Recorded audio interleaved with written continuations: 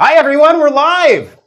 This is Nick Roome here, and I could show you some incredible things during this Human Factors Cast HFES extravaganza. By my side, I have Heidi Mehrzad, who just shakes it off every time a new challenge arises, and way over across the seas, I can do this alone, we couldn't do this alone, is Mr. Barry Kirby. All right, I know I'm using a lot of Taylor Swift references. We got to hit that SEO because the new album drops at midnight. Let's talk about what you can expect today. So we are here at the 2023 annual meeting conference coverage, coming to you directly from the heart of Washington, D.C., a place that feels like we've been waiting for it to light up.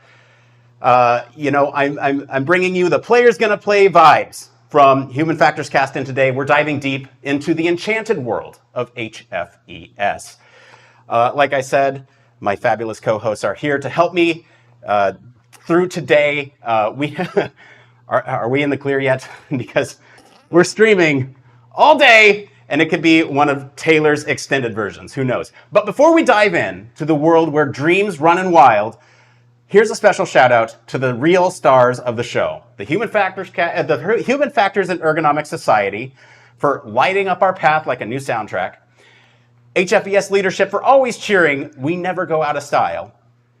HFES staff who've been our guardian in the dead of night with technicalities. Volunteers for proving that the rest of the world was black and white, but we're here in screaming color. Human Factors Cast Digital Media Lab members for weaving dreams and adding the sparkle. Patreon supporters, because with you, we're never going down in flames. And you, our listeners, because honestly, you're the king, baby, and I'm your queen. All right, this enchanted tale would not be the same without all of you here. I'm so happy to have you here. Now are we out of the woods? Well, I don't think you could have fit more into there. That's for sure. How many was that? Barry, you are on mute already. We just started this live stream, man. What's going on? Wow, I used a different button because I thought I'd be a bit more professional. Professionalism sucks. But how much effort did you put into that? Into that? Because clearly you haven't slept, because that must have taken hours to put together. Well, you know what? Here's the thing. We're going to be talking a little bit about AI later. Got some AI help with that one. I don't know all the Taylor references. Right. I know some of them. And I had it kind of tell me when and where those would be. I knew all of them. I knew every single one of them. Look, I had to because the album comes out at midnight and we got to hit that SEO. I figured what better way to bring awareness to Human Factors and Ergonomics by getting some of that Taylor Swift SEO. Well, no, you actually, listen, if you had maximized your SEO, you would have thrown the Chiefs in there, Kansas, Travis Kelce. 1989. So 1989, okay, 87. Yeah. Right, okay. And now I'm out because I'm sorry, I'm not like 100% Swiftie, but I mean, I can't pass social media without seeing Taylor Swift. So I'm pretty sure that would have been your max button there with the Travis connect. Okay, all right. Yeah. Barry, how many of those did you get? None. Okay. You didn't even get the Out of the Woods one? My kids are all Swifties. Unfortunately, I'm slightly behind the times, and whilst I recognize he does some amazing work and he's a fantastic professional performer. Okay. All right.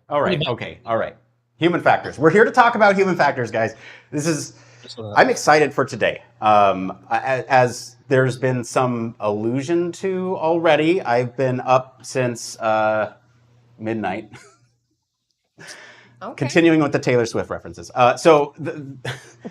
There's a lot going on today, folks. We have a lot of great conversations to get to. A lot of folks will be stopping by.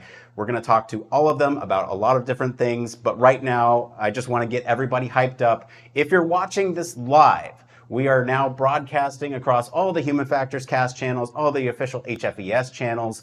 If you are watching live, please engage with us. We'd love to hear from you. What is something that you want to hear about from this year's conference? Let us know in the comments.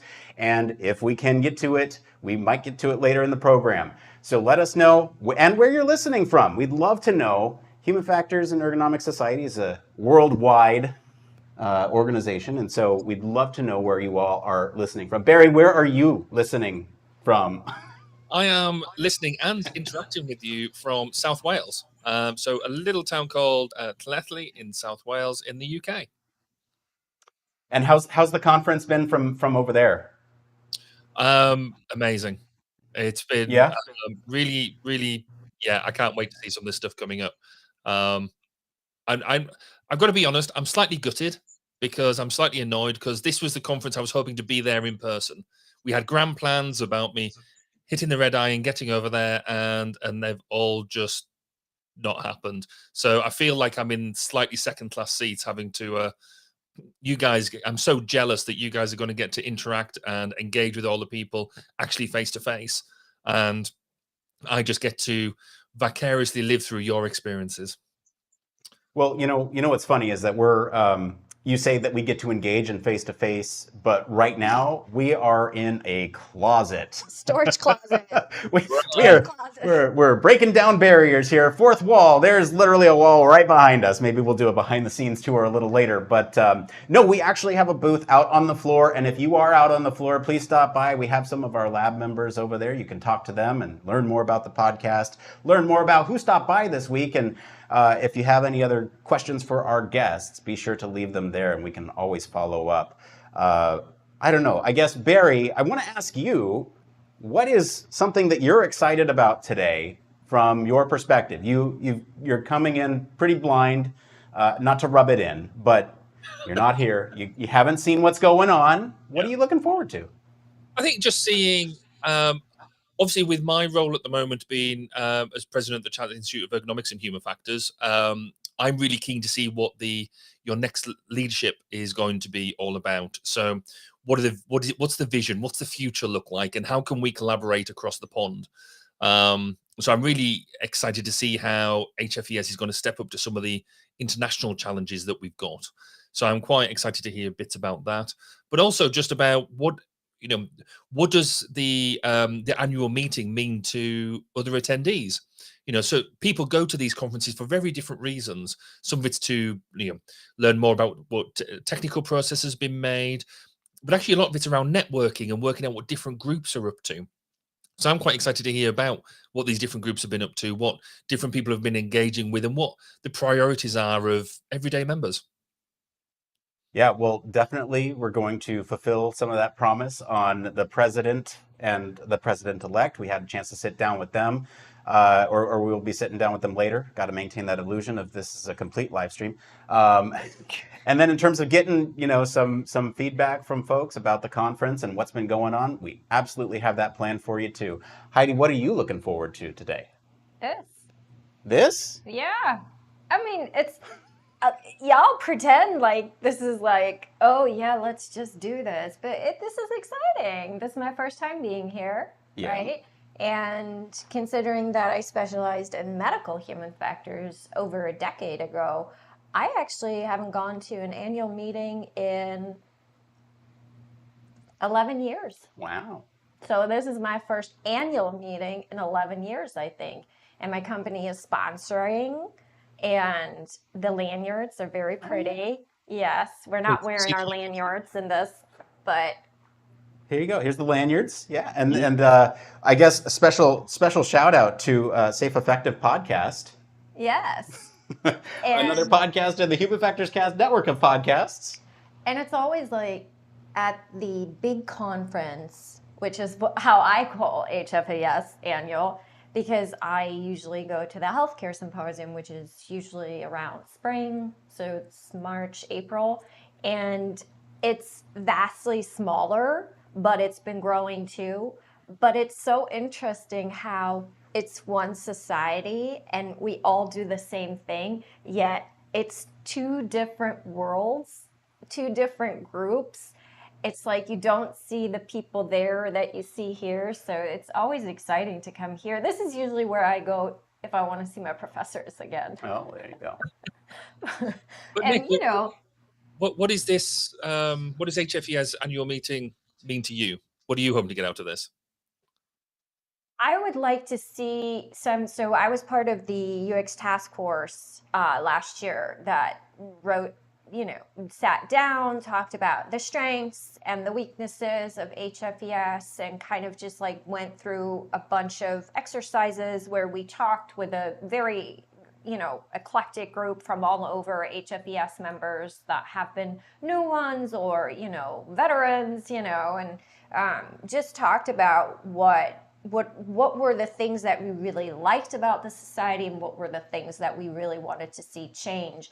And so I really, after that, I really wanted to go to the conference and kind of see, put my finger on the pulse and see how some of these things are moving, and, you know, whether some of the things were heard and whether some of the things maybe could be implemented in different ways, you know, just kind of thinking a little bit ahead of like, how is this going to play out? Because we know HFES and we know all societies kind of work like governments, very slow. So, you know, you kind of want to see the things, but you also want to talk to the people to kind of hear how they feel about it again. You know, it's easy to sit with a bunch of people on Zoom, you know, every week and say, this sucks and this is great, you know, and then not go to the conference and not talk to the people and not get the actual feedback. So that's kind of what my goal was here.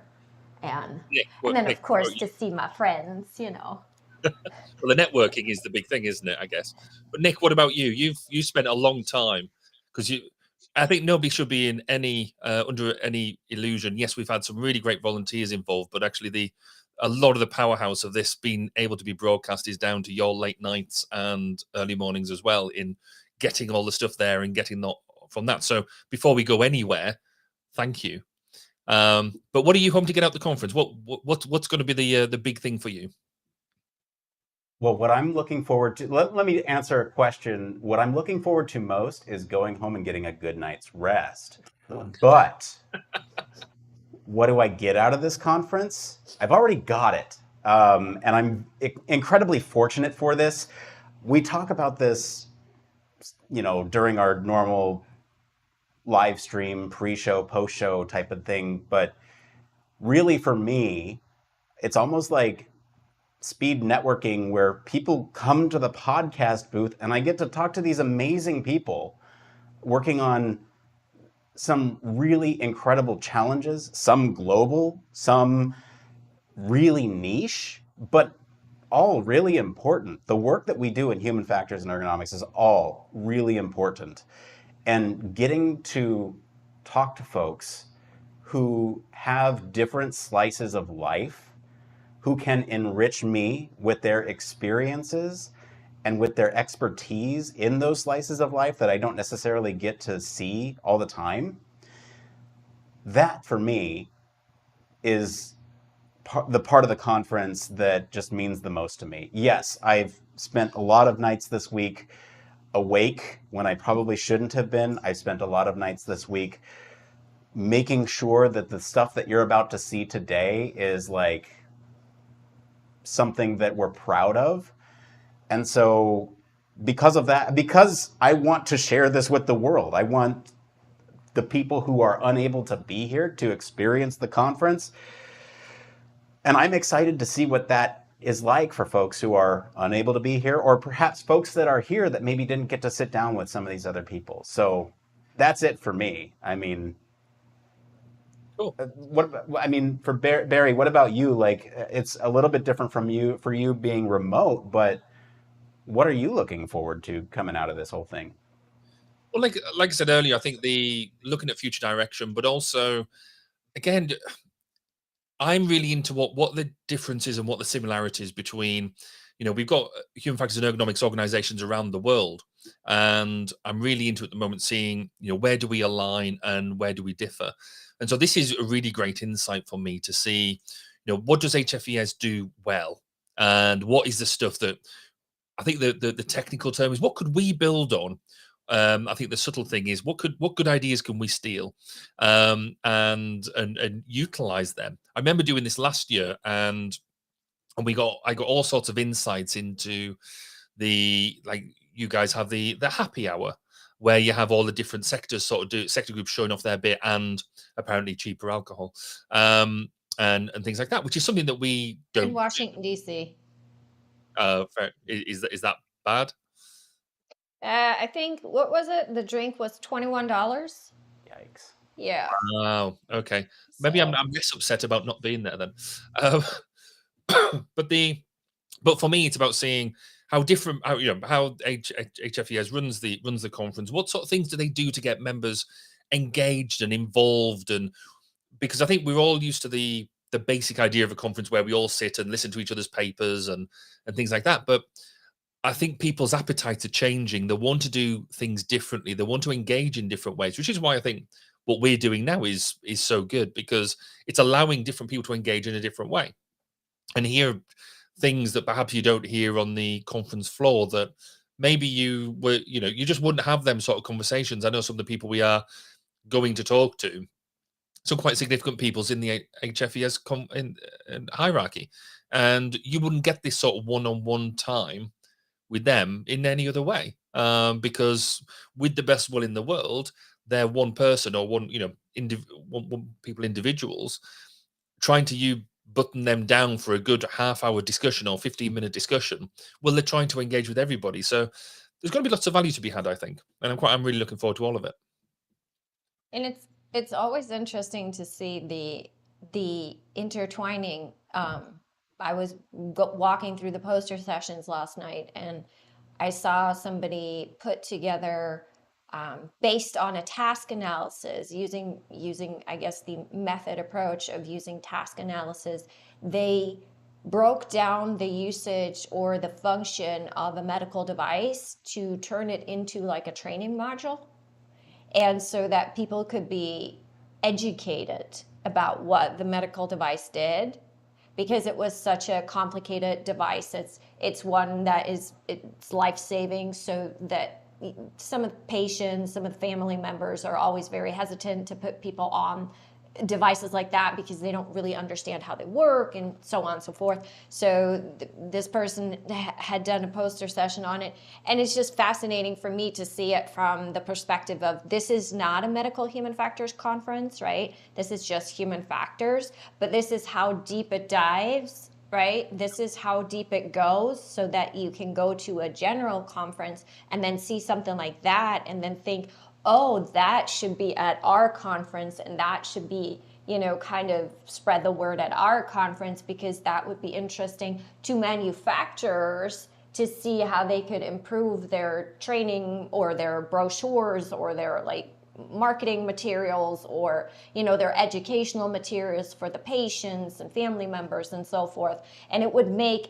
ultimately, what it makes the devices more safe and effective. I mean, that's no pun intended, but that, that is what ultimately leads the patient, the family, to understand the device and take care of it better, right? So it's very interesting to see stuff like that then cross over, So I always love seeing stuff like that. So 100%. in terms of the overall conference, because this is not day one of the conference, you've had stuff going on already. What has been going on already? What have you had what's been engaging in the past few days? Well, let's talk about that, because there's been a big announcement. There's well, you know what? It's better if I don't talk about the big announcement. Maybe we just go to the big announcement. How about that? Let's do Let me put on my jacket, and I'm going to go interview somebody. I'll be right back. Bye, Nick. We've reached out to many of you through surveys, interviews, and focus groups to gather a whole lot of information. When we ask why you come to the meeting, we hear over and over and again that one of the main reasons is to network and engage. We've listened to your feedback. We're going to elevate what we offer at the meeting. New topics, new ways of presenting information, and more ways to interact with others. As part of our reimagining effort, we decided to rename and rebrand the annual meeting to bring a more modern and fresh feel to the conference. I am very excited to reveal what our annual meeting will now be called. Where does it come from? It's always been there. The fire that burns inside each of us. The passion to serve. To distill complexities into elegant solutions with precision and empathy. To study, design, build, test, and continue to improve systems that help people live better, safer, and more productive lives. Our work is not just a job, it's our calling to elevate lives and empower all humans. And it requires the background and perspective of academics, researchers, students, scientists, engineers, and all human factors and ergonomics practitioners from every industry and in every corner of the globe. We gather to foster collaboration and unlock exponential possibilities. We aspire to inspire others. We are the Human Factors in Ergonomics Society. Together, we are advancing systems and practice through innovation, research, and education.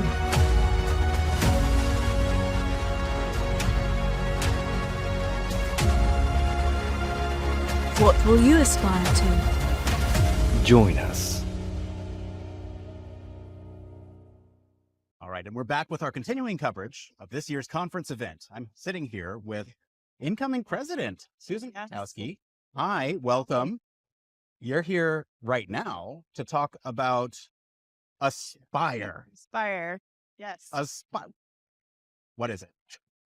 It is the new annual meeting event name and brand for the Human Factors International Annual Conference. Will now be called Aspire. Event name and brand. So we're rebranding HFES here? What are we doing? No, not the whole society. Okay. That's still HFES, just the annual meeting. Okay, so society stays. Society stays. The annual meeting changes. Yeah. It's no longer going to be the number, international human factors and everything. I like it. Kind of rolls off the tongue. It does. It's an acronym. What does it stand for? So it's going to stand for advancing systems and practices through research, through innovation, research, and education. There we go. Sorry, we still need to It's okay. We're all getting used to the new branding. So I guess my first question for you is going to be, why did we need this rebrand? So our demographics are changing. If you look at the meeting this year, we have about 1,500 attendees and about 400 of them are students. So our demographics now look a lot different than they have in the past. And times have changed. What people want from a conference, what they hope to see, what they hope to do looks different than it has in the past. So we're trying to be really responsive to that and modernize, provide, different things to meet those needs and wants. Okay, so that's the why. How did you all come up with Aspire? And why is it this acronym and why is it catchy? Why?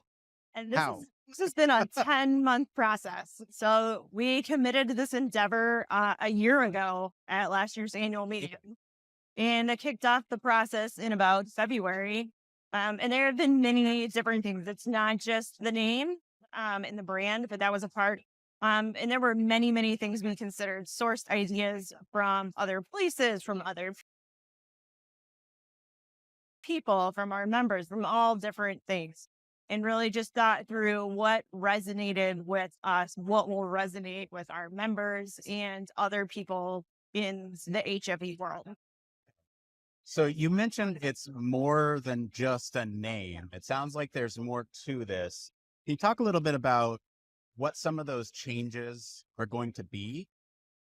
Yeah, absolutely. I'm super excited for these. So at the meeting, we're going to have a lot more opportunity to engage and network. We know that is the top reason, or one of the top reasons why people come to the conference. They want to see those people that they don't see often. They want to see people that they haven't seen and meet new people. So they want time to network and engage with people.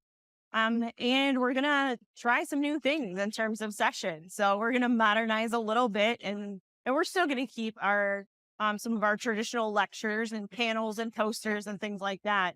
But some sessions where we're still going to have science be presented, but in different ways. So like some lightning posters where you might talk for a couple minutes, but you're going to rotate through to hear a little snippet, and then you'll have time to discuss the whole. Some things where we hope to bring industry in with a problem, and we will collectively, as academics and researchers and scientists and practitioners, work to solve their problem together. So everybody can see the value of working together and bounce ideas off each other and things like that. So lots of different types of opportunities to present in a way that, again, gets that science across, but also lets us interact while we're doing so. So you keep mentioning science. Yep. This is still a critical part of the meeting? Okay. It will be the basis for what we do. It's what we were founded upon. It's what we pride ourselves in. It's critical that the science stays. Gotcha. Yeah. Is this more about sort of bridging the science and practice together as one? We do. We really want to make that connection stronger.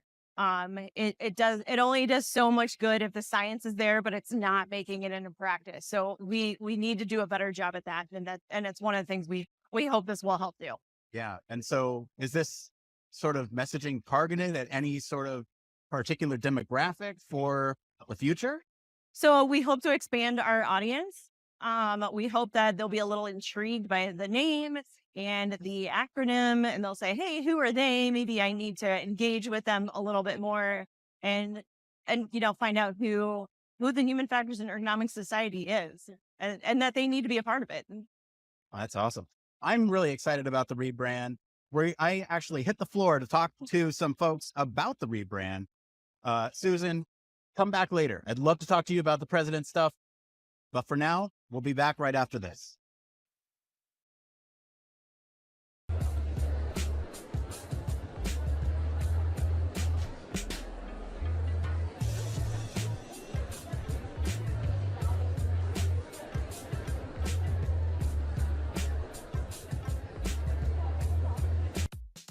Human Factors Cast brings you the best in human factors news, interviews, conference coverage, and overall fun conversations into each and every episode we produce. But we can't do it without you. The Human Factors Cast network is 100% listener supported. All the funds that go into running the show come from our listeners. Our patrons are our priority, and we want to ensure we're giving back to you for supporting us. Pledges start at just $1 per month and include rewards like access to our weekly Q&As with the hosts, personalized professional reviews, and Human Factors Minute, a Patreon-only weekly podcast where the hosts break down unique, obscure, and interesting human factors topics in just 1 minute. Patreon rewards are always evolving, so stop by patreon.com/humanfactorscast to see what support level may be right for you. Thank you, and remember, it depends.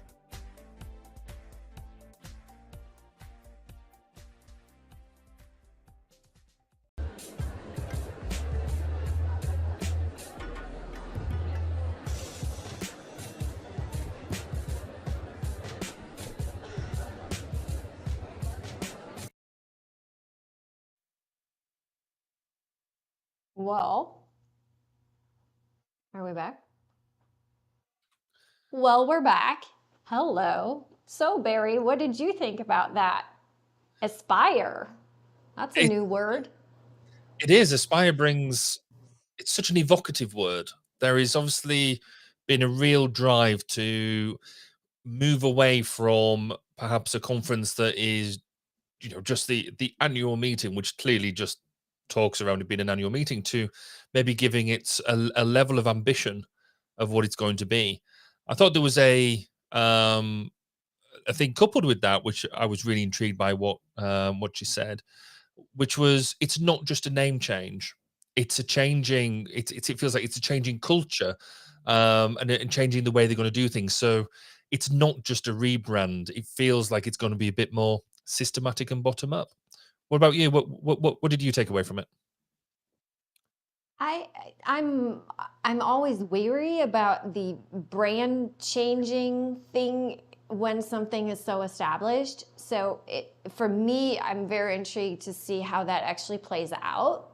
I think I think this is where maybe even a little ageism comes in, because I think when you've had a society around for your whole academic career and then your whole professional career afterwards, and you're so ingrained with the HFES, it's going to be a little difficult for me to switch. But I guess the younger generation, then for them it'll just be aspire, and no pun intended, but I think they mean pun intended, right? Like they're aspiring to something. So that's very interesting. I want to see how that plays out at the conference. Like how are there going to be events or culture change kind of activities, or teams or technical groups or whatnot? Like how are they going to implement it is a little bit of a big word, but kind of transition into it would be, for me, interesting to see. Yeah, I think it's going to be good. I mean, there is at the moment with the conference, you do have that direct link of it's the HFES annual meeting, and Right. just calling it Aspire, then are they going to lose that link, or is there potential to lose the link with the the overall organization name of HFES? But does it? I mean, you could sort of see maybe people saying that it's the Aspire conference put on by HFES, and things like that. So I'm sure all these things will be interesting to see. But I mean, what I thought another bit that was interesting was clearly the work has been done into researching about who do they want to get to come to conference, who is the target audience, who a good usability review of what is the point of what it is that they're doing.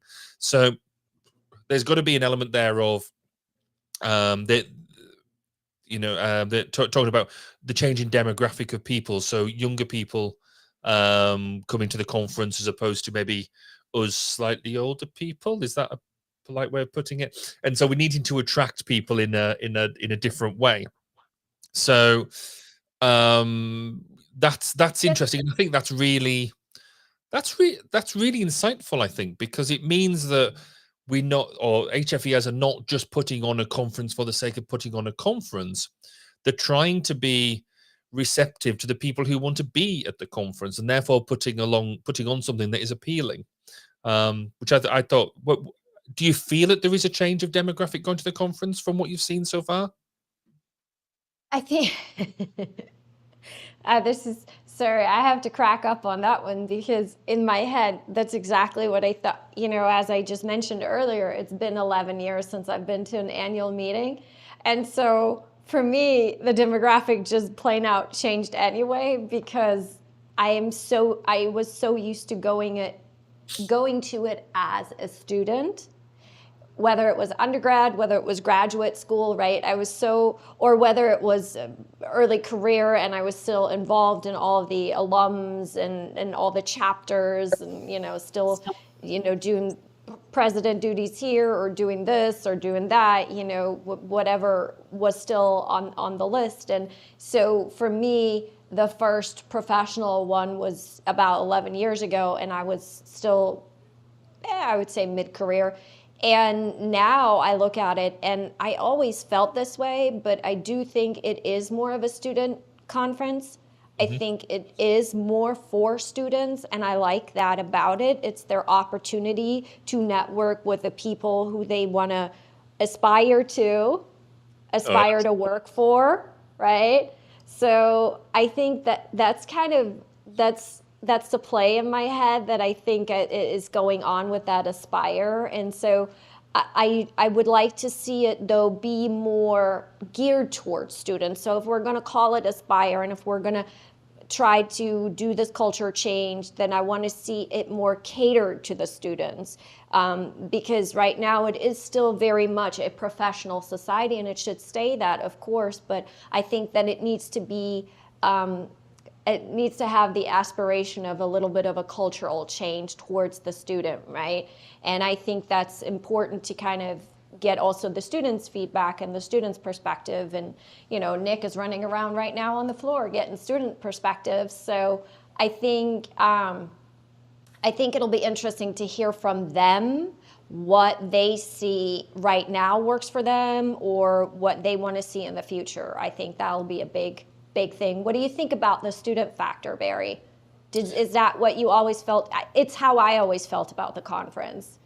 It's interesting because, again, that the point I think was well made that normally these conferences, you know, and they're all largely the same, are so historically academically driven that yes, it does end up having that, and the student, as you've exemplified really well, you go along as a student, then you come back later on in your career, and you almost dip check through your career.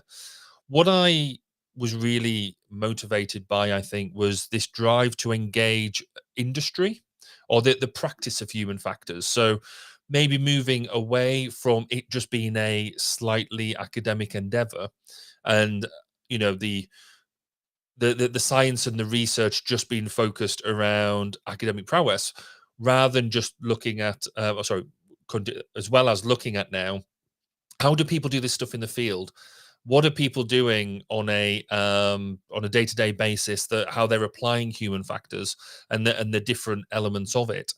So I'm quite keen to see how that's done in practice, because that's something I think we can all learn from when we're putting on like these types of conferences. It's all very well, you know, a lot of students and a lot of early years practitioners and academics go along because it's your opportunity to get a paper published and get your research published, which is seen as a key part of it. But as a practitioner, I'm more interested in working out, right, what's the modern method that people are using? What is it that people are engaging with that is working for them or in different environments and things like that. So I think for me, that leads me nicely into, they've talked about the name Aspire, but it isn't just the word. It is an acronym, which I'd be keen and interested to know which came first, the word or the acronym, because the I'm going to go with the word. Well, possibly, but the way that they've pulled the two together, so the Aspire actually stands for Advancing Systems and Practice through Innovation, Research, and Education. Now, is anyone going to remember that?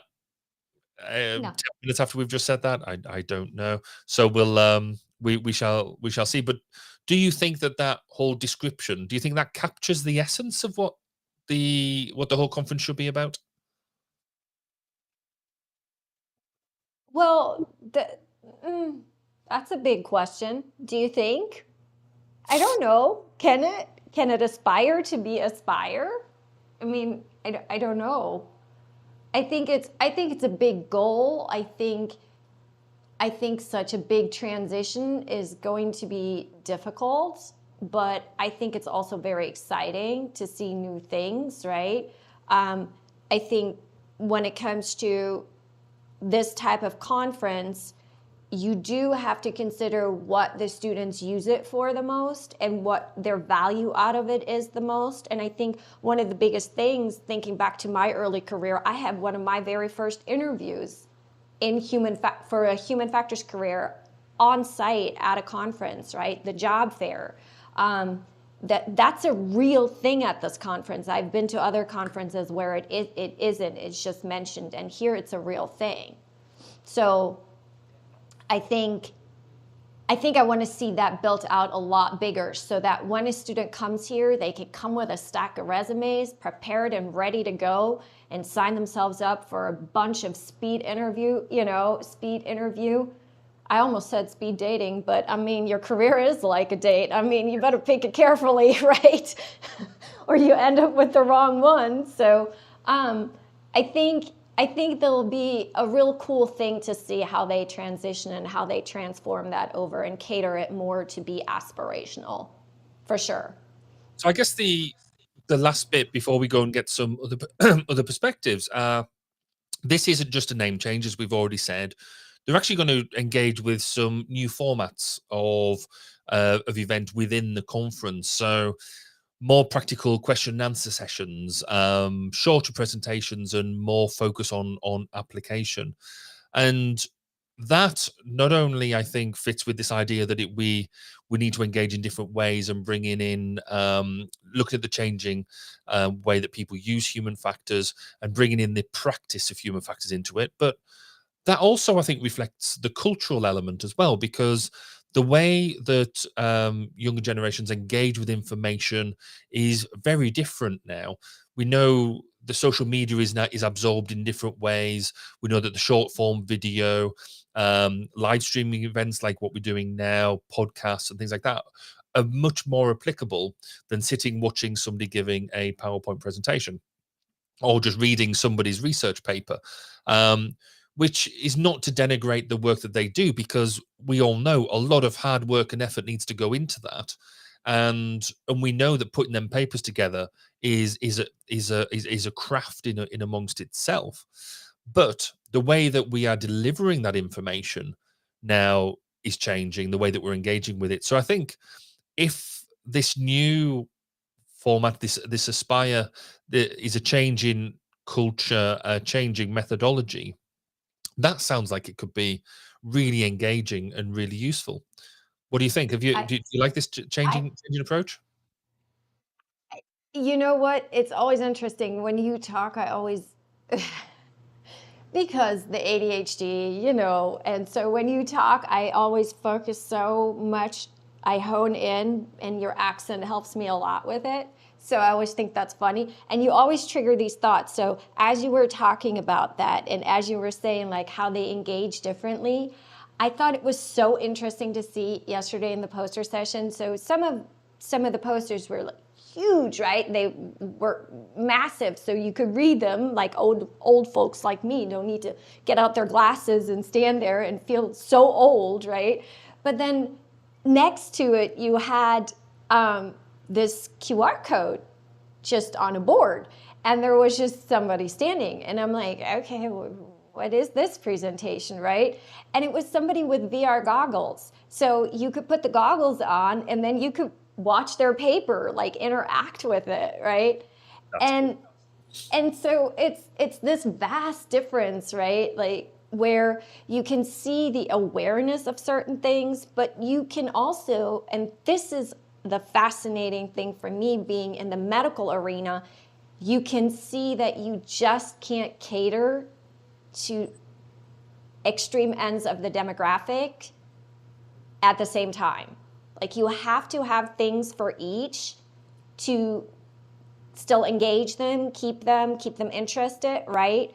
But you can't expect both to satisfy both ends of the spectrum. So I think that's very interesting for me. So what's interesting for, younger generations is VR stuff and like interactive stuff and social media. And I mean, there's so many apps I don't even know. And then there's also things, I still like going to the mixers, I still like getting the drink ticket and hanging out with people I haven't seen in 10 years, right? And drinking stale wine and talking over pretzels or popcorn or whatever about, what have you been up to in the last 5 years and what of your research is on. So I think that vast contrast needs to be kept alive though.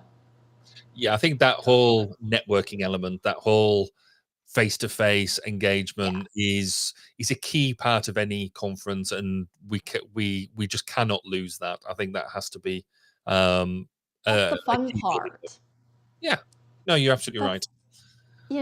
That's why we're willing to go to very expensive places. That's very true. And hang out and spend $20 on sandwiches and $21 on drinks, and that's why I'm still back here in the UK then.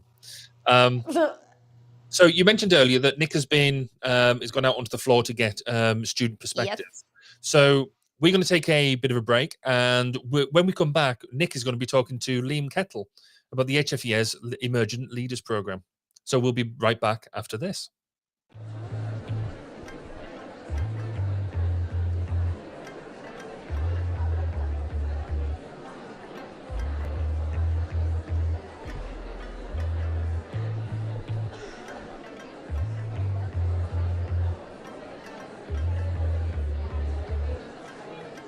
All right, and we're continuing our coverage of this year's HFES annual meeting. I'm sitting here with Liam Kettle, PhD from George Mason, part of the Emerging Leaders Program. Now, Liam, you and I have a history.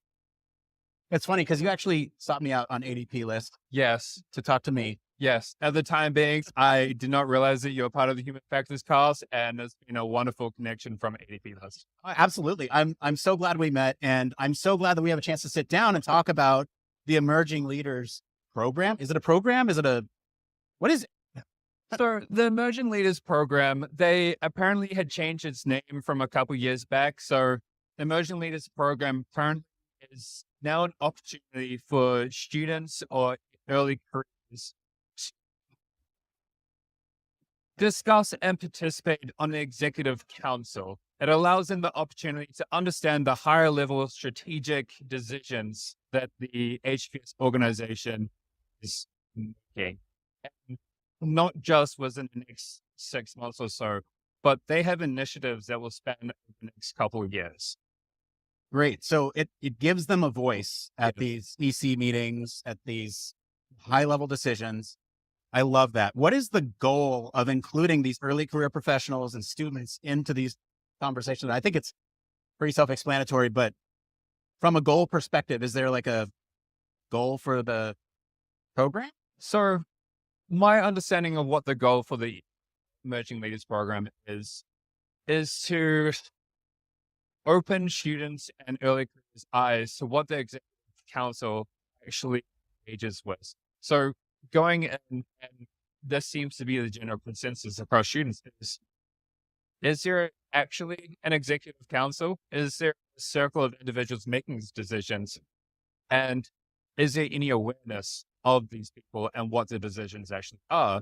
And so myself and Shraddha, who you'll may potentially talk to later, we got to understand all the finer details, obviously at a higher level, from both student perspectives that we could provide and industry perspectives, practitioner perspectives, what each of the different division chairs are providing, and understanding overall how it can improve HFES.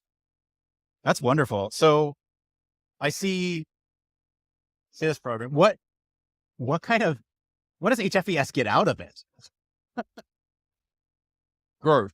So growth and ultimately awareness. So as students, there is a large general agreement that for students, we are HFES members, and then there's a huge drop-off.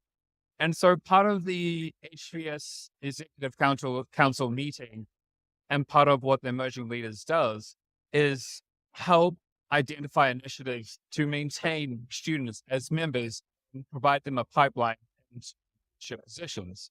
And so the Executive Council members, they've been in the game for 5, 10, 15 years. And so giving early career individuals opportunities to express the current relevant pains that we have or the obstacles that we have moving into HFES leadership and seeing its growth is honestly a brilliant opportunity. The overall gain that Emerging Leaders has is we can spread the arena of the awareness of the initiatives to the students. So we become a voice for the students to the Executive Council, and we are a voice for the Executive Council to students and other individuals as well. Right. So that was kind of my next question. Mm-hmm. That's what HFES gets out of it. But what do students as a group get out of having representation on the Emerging Leaders? So one of the largest things that we talked about during this past weekend's Executive Council meetings was obviously the number of students attending HFES. For us, we're broke, we're poor. HFES, for us, expensive. And so one of the larger things that I guess we're trying to hope for the students. How can we break down these obstacles for students to attend annual meeting, soon to be Aspire? And how can we break down these obstacles for them to be members as well? And what value can provide to these students? Gotcha. And so it's not necessarily one tangible item, but it is more a discussion and a move towards helping students across the board. Those are fully aware of what human factors are. The lone students out in the middle of boondocks. Gotcha. So, Liam, I want to ask you, what has been your personal experience on the Emerging Leaders Program? Like, what's it been like for you? So, my personal experience, I will admit, going into the meeting this past weekend, I did not have any expectations. I wasn't even really aware of what the executive council did. And so going through, I got to hear voices from every single perspective. It wasn't just a group of inner circle individuals wholeheartedly deciding we want to do this into a dictatorship.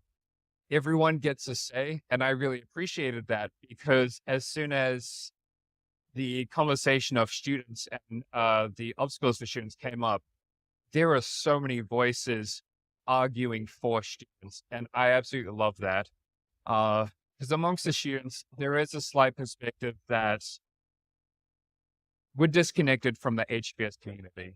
There's no pipeline towards HFES leadership for us unless you're in the know. And going to the executive council meeting, that washed away my concerns, because there are discussions, there are conversations, and I highly appreciated that.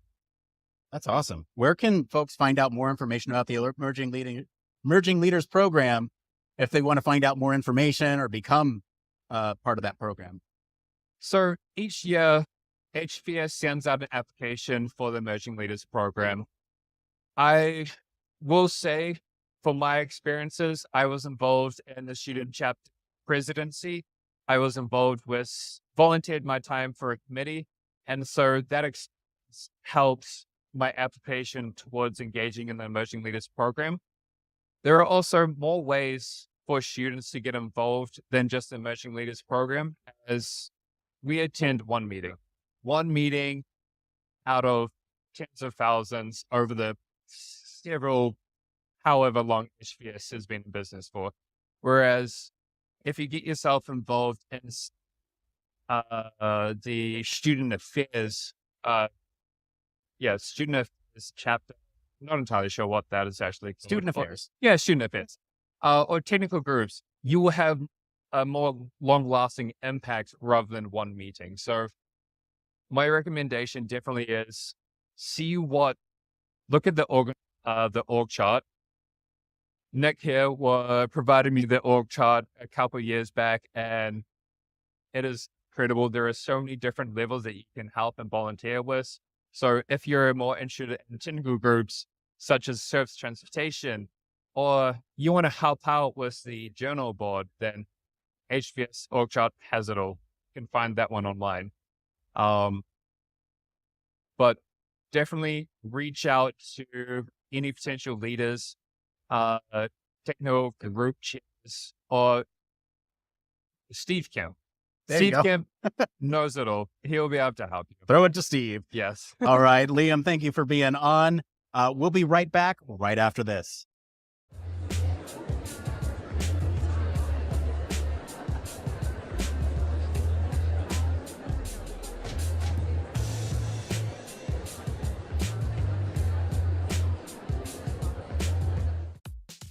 Are you tired of boring lectures and textbooks on human factors and UX? Well, grab your headphones and get ready for a wild ride with the Human Factors Minute podcast. Each minute is like a mini crash course packed with valuable insights and information on various organizations, conferences, usability methods, theories, models, certifications, tools, and much more. We'll take you on a journey through the fascinating world of human factors, from the ancient history to the latest trends and developments. Listen in as we explore the field and discover new ways to enhance the user experience. From the Think Aloud protocol to the critical incident technique, focus groups, iterative design, we'll make sure that you're the smartest person in the room. Tune in on the 10th, the 20th, and the last day of every month for a new and interesting tidbit related to human factors. Don't miss out on the Human Factors Minute podcast, your ultimate source for all things human factors. We're back with our continuing coverage. I'm here with Shraddha Swaroop. We're talking about, so we just sat down with Liam. Liam gave us all this context around the Emerging Leaders Program. You're also part of that program. What has your experience been like? Is it the same as Liam, different than Liam? It's probably different. It's very positive as well. One thing that I wanted to mention that Liam didn't get a chance to mention is that we each get assigned to a mentor to help us through the process of being part of that executive session. And what happened with me was that before applying to the program, I wanted to make sure that I was hitting all the points that were needed for acceptance. So I'm a part of the DEI committee, and both Carolyn Simmerich and Chris Reed are part of that committee.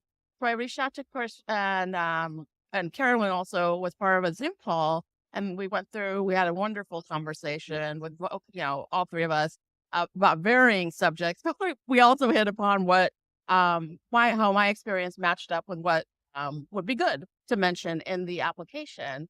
So I ended up getting matched up with Chris, who was outgoing president. So he was only there for Saturday, and Carolyn volunteered to be my mentor for the Sunday. So I get both of them to be my mentors. I'm extremely fortunate. So it's Amazing. all good with me. Yeah. You lucked out there. You got some really great mentors. I gotta ask, that sounds like a wonderful experience to sort of kick off the conference. How has your conference experience been so far? It's been good. This is my first conference. First time? Yeah, my first time at HFES, and was a little nervous at first. It's so large. There's so many people, but it's just been extraordinary. From the first day, certainly I got here early on Friday and met Liam. And although we're so different, coming from different countries, different research interests, but we aligned in terms of values and virtues, and I wasn't expecting that. And so that actually set the tone for the rest of the time. We're still really early on, but yesterday I got to, during the actual council session, you get to meet so many wonderful people that are actually on the council who are in their own right rock stars in their areas. So, but all so kind, supportive, accomplished, nurturing, and welcoming. So that started it off. And then yesterday, I got to meet people that I actually cited in my thesis in person. Also very nice, kind, welcoming, nurturing. So that was magnificent. And then getting to do some of the technical tours, places that I'm interested in working in. I'm looking for a job. So it's just been a great, really wonderful experience so far. HFES is the place where it's like, you mentioned that you and Liam come from very different backgrounds. Yes. This is where your people are at, man. Like everyone's speaking the same language. Like it's not literally, but metaphorically, we're all speaking the human factors language. Now, I really want to press on this, and if you don't want to answer, that's fine, but I heard you had a funny experience with one of the technical tours? Yes. I was very excited to do one of the technical tours going out to Manassas in Virginia for Aurora Flight Science. Since my area is urban air mobility, and that's what they do. So I met where on the terrace level where I was supposed to, there was a little sign that said technical tour. So I got on a bus that actually took me to the Nuclear Regulatory Commission, which was not in Virginia, actually was in Maryland. So once I got there, it seemed like a little bit of a short trip. So I asked the person that was the representative there, and he said, "No, you're totally in the wrong place." And actually, it was someone from the host committee that contacted the person that was coordinating the Aurora portion, and we found out that I could still do it. It was 8:30. They were about to leave the hotel. So it probably wouldn't have been wise. I would have missed it altogether if I had come back to the hotel. So I went from there, Maryland, to Virginia, and actually got to do the tour, which was fantastic. Okay. And wonderful. And so very accommodating. So I really have to give a shout out to the host committee, not just this experience, but overall, the level of detail and caring that they put in for this wonderful, grand event with the many details that they've had to take care of. It's phenomenal, and they really deserve it. That's awesome. So sounds like you've had a great conference experience. Yeah. What types of things have been really helpful for you coming here? Types of resources. I think one of the biggest resources that is available to all students and new grads and even early career professionals is a Discord community that was created by Liam and another friend, Akil, that is available to, like I said, all of this group of people. And I think that's very valuable. People feel very comfortable in there, and there's people with similar research interests so that you can help each other. If you have, problems in whatever area, whether it's running your student chapter or figuring out what kind of HFES membership you want, or if you can afford it, or if you're going to the next conference, or how you're going to, handle that. I think that being able to have that and then coming here to connect with people in real life and being able to see some of those stars in the HFES or the human factors constellation and meet them and see that, yes, they are people too, and they're very willing to be very nurturing and kind. I think that has made it a kind of magical experience for me. Do you want to plug that Discord community? Do you want to let people know what it is, where they can find it? So I would love to. It's the early career professionals Discord community. If you are on LinkedIn, then look me up, look Liam up, you can look Akil up. There are posts on there with the link to Discord on there. And I actually have been going through the conference wherever there's groups of students at the job fair, at the various student events that we have, and just letting people know about the Discord community so that everyone has access to it and everyone gets the benefit of it. But if you don't, feel free to reach out on LinkedIn so that we can get that information to you. Excellent. Shraddha, thank you for coming on the show. Really appreciate you being here. Thank you. It's been a pleasure. All right. Well, we'll be back with more right after this.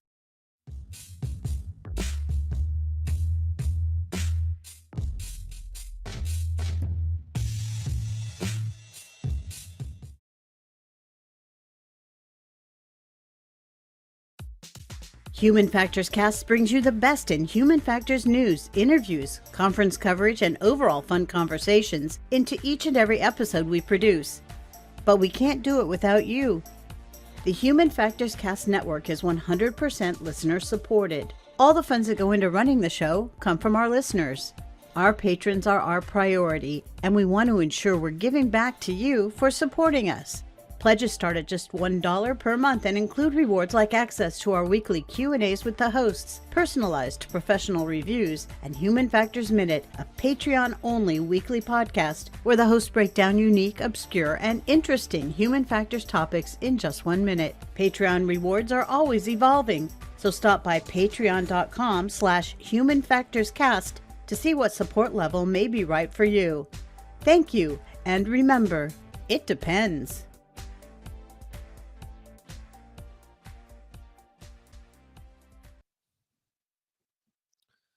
And we're back, and welcome to our podcast online live stream of the Aspire conference.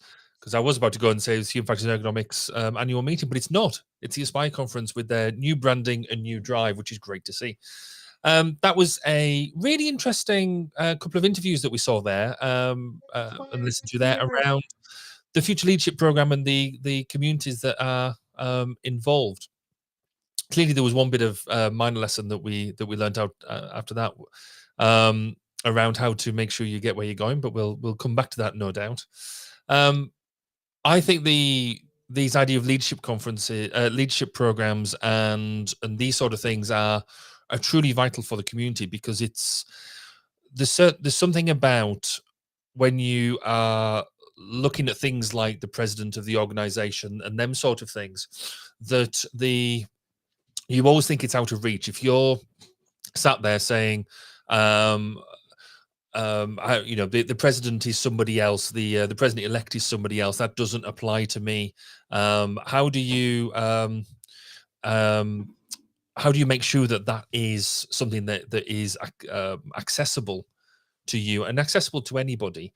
Because it truly is. If you have an ambition to become the president of your organization or anything like that, then how do we tell people that these things are? So the fact that we've got a leadership program, a mentoring program, is a really, really strong part of the organization. It shows that there's a level of future proofing that is going on.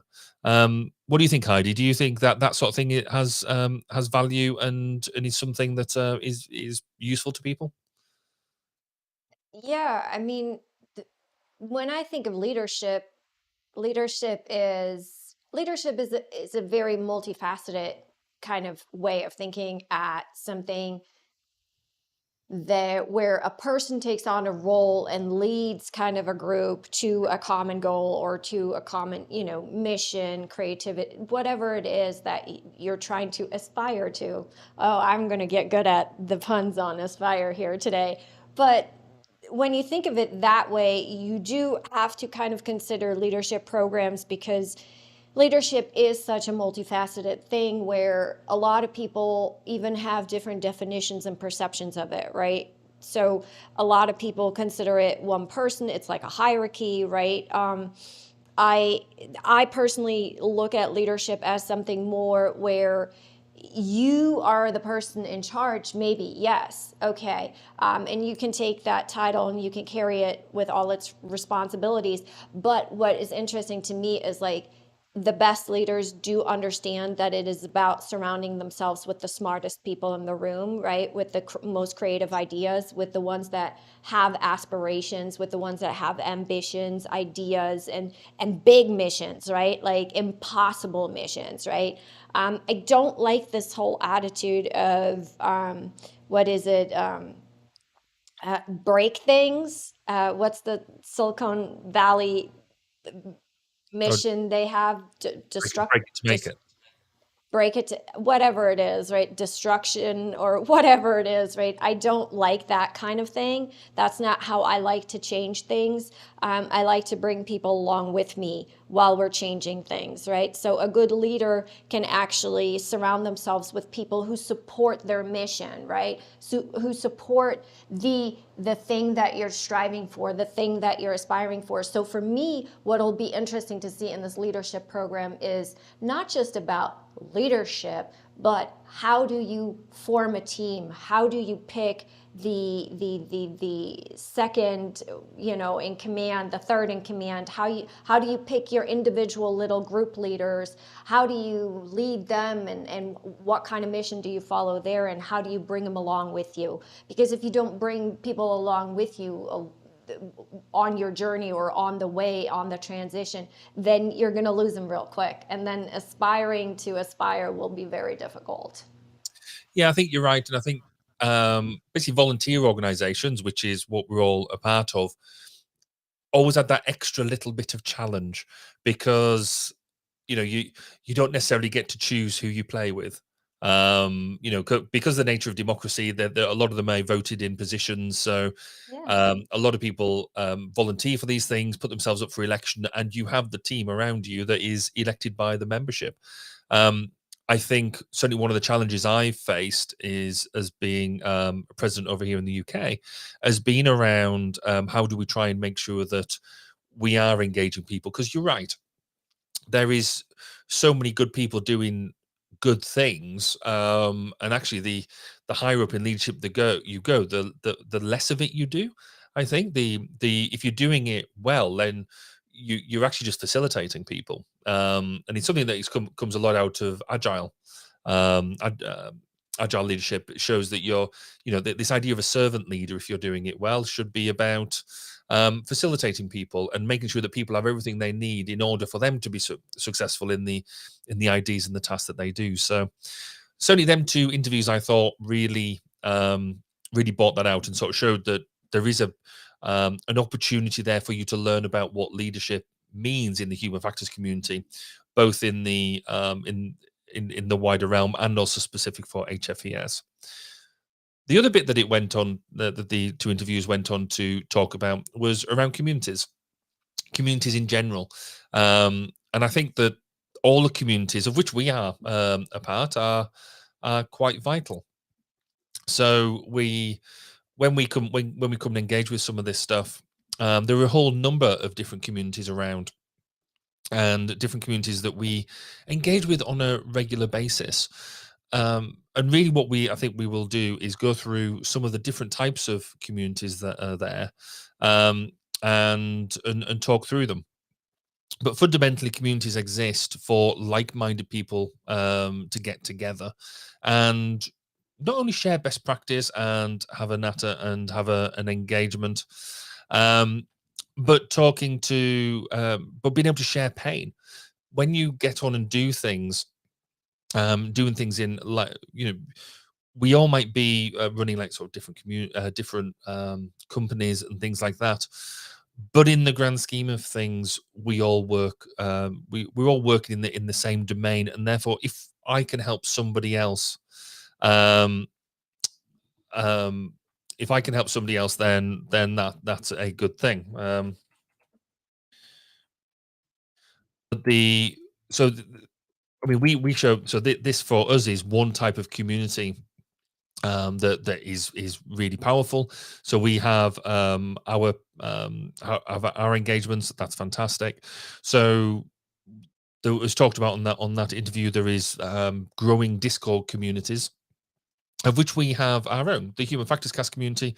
We do have our own Discord. If you're regular listeners to the podcast, then you know that we have our Human Factors Lab, and a lot of that is hosted by Discord. As we found out, the early human factors professionals have their own Discord community, and therefore really worth seeing that Discord community grow as being a sort of a chat and broader ability to engage with people. We've been using it throughout this live stream so far, so we have it running alongside and been able to do some engagements in planning, and it's turning into quite a valuable resource.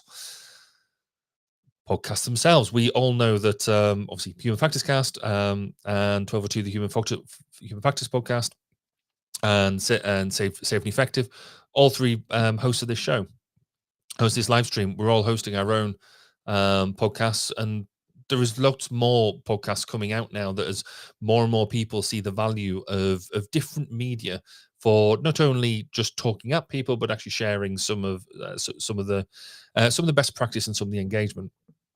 There is also loads of support groups out there. We've seen things like around Reddit, different online activities like that where we can engage.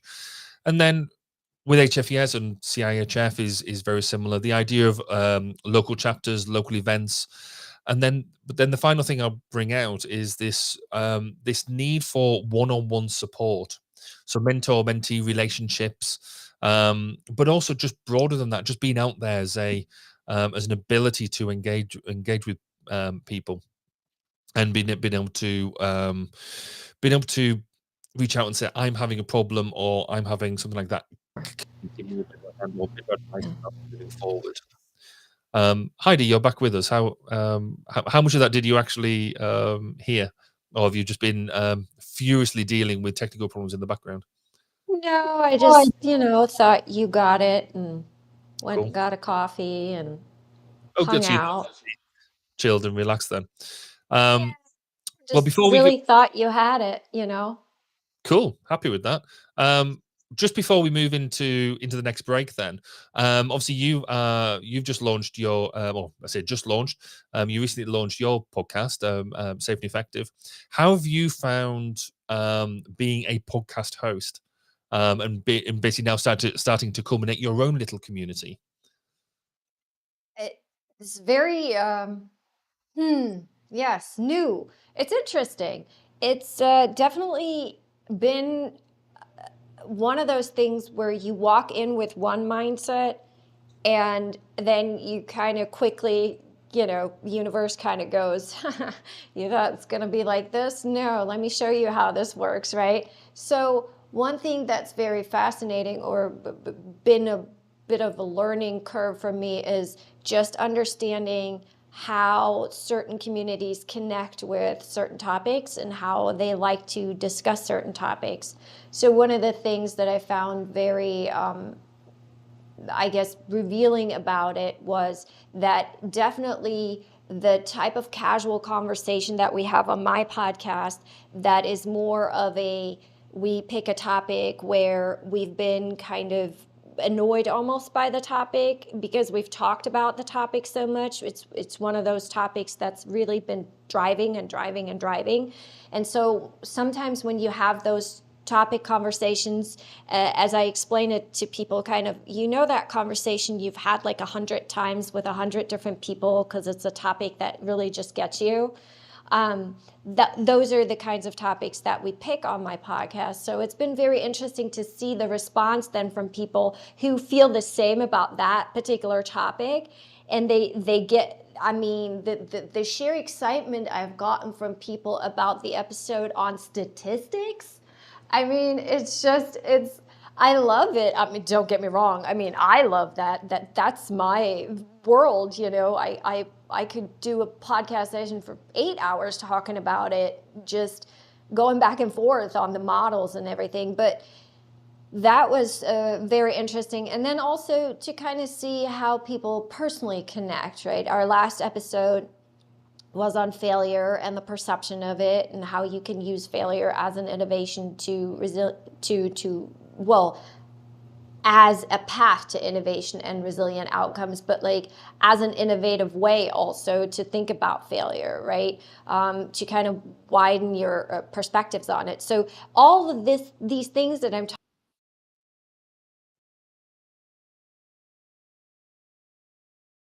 And clearly, everything that Heidi's been talking about has blown her mind because she's now without that podcast. Cool. Just before we take a quick break, I think I'll just do a quick shout out to people who've commented and engaged with us online. So Alan from the Philippines has said hello. So has Yusuf from Malaysia and Marla in Portugal. So great to have a broad range of people engaging with the live stream. If you're listening or watching live on the live stream, drop us a message in whatever social media platform you're listening through, because we get it here. We'd love to hear your input, what you think of the of what you're seeing and hearing so far. What do you think of the new name Aspire? Is something that you think works for you and will be really successful going forward? Let us know. Drop us a message. We're going to take a quick break, and when we come back, Nick's going to be talking to Neil Gainey about the Government Relations Committee. So we'll be right back after this.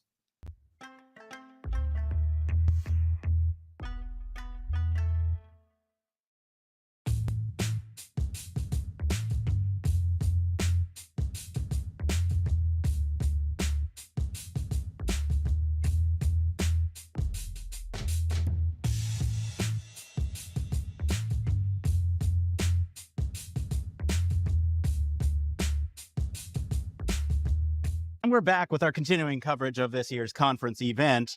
I'm sitting here with a familiar name for those of you who listen to the show on a regular basis. This is our patron, Neil Gainey, right here. Neil, welcome to the show, man. My pleasure. Happy to be here. Well, thank you for being on the show. You're actually here to talk about a really cool topic, and I'm super glad that you're here. So you are currently a member of the GRC, right? That is correct. What is the GRC? What does that stand for? What is up? So among the many committees that the Human Factors and Ergonomics Society has, one of them is the Government Relations Committee. GRC. Got it. Okay. So it's a Government Relations Committee. Yeah. What does that mean? What do they do? So the Government Relations Committee is tasked with advocating for the science and practice of human factors and ergonomics to government, and more specifically, as it applies to policy. Okay. So they're taking human factors principles and they're talking about this amongst Congress people? Amongst Congress, as well as state, local governments. Okay. Wherever it's really needed. Gotcha. What type of projects or are there any high profile cases that we may have heard of or that are super important that need visibility? Oh, very much so. In fact, the GRC recently released a policy paper on the HFES website around our policy for AI for human use.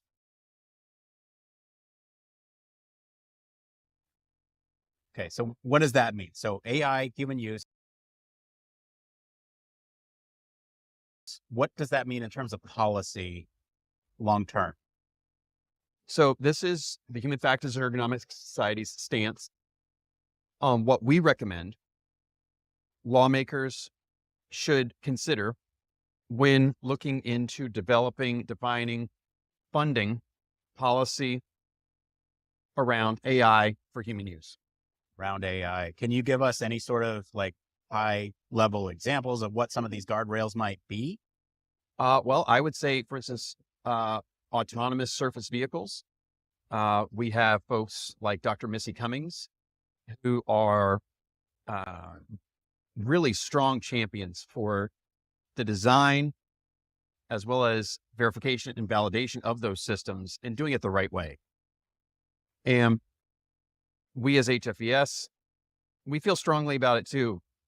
And so we want to let our lawmakers know, because they don't always know.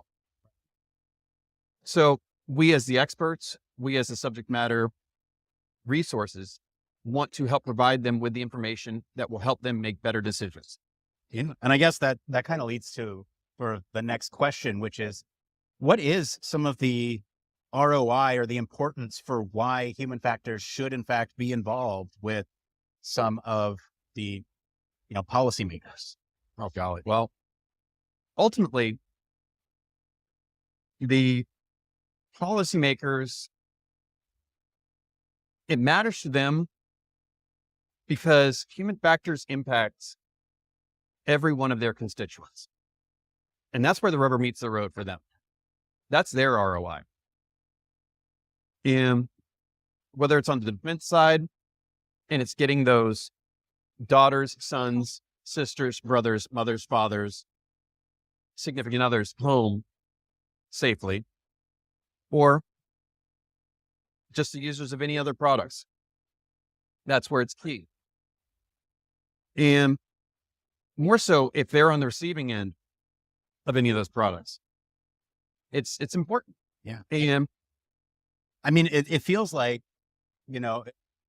there's, from what you're saying, sounds like some defense, but it could go as far as like transportation or aviation and just anything that has to deal with something that affects people's lives.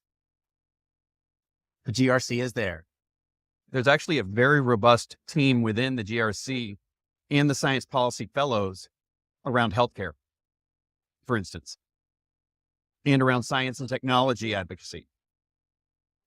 That's great. So these politicians, their jobs are on the line with their constituents. That's kind of the ROI, but it also affects us as sort of the end users, right? Like every day. It's amazing. So I know you and Kelly, who we'll have on in just a minute, have some exciting news to share about an ongoing effort. We'll be back with Kelly in just a minute, but Neil, thank you for being on the show. And I'm glad our listeners can finally meet the man behind the patron. Neil, thank you. All right, we'll be right back with Kelly right after this.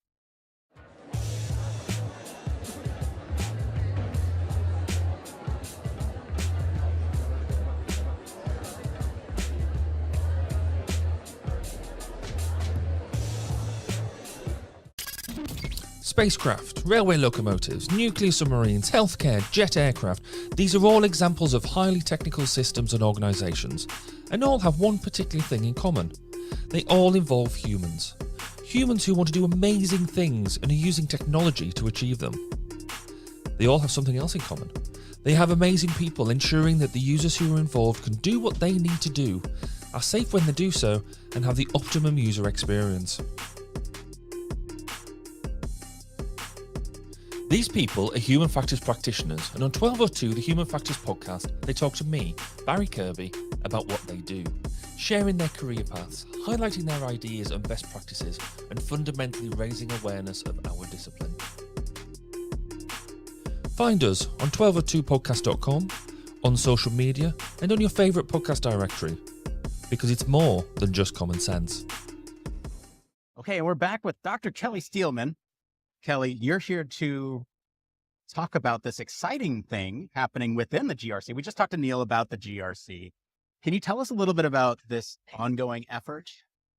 Sure thing. So during our time on the GRC, Neil and I and others were having conversations about how we make the value proposition about human factors. Certainly when we're talking with policymakers and folks in Washington, D.C., but even just more broadly. And we were reflecting on the fact that so many of the stories that we have to tell are really negative, right? And these factors, they're all about error and disaster and terrible things happening. And obviously that's not a surprise given what we do and given that those kind of disasters have motivated our work. But when we're going out and we're talking to people outside of this field, and we're trying to motivate people to integrate human factors and human-centered design processes and human systems integration, we really need to talk about the return on investment and really make this case. And we don't have a large directory, a corpus of stories on the things that human factors has done well for us, right? The wins. And so we were discussing that it would be fantastic if we could build that. And so that's what we're starting on, is trying to collect the good news of human factors. And so we are putting a call out to folks who are interested in helping us build this and looking for people to tell us about the ways that they have had wins, whether it's within the government, within corporations, in academia, or really within their own communities. Like where has human factors been applied successfully? How has this been documented? And helping us actually build out these stories that we can share with others. Right. So I love this. This is sharing good news. And I guess the question I have is, what's the goal? Well, one is to actually equip us with resources, right? Whether we are trying to motivate students to study human factors in the classroom, whether we're trying to influence policy in Washington, D.C., motivate hires, or the integration of HSI practices within our own workplaces, we need to have compelling conversations with people. We need those stories, those hooks. And so we want to be able to provide access to information that people can go to and say, all right, here are my objectives. And here are groups of stories that will help me motivate this. Here's some and examples. make that, some concrete real world examples, not hypotheticals, Right. not the woulda, shoulda, couldas if we had been involved prior to these disasters, but actually real world wins that we can point to as part of building these cases. Gotcha. I need to propose something to my boss, and I need to show them that it works in this context. Right. So Gotcha. come to our database and we will provide you with the ammunition that you need to build the case. Okay, this sounds like a monumental effort. How are you going about collecting some of these good stories? Like, how do people tell you things? Well, the first thing is filling out our survey. Very short survey, your name, your email address, and how you want to get involved. Whether you know that you have a story to tell, or if you know a person who has a great story to tell, or you want to be on the receiving end of our final product, just add your name to our database, and we will be in touch to follow up and to collect those stories from you. That's awesome. Is that little QR code hanging out behind your shoulder there? Indeed, I believe it is. Yeah. Great. So what do you, I mean, we talked a little bit about the goal. We talked a bit about how folks might use them. How do you use them when they get collected? Like what happens to them? So our goal is that at next year's conference that we will have a session devoted to sharing out these stories, bringing together many of the folks who have contributed in some way. We want to build this out as a database, a place where people can go and actually access these stories, but also using this to develop good marketing materials for the Human Factors and Ergonomics Society, right? Thinking about videos highlighting the stories that we can use in educational outreach, one-pagers that we can share out. So really, as it's the starting place of building materials that we can use to be better advocates for our discipline. Okay, I'm going to drop my podcast host facade for a second. I love this effort, and I think it's just totally awesome that what you guys are doing. How can folks get involved if they want to send you their stories or just get involved with collecting the stories or anything like that? How can folks get involved? Again, reach out to myself or to Neil. The best way to do that is through the QR code that I believe is still over my shoulder. Right up there. Yep. Kelly, thank you for being on the show.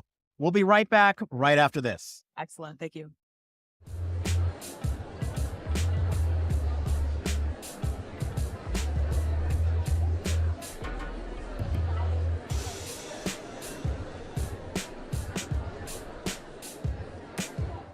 Where does it come from? It's always been there. The fire that burns inside each of us. The passion to serve. To distill complexities into elegant solutions with precision and empathy. To study, design, build, test, and continue to improve systems that help people live better, safer, and more productive lives. Our work is not just a job, it's our calling to elevate lives and empower all humans. And it requires the background and perspective of academics, researchers, students, scientists, engineers, and all human factors and ergonomics practitioners from every industry and in every corner of the globe. We gather to foster collaboration and unlock exponential possibilities. We aspire to inspire others. We are the Human Factors and Ergonomics Society. Together, we are advancing systems and practice through innovation, research, and education.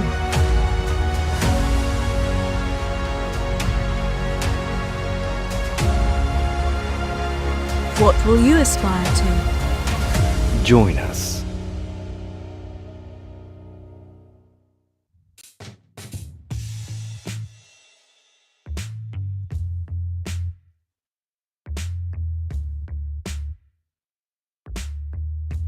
You shouldn't have told me that.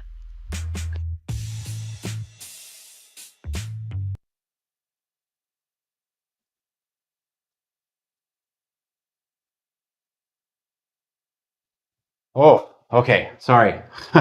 Sorry, I've been huffing and puffing all around. Whew. Hi, guys. I'm back. We back. I'm back.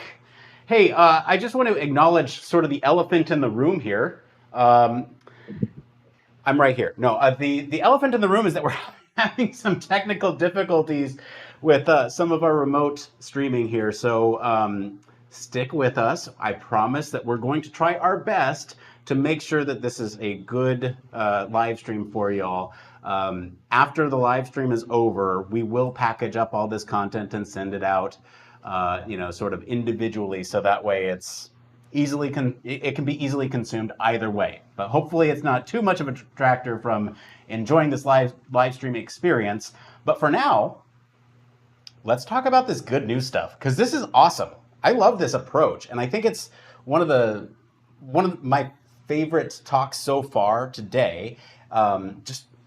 I've candidly, I've had a conversation with Neil and Kelly separate from just now, where we were talking about, well, how can we package up these stories and tell them? Because it is human factors. It's what we do every day, where we make this good news happen and we don't share it. Why? It is. It's interesting, isn't it? Because if human factors is done well, it's invisible. You don't notice it's there, and this is the big part of the problem. And we're acknowledging that quite strongly here in the UK as well, because how often do people come along and say, well, what value does it give? Where's, how much is it going to save me? And then trying to quantify the value and the effort that goes into it is always a struggle. Notwithstanding as well, a lot of the historical good news stories have largely come from the defense industry, and a lot of that you just can't share because of security issues and all of that sort of good stuff. But there is so much more happening, like in the health domain, in the nuclear domain, in the space domain, in all these domains that don't have necessarily, they do have some, but not the same level of restrictions across the piece. And we just sort of, I think, take it for granted that we all know what we do, but that's just so not true. So this idea about sharing good news stories, identifying the good news stories is a good news story in of itself, if I can be so cheesy, because the fact that we're acknowledging that there are stories to tell, that there are things to do, is brilliant. But I think the point that you made, Nick, is a really good one about, yes, we can gather these stories and hopefully people engage, and we can perhaps discuss about that. But then how do we tell the story? How do we get them stories out there? That I've seen booklets and things that, maybe 2 or 3, 4 page long. Is that really the most consumable way of sharing this? I don't know. But what was your gut reaction, Nick, to what you heard? To what I heard? Mm-hmm. What I talked about with them? Yeah. I mean, my gut reaction, so I guess I'll go. So I've been sitting with this for a while. And what I'll do is I'll kind of go back to my initial conversation with them. They actually approached me to talk about a way to deliver this news. And when I had heard about that, I thought, this is good. Let's do this. Let's spread the word. Would you mind talking with me at HFES about this? And therefore, that's what you just saw. Heidi, what do you think about this good news effort? Well, so for me, the instant problem that I heard in it, kind of not problem, but the instant kind of barrier that I heard to it was, it's not just that, like, not spreading the good news. It's the problem really more comes from a place where people just don't know what human factors is, right? As Barry said, it's invisible when it's done right. People aren't aware what human factors actually is. So how do you see the ROI, Barry? Like in med device development, you see the ROI when the V2 has to come out right after V1 because V1 is garnering too many problems, right? So there's your ROI right away. We have models in med device development where we can predict ROI of human factors engineering based on how early in the process have you kind of incorporated it. But to the average person, human factors is more all around them in everything they use daily, right? It is not average for anybody off the street to be confronted with nuclear plants, with transportation systems, with, OR workflows, with medical devices, right? So human factors in the extreme environments is what we kind of do, what we focus on, because once it's done in the extreme environment, it transpires into everything else, right? That's why you have such high usability, such high satisfaction user experience on Apple devices.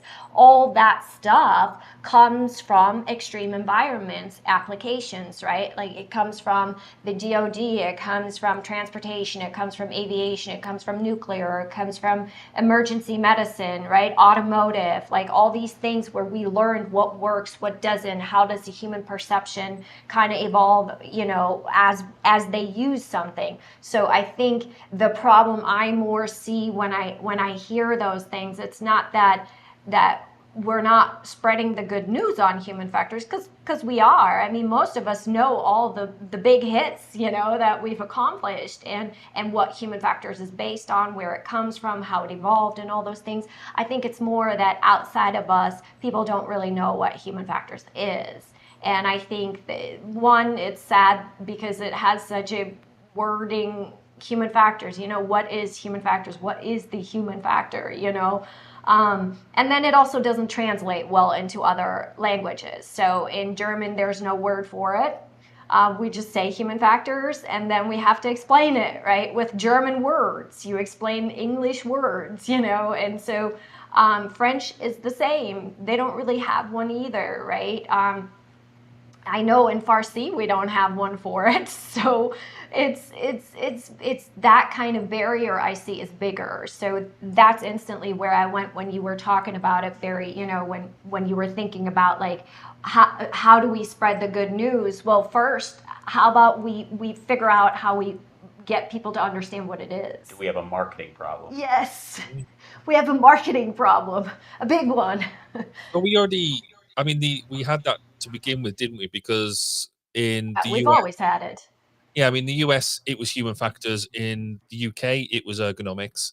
And then we decided to solve that. Usability engineering. Well, the initial way we solved it was to say, right, let's call it human factors and ergonomics. It's like, and so both organizations then, you know, sort of solved it like that. And you're right, what it's called elsewhere around the world is a bigger issue.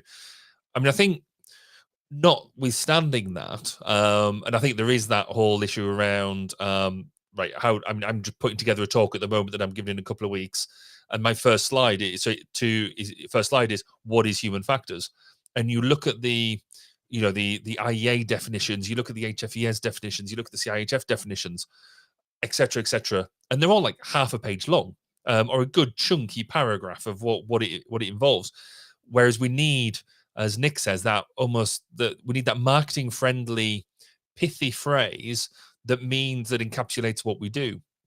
And so that's number one. But I think fundamentally this whole idea about developing good news stories, of where it's been practically engaged and successfully engaged, I mean, that's brilliant.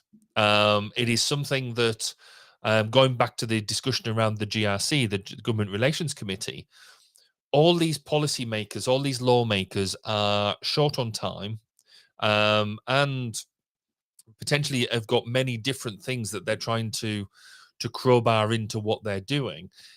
The fact that you have a committee there dedicated to engaging with these stakeholders is great. It's something that a lot of other companies can, a lot of other institutes can learn from. But we've got to give them the metaphorical ammunition. You've got to give them if you do this, this is the outcome. If you if we go in and mandate for better legislation around the application of AI, which we've talked about a lot on this podcast, if we know that they're going to do, if we do that, and we can say from a human factors perspective, we need to do this, this, and this, and look, here's a small A5 flyer on Y, or maybe a postcard on Y, or a short 1 minute video clip, because we know that 1 minute bits of information go down really, really well and is a really successful format. How do we know that? No. No, Barry, I think you're right. I think you're onto something here, and I think I want to sort of take points that you're both talking about here. So there's sort of the marketing issue with non-human factors folks, but then there's also the perception of non-human factors folks, and then there's also the government relations committee side of things. Policymakers are not human factors people. If we can somehow capture these good stories, communicate them in a way that is effective for folks to understand the message, the importance of what it does, I think this could really reach policymakers, especially in the GRC, for some of these, like some of the policy. Neil talked about the guardrails, the bumpers on AI, and I think that's a good example where we can point to the things that AI does wrong, but what if we talked about all the good things that AI does? It's solving issues with detecting breast cancer in X-rays or scans that humans can't detect. So let's talk about the good news there when it comes to AI, and let's make sure that those documents or the policy that enforces sort of the use of AI or other technologies can still have that good part to it. So I think there's a lot of good stuff there. I think for now, let's do we have any other closing thoughts on the good news stuff? Because there's we have some more guests that we need to get to in just a moment. So I want to make sure. Interesting to see is if we finally could advertise all the great human factors efforts that help to evolving our entire humanity. If people were aware that these people were human factors people, maybe more girls and boys would aspire to be human factor scientists. Yeah, that's a fair comment. The more that we can do to, I've sort of said this, anybody's heard me give this talk before as I like this, that people grow up wanting to be firefighters, nurses, doctors, astronauts. Nobody wants to grow up to be an ergonomist or a human factors practitioner because they've never heard of it. But just wanted to bring in one thought again from social thoughts that Marla in Portugal highlights that around the discussion that we were having around the definitions, that more people outside of human factors professions are familiar with user experience and UX rather than HF, which is something we've talked about quite a lot. That UX is a very fashionable and everybody's really engaging with it at the moment. And we need to work out how do we align both of them so we both get the benefits from it. Because a lot of HF practitioners will say that they are UX designers or UX professionals and vice versa. So we are more aligned than we think, but we like to sit in our own separate camps. Well, I also think I really like what you just say. I mean, kids aspire to want to be a firefighter, right? But what if there was a cartoon that showed a hero in a cape with an HF on their chest that solved the nuclear plant, catastrophe because they applied some, human factors. I mean, these are the things that we have influenced, human factors, and we solved some of the guys, I got it. You set me up perfectly. Love it. But we've solved some of the biggest problems on this planet with applying cognitive engineering, psychology, human factors, applied experimental psychology. We've solved some of the biggest issues on this planet, and here we are. People don't even know what human factors is. So maybe we need a cartoon on, the TV, because we want to reach children as early as 4 years old. And I would like to reach girls and boys and get them into science, not just because they want to be mathematicians and astronauts, but because they want to be human factors, psychology, engineering, that kind of thing. Absolutely. And all this comes down to the local chapters. And if you want to know what I'm talking about, I'm going to go run and talk to Christy really quick. We'll be back right after this.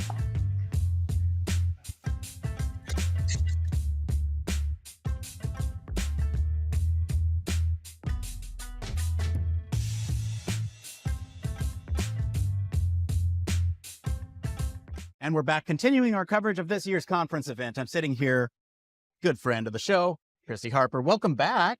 Thank you. Thank you. I'm happy to be back. I'm so glad to see you here. So we're having you here because you are the chairperson for local chapters. What does that mean?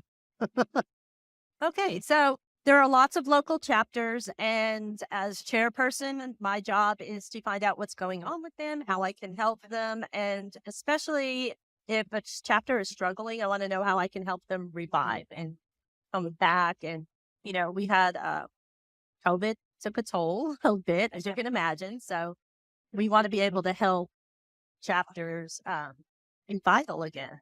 Yeah. So let's talk about the current state of chapters. You mentioned COVID. I'm assuming that COVID made a big impact on the way that local chapters operate. What's going on with local chapters now?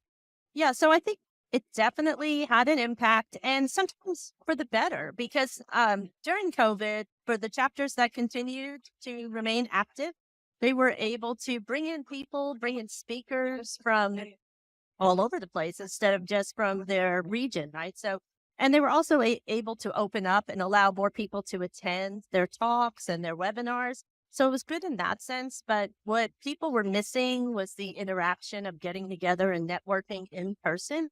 And this conference is great for that, of course, but this is only once a year, and people want that in-person contact more frequently. And that's what we hope to provide with local chapters. So some of them didn't make that transition to being a remote type of webinar structure very well.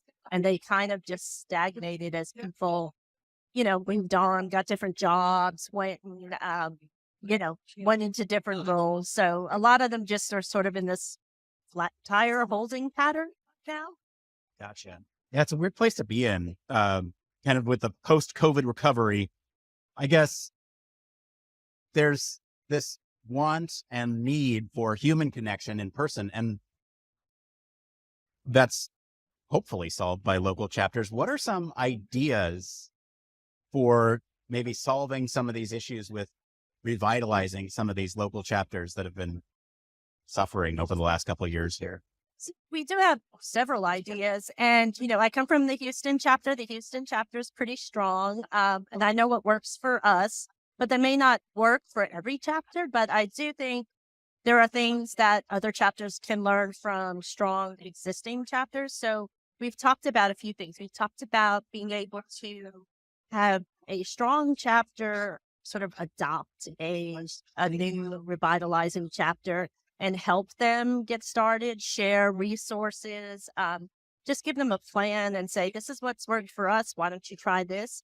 And in another sense, you can also share events. So if we're having a really good speaker come to Houston and we're doing an event in person, we can also stream that, which is something that happened to us during COVID, but encourage people to get together in person to watch that in satellite locations. And so that way we still have the in-person connection, and that'll help get things going for the chapters.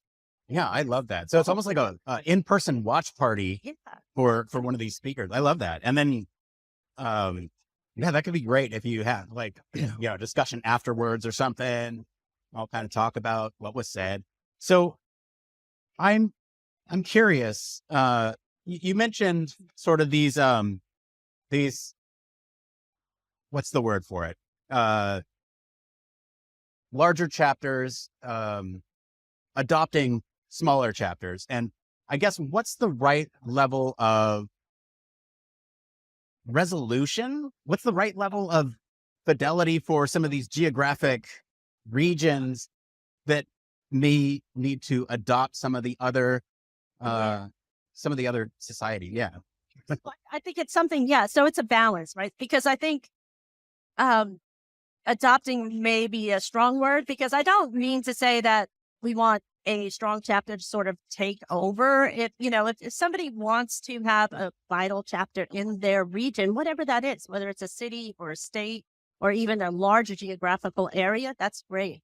But if they just feel like, there is a chapter, it's not that far away, but it's too far for us, and we have enough interest in this area, we want to get one going here, that's something we also want to support. So we want to support people whichever direction they want to go, wherever there is a need to develop that in-person local network, we want to do that. So some chapters, I've been talking to people a little bit, during the conference, we always have a lunch with other local chapter presidents.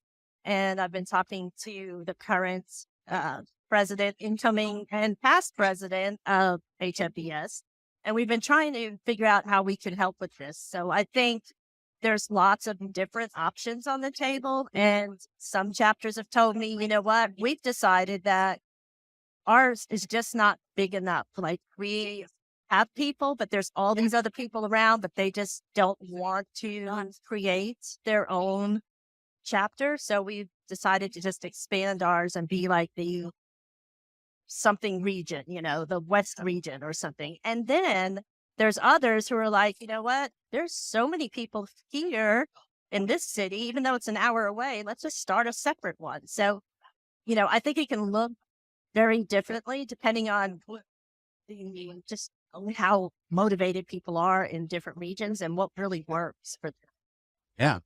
It'd be cool if at some point we could have almost like a local chapter conference where, everybody gets together and has these different sessions that they could go to in person at their own chapter without needing to come to these, wider.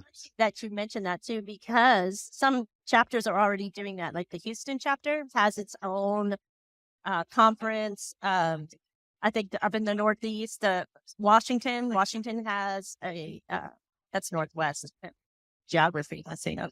Anyway,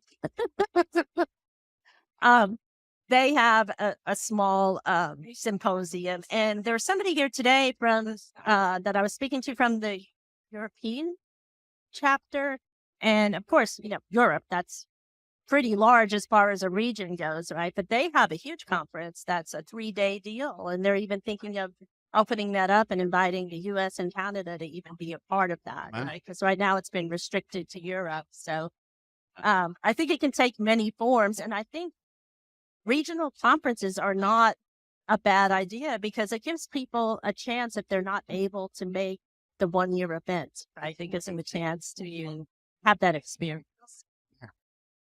Okay, so I'm going to ask you, this is a lot of talk. Yeah.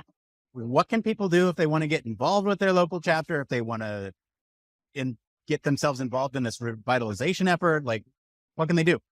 Well, I would say, number one, contact me because I am trying to connect people. So that is something that I'm trying to do right now. We have a LinkedIn group for chapter presidents. Not everybody knows about it. And part of that has been me trying to track down who's in charge or who wants to be in charge or, and get people hooked up there. But I also want to create a list, a committee sort of, and just have the chapter presidents meet quarterly or monthly or something and just be able to continue the conversations that we start here. And hopefully that'll be more helpful to the chapters as we continue to help them revitalize and grow. And it'll be nice for the bigger chapters to be able to reach out and help smaller chapters. Gotcha. Well, Christy, thanks for being on the show again. Always a pleasure to have you here. We're going to continue our coverage and we'll be right back right after this.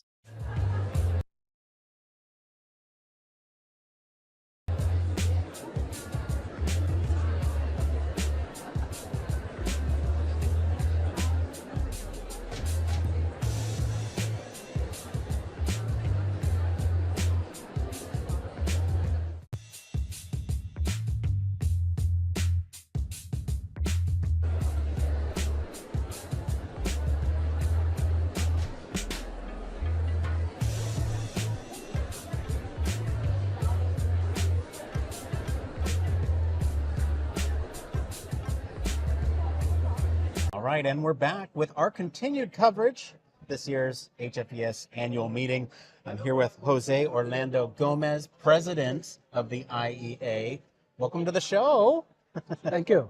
Thank you for having me. I am super excited to have you on because we're going to talk about HFES in the Caribbean. What an exciting development. I would love to know what inspired the IEA to establish the Caribbean Human Factors and Ergonomics Society? Oh, that's a good question.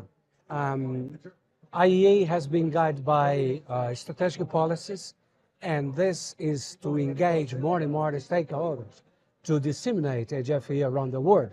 In the case of Caribbean region, we have already tried, for example, to organize a society in Cuba, Puerto Rico, and then this time we had conjunction of these three countries, like Barbados, Cuba, and Puerto Rico. And then we suggest, why not to have a Caribbean HFE society, gathering all the 16 countries and territories, supported by IEA and federated societies like HFES. So in this order of ideas, Christopher used to be council representative to the IEA Council, and he loved the idea, and he jumped on board, and we are working on it. Excellent. Did you want to respond in español as well? Oh, esta es una pregunta muy interesante porque de verdad que la IEA está con sus políticas estratégicas diseminando la organización de sociedades de ergonomía por todas las regiones del mundo. Y esta región del Caribe necesitaba, pues ya había mucha ergonomía en Cuba, Puerto Rico, Barbados, y ahí nosotros conseguimos juntar dos países para comenzar el núcleo inicial y ahí articular los 16 países que están en la región, además de los territorios y todo eso. Son casi 45 millones de personas. Excellent. So how does the establishment of this Caribbean HFES align with the broader vision of the IEA? Oh, first of all, it's really interesting to say that this society will articulate professionals in companies, professionals at the government in the area, students, researchers, and so on. So it's a very broad perspective to engage people to come to the society. Besides this, in their bylaws, they are open to receive affiliation from companies, consultants, small and medium enterprises, and government institutions. So that is fantastic because you can have on board different views and at the same time the diverse make power. Entonces, podría decir que la manera como se está organizando esta sociedad es en el sentido de agregar no solo los profesionales, sea investigadores, sea practicantes, pero de empresas, de gobiernos y también estudiantes, sea de pregrado, de posgrado, porque todo eso va a traer una visión diversificada y esto que construye la potencia. And why is the Caribbean an important region for the IEA? And how does establishing a local society enhance the association's global impact? Oh, that is really interesting to understand. The Caribbean is is vacation for so many people. Millions of people go there. So they needed to give good services in tourism. They need to have also to prepare their workforce to respond to this demand industrially. And at the same time, as you know, you have such kind of issues related to HFE in tourism industry. Not only in transportation, not only in the hotel, lodging, etc. But also this region, also HFE can contribute, is like in disaster prevention, how to develop emergency response and how HFE can help them not only design the emergency response, but train people and make the system awareness working very well. Entonces, por ejemplo, la industria del turismo en la región del Caribe es muy desarrollada, recibe millones de turistas de muchas partes del mundo, de Estados Unidos, de Norteamérica, de Europa, de América Latina. Entonces, la industria de los hoteles, de transporte, las industrias relacionadas a toda la provisión de comida y todo eso, de restauración, por ejemplo, todo eso demanda ergonomía para ser más eficiente, con mejores condiciones de trabajo. Y además es una área que tiene que trabajar con los sistemas de prevención de desastres. Y ahí, por ejemplo, hay todo un aporte de ergonomía en factores humanos para diseñar e entrenar las personas que van a responder a los desastres. Entonces, todo esto conforma una área importante de la economía caribeña y nosotros estamos para aportar, para ayudar en este proceso. How or what immediate long-term impacts do you foresee the Caribbean Human Factors and Ergonomics Society having on both local communities and the broader field of ergonomics? If you know, the first is to establish this society with chapters, you know, in each country, and articulate the training, you know, like you have already developed, for example, in Cuba, Puerto Rico, and in some extent in Barbados, but also to train in other countries, for other countries, like Jamaica, like Dominican Republic, but in small islands like Bahamas, like San Vicente, Grenadines, Grenada, Santa Lucia, Dominica, for example. And this is fantastic because this could help the local governments in terms to reduce, you know, like people to be sick in the workplace. And this is reduce the budget, you know, for public health. So it's the public spending can be reduced with good ergonomics, good programs, good public policy on HFE. So, pienso que la ergonomía puede ayudar en el sentido de reducción de los accidentes, con la reducción de las enfermedades, tanto para los trabajadores del sector industrial, de los hoteles, de transporte, de restauración, también prevenir los incidentes y accidentes que son los desastres naturales, y a partir de ahí reducir, por ejemplo, el presupuesto público en el sentido de provocar más eficiencia de los sistemas productivos. Esto sería fantástico, y mejorar las condiciones de trabajo. And how will the Caribbean HFES integrate and benefit from the global network and resources of the IEA?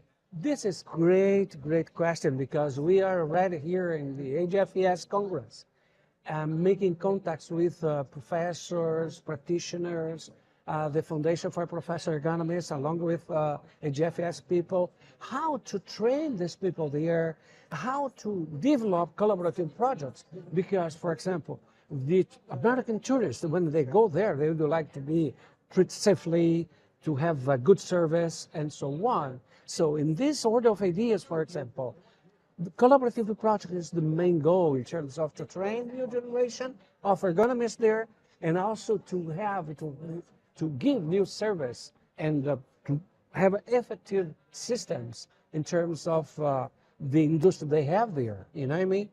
So that is a way in which IEA, along with the federated societies, the networks like EULA Ergo, Latin American Union of Federated Societies on HFE, can help this development. And this is like a solidarity, work with them, you know, developing collaborative projects and solutions based in their local needs.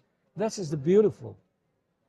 So, yo pienso que, por ejemplo, el apoyo de la sociedad americana, de la Fundación de Profesionales de Ergonomía, la FPI, y también las universidades, sea de Estados Unidos, de Norteamérica, como también de América Latina, trabajando en conjunto para formar los ergónomos ahí, los investigadores también, en colaboración con los programas ya existentes en los países como Cuba, Puerto Rico, Barbados, también Jamaica, Trinidad, Tobago.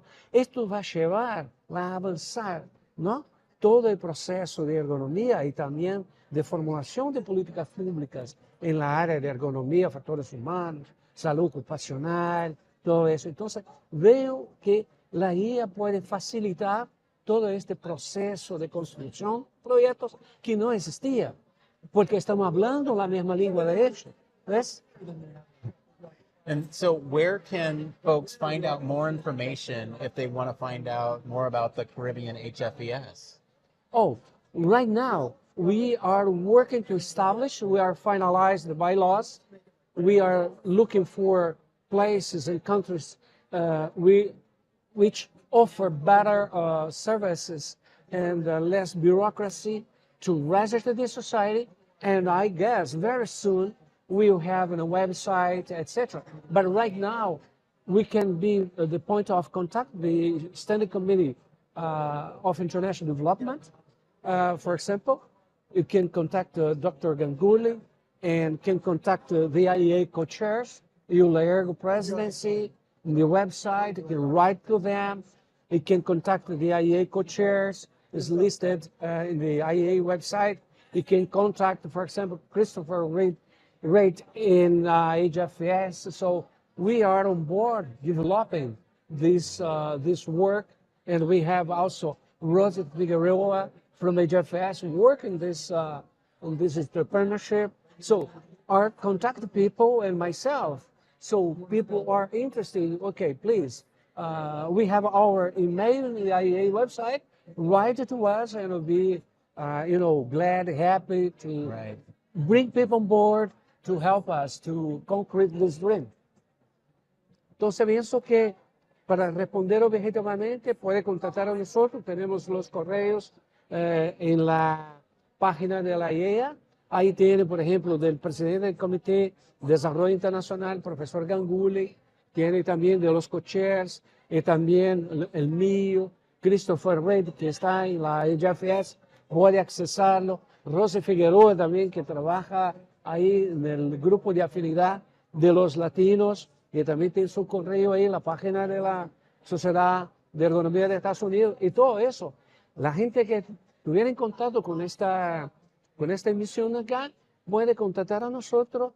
Y ahí nosotros tenemos el placer de poder incluir de los países que hacen parte de la región y también de otros que quieran colaborar en este proyecto, desarrollando proyectos que van a responder a las necesidades de la región caribeña. Perfecto. Gracias. Muchísimas gracias. Jose. Thank you so much. Thank you. Thank you. Really appreciate you having on the show. Stay tuned. We'll be back with more right after this.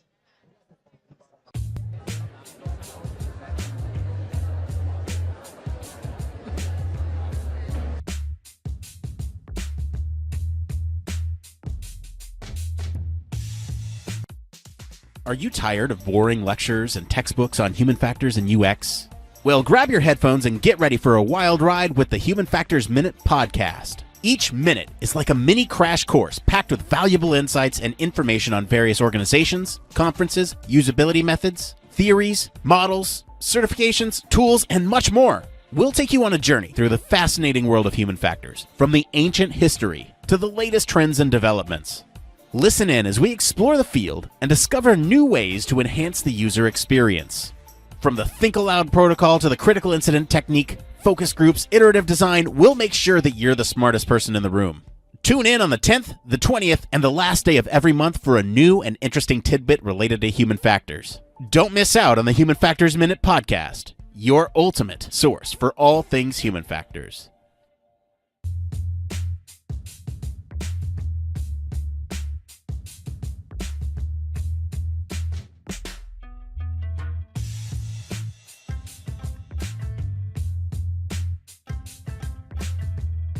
Back, Camille. Welcome back to the show. I know you were here earlier talking about your president. Exactly. I wanted to talk to you about something else, though. So there's this really important effort called the So What webinar series. Yes. Tell us a little bit about that. Sure. We've adjusted the title a little bit to kind of help people understand what we're talking about, and we're calling it Research to Practice, and in answering the so what question. And so this webinar series is really about translating the science that's out there to practice, and then also having what's out there and what the practitioners are doing and finding out what scientists need to know from those folks. And so during these webinars, what we do is we have somebody who has written a scientific paper that gets cited a lot, and one from the Human Factors Journal, and then have practitioners on that can use that science. And so it's it's very conversational, it's maybe about 15, 20 minutes of presentation. And then the rest is all question and answer. And typically it's mostly questions from the attendees. And so the practitioner and the scientists, both, they talk with each other a lot, but they mostly are responding to questions from the audience. So it's been very dynamic. and some of the questions that we get and some of the conversations that we have and some of the issues that are presented by the people who come to the webinar. And I always learn so much. It's really quite exciting. And but some of the issues that are brought up are really fascinating as well. But the topics have ranged from robotics to the human readiness level scale that standard that has just come up. Team cohesion was another one. And there's a fourth one I'm not remembering right now. Oh, no, I know. We did one with Society of Petroleum Engineering on automation, and had Micah Inslee on that one. And so it's been a wide range, and it's really nice to see how that conversation can happen. Yeah. Because a lot of times academics don't get a lot of training on how to have that conversation back and forth. Typically, the practitioners are trained by scientists, but scientists don't necessarily get trained on how to do the practitioner piece. So I think this is something that as a society, we need to intentionally figure out how to do that. So, yeah. So that's exciting. And we'll have, I guess we kind of an announcement. For listeners of the show, you will actually have these in our podcast feed for you all at some point. We're still figuring out a release schedule for that, but HFES has been generous enough to give us the rights to all those. So, yes, exactly. So awesome. That's exciting. Stay tuned. Stay tuned for more. Camille, thank you again for being on. Always love having you here. It's a pleasure. Thank you so much. I always love being on. All right. Great. Okay. We'll be back right after this. Okay.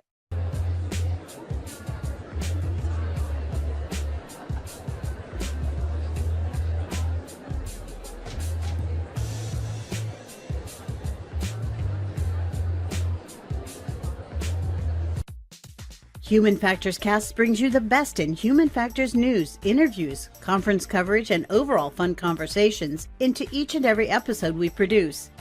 But we can't do it without you. The Human Factors Cast network is 100% listener supported. All the funds that go into running the show come from our listeners. Our patrons are our priority, and we want to ensure we're giving back to you for supporting us. Pledges start at just $1 per month and include rewards like access to our weekly Q&As with the hosts, personalized professional reviews, and Human Factors Minute, a Patreon-only weekly podcast where the hosts break down unique, obscure, and interesting human factors topics in just 1 minute. Patreon rewards are always evolving, so stop by patreon.com/humanfactorscast to see what support level may be right for you. Thank you, and remember, it depends.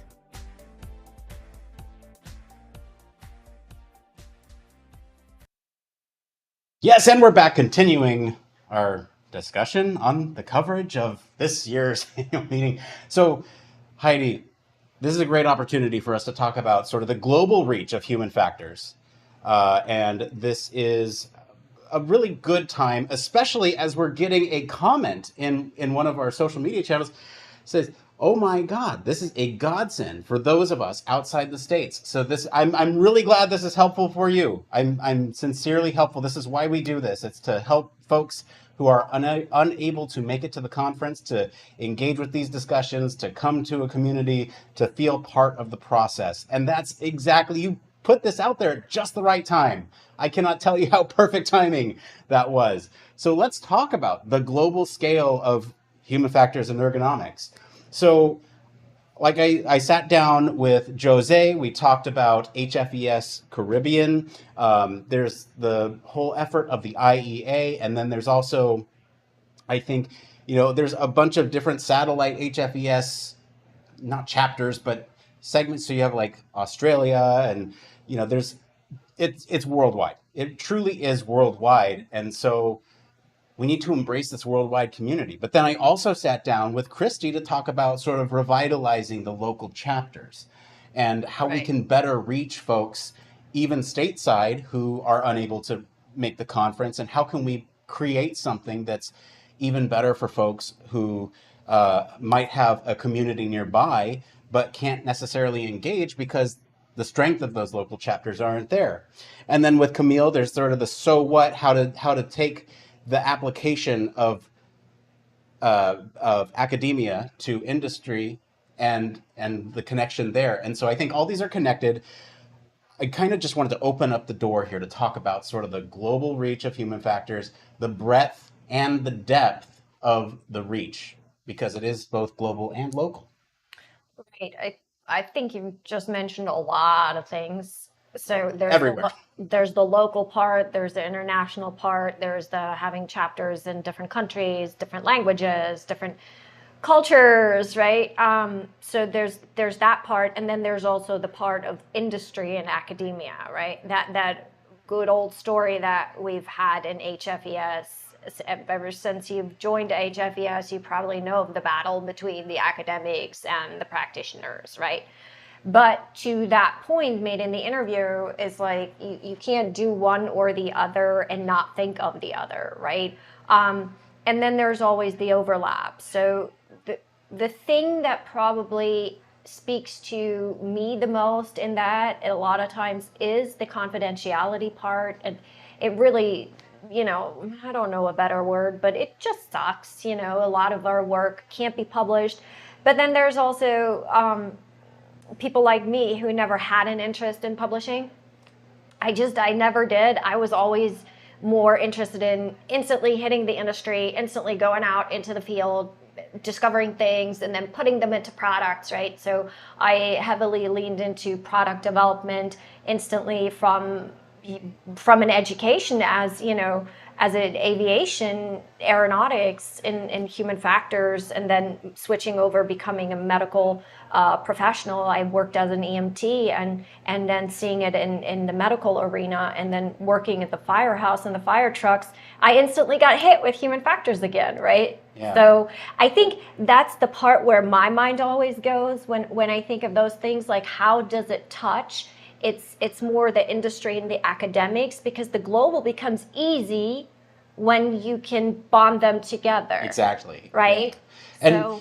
And this is something that we've talked about on the show before. This is something that we've talked about with others here at the conference, leadership. There's, for me, and this is me speaking very candidly, Ooh. I think there's... Do you ever not? Do I ever not? There's a good opportunity for us as human factors practitioners to do a better job at communicating. That's part of the reason why we do what we do. And I think you said it yourself, you have no interest in publishing, but you can still share your knowledge with people. And yes. From an industry perspective, do we need to be so rigorous with sort of submitting things to to show off at a conference? Does it need to go through the same rigorous review as maybe an academic paper does? I don't know. These are questions that we are opening the can of worms to and have no plan on answering today. So these are larger questions that I think we can focus on to kind of think about how we start sharing some of these lessons learned globally. If we are sort of, especially when something works in practice and it works well and we want to share that, why can't we write a blog post about it and just or make a podcast about it and have that be shared in a short form format where maybe people will digest it easier than having to read a 10-page paper on your methodology, right? I think there's a happy medium, and I'm not saying let's get rid of academic research, because that is absolutely necessary. But I think in terms of sharing information, we need to get better about it. And I think, again, it all comes back to that global community. I keep I'm sitting here, I'm burning. I'm like, I need my moment. I gotta cut in because that was just such a beautiful transition into what Christy, who we just heard on the interview, and I actually did with one of our submissions. So we actually submitted a panel this year, and we're giving it tomorrow, Friday, Georgetown West Room, I think at 10:30. Oh my God, I hope I don't say that wrong. But it's on failure as a path to innovation and resilient outcomes. And everything you just said, we did, right? We did a podcast episode of it on safe and effective. Christy and I talked about failure and how the perception of it and the definition you hold in your head kind of dictates how you achieve failure and achieve success, and how you basically move on from it, how you handle it and evolve from it. And And so when I think about how our panel submission went, we had to write a paper about our panel in order to submit, right? Which, don't get me wrong, in the end ended up being neat because now we have kind of this paper proof together that we collaborated and stuff like that. But it's ultimately, it's gonna be a panel. We're not going up there and presenting and going, all right, and here is this, and then we found out this, and then we did that. You know, it's more our personal experiences and how failure kind of goes through it. And when you said, you know, why can't we do a blog post or like a podcast, and that's ultimately what we did. So I'm interested to see how that then turns out tomorrow, because we've had great feedback on that episode on the podcast, and Chrissy and I have heard a lot of good things about it. So I'm interested to see how that unconventional submission that we did there plays out. Yeah, that's a really good point too, because something you said just resonated with me. In industry, testing is messy, and we don't follow necessarily the same type of process that an academic might. We test one thing, throw it at a wall. If it doesn't work, okay, don't. But we can't. It's so fast and furious that you're just trying to get something that works, and that's part of the, you know, it doesn't have the same rigor of trying to sort of control all the things around any sort of one study. It's crazy. Or it is even more rigorous in other areas, right? So in med device, formative testing, so the more loose testing, right, that can be less rigorous. But then when you go into validation testing, summative testing, right, now it's very rigor. It's follows the science. Like you have to read from a script. You have to make sure that it's a repeatable pattern in your study design, right? So I think that's where industry like kind of goes, oh yeah, we understand that sometimes messy is okay, and we understand that sometimes rigor is needed, right? Where in academics, and that's fine. That's what they're supposed to do. They're supposed to follow this rigor, but they then, when they cross over, they get lost in how quick we move, how unconventional we move. You know, I see it all the time. People from academics hit industry and they're flailing, not because they don't know what they're doing or they don't know human factors or they're not good at it. It's because we do live in two different worlds. Like we really do. Yeah, and speaking about different worlds, and I think this is a good thing to come back to, as sort of the globalization of human factors, is sort of what is the role of one organization versus another? Are we poaching members from different organizations by saying, you know, Barry's over there in the UK saying, I want members for the Chartered Institute of Human Factors and Ergonomics, and we want members for HFES, and are we competing against each other if our mission is to have this global awareness? And then there's also sort of the question of who does what? What is the role of the IEA versus the role of HFES in this global initiative? And I think there's been some really good pushes, especially from like Chris, who's been a tremendous partner with the IEA, and Barry as well, to just try to get everybody aligned to see where we can all come together to align with a vision for this global human factors society, or this global human factors community. Let's call it that, right? Because there's a lot of different things going on. And I think, you know, Barry's feeding us talking points, and he says chapters make us feel part of an overall HFES organization. And I think more importantly, this kind of goes back to what you all were talking about community earlier, is sort of that feeling of belonging, right? Right. And I think, I love how Heidi's always the one to point out the challenges. Okay, and we're beating, no, I'm just kidding.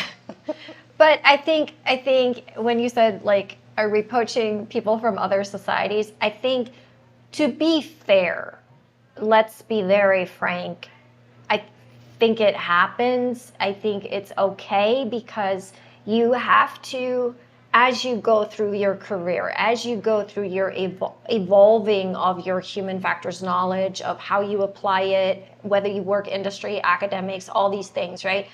that's how your needs for a society kind of change. And at different points in your career, different societies might give you more and cover more your needs in alignment with what you're looking professionally or knowledge-wise, right? Like interest-wise. So for many years, I was more UXPA because I wanted to learn more about some of the things there. And then for many years, I was actually in the aeromedical, Aerospace Medical Association because people, I wanted to be an astronaut. So, but things don't work out in life. That's okay. That's why you all got me here today. But it's a perfect thing to bring up too, because you also have with these multiple organizations, some people are parts of multiple international organizations. And is that sort of inclusive financially for everybody? No, I mean, right? Like students can't be members of everything. There's finite resources the students have, as Liam and Chandra talked about earlier. But that was my point. That's as your needs change, you might change your focus, right? And because I didn't want to bring it up, but financially, there's no way anybody can sustain this. There's not even a company that'll pay your memberships if you're a member of like 5 associations. The prices are just not affordable in that kind of sense.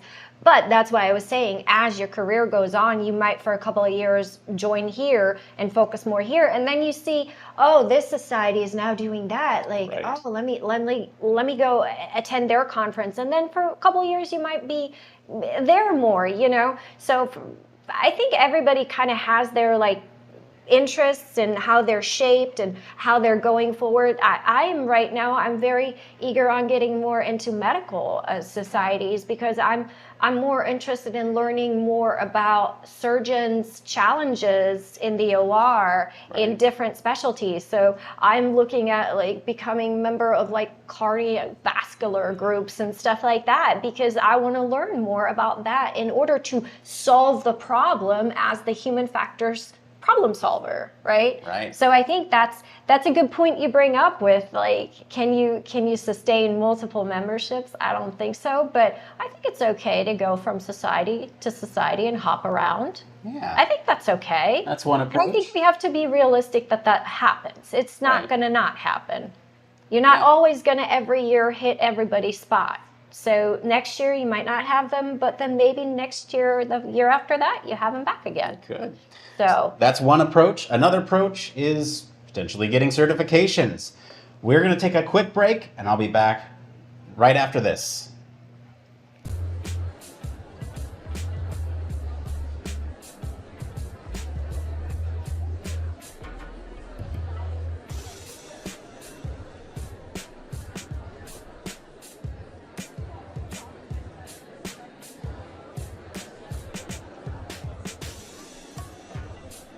All right, and we're back with our continuing coverage of this year's HFES annual meeting. I'm sitting here with Jean Kay, who is the director of the BCPE. Yes, I'm one of the directors. I'm currently serving as president of BCPE. We have 9 directors, and each year we have a new executive committee, and I'm the president right now. Well, welcome to the show. Thank you. Happy to have you here. So I would love to talk to you about BCPE. And the first question is, what is it? What does it stand for? BCPE stands for Board Certification in Professional Ergonomics. We also certify people in human factors and user experience, but BCPE is our name. So it's a board certification. So it's some sort of certification. What is the benefit of getting certified? Well, ergonomics is not a licensed profession. Anyone can call themselves an ergonomist or a human factors person and can do it. So you don't really know what you're getting. A lot of people do have lesser credentials. They don't have the same training. So we are board certification in professional ergonomics.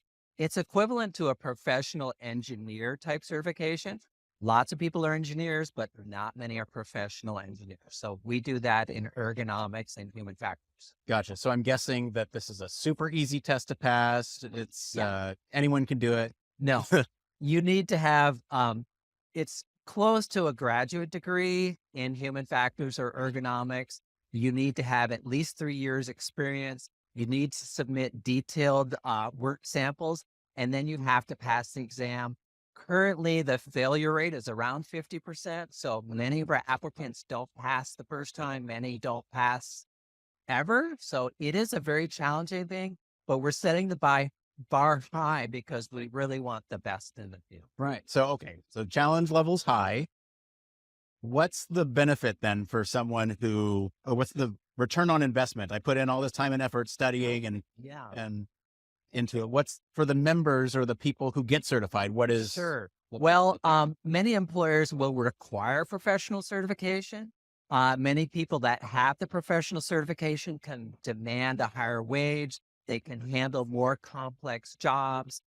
It can be very good for employment and that type of thing. And that also from like an employer perspective, that's got to be some sort of peace of mind that you're hiring the best. It is, yeah, because again, there are many people that call themselves ergonomists or human factors, but you know that these people have been vetted. They've got the educational requirements. They've shown the work and they've passed the exam. So you can be pretty assured that they're pretty good and they know what they're talking about. Right. You might pay a little bit more of a premium, but you know what you're getting. Exactly. Gotcha. Yes. So is it just one type of certification? Or are there multiple types of certification? Well, our certification is very broad. The exam covers a number of topics, but once people pass, they can choose what designation they want. I'm a certified professional ergonomist. Many of my colleagues are certified human factor professional, and there's also certified user experience professional. You can choose the designation that makes sense for your area of expertise or the type of clients or company you're working with. But the exam and the rigorous requirements are the same for all the professions. Gotcha. Well, thanks for being on. Where can folks find out more about becoming certified if they want to? Sure. The website has a lot of information. It's bcpe.org. We have sample questions there, questions that are no longer in the exam cycle. You can test yourself and see how you did. You can see the educational requirements. You can see some of the information around the work samples. One thing I'll say about the educational requirements, HFES has a list of programs, educational programs. If you're on one of those listed programs, you meet our educational requirements, and so you're a third of the way through the application process. Also, for the new students, if you completed an HFE degree, you can apply to become an associate professional right away without the work samples and the exam. So that gives you a step up in trying to be in a competitive job environment. Excellent. Gene, thanks for coming on the show. Thank you. All right. We'll be back with more right after this. Stay tuned.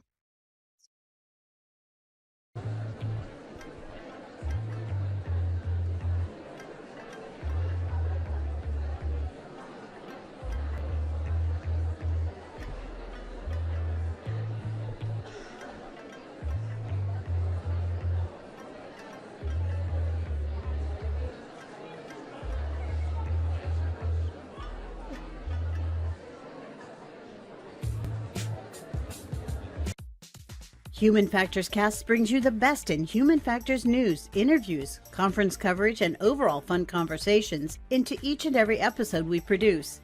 But we can't do it without you. The Human Factors Cast network is 100% listener supported. All the funds that go into running the show come from our listeners. Our patrons are our priority, and we want to ensure we're giving back to you for supporting us.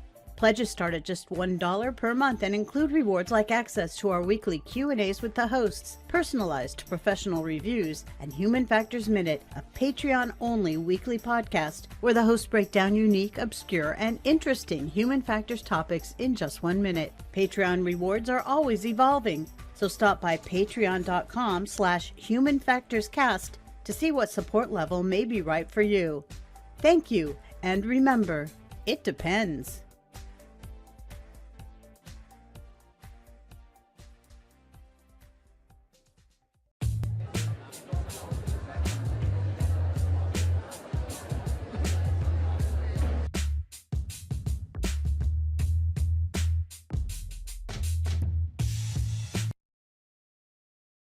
And we're back with our continuing coverage. I'm sitting here with Bob Cargill, member of ASTM and part of the Acceleration Task Group. Hi, Bob. Welcome to the show. How you doing, Nick? I'm doing fine, and I have been part of ASTM, actually specifically Committee F24, since about 2008, and in that committee, we actually set the standards for amusement rides and attractions. That's amazing. So I was going to ask, what is that task group? What do you do? That task group covers so many different areas. It's crazy. We cover everything from a roller coaster and how you respond to the accelerations and how much acceleration we can apply to your body, all the way to the design of one of those hamster balls that rolls down hills with people inside of it. That's included. So yes, that's part of our committee. So it covers a wide range of things, including water slides as well. So those things are all included in our committee. In my particular area, as you said, I'm on the G-Force Task Group, which is part of the design subtask or subcommittee. And that group specifically addresses what kind of accelerations that a patron or someone riding the ride can experience without injury, given the proper designs, the proper restraints. Right. So I'd imagine it's all very.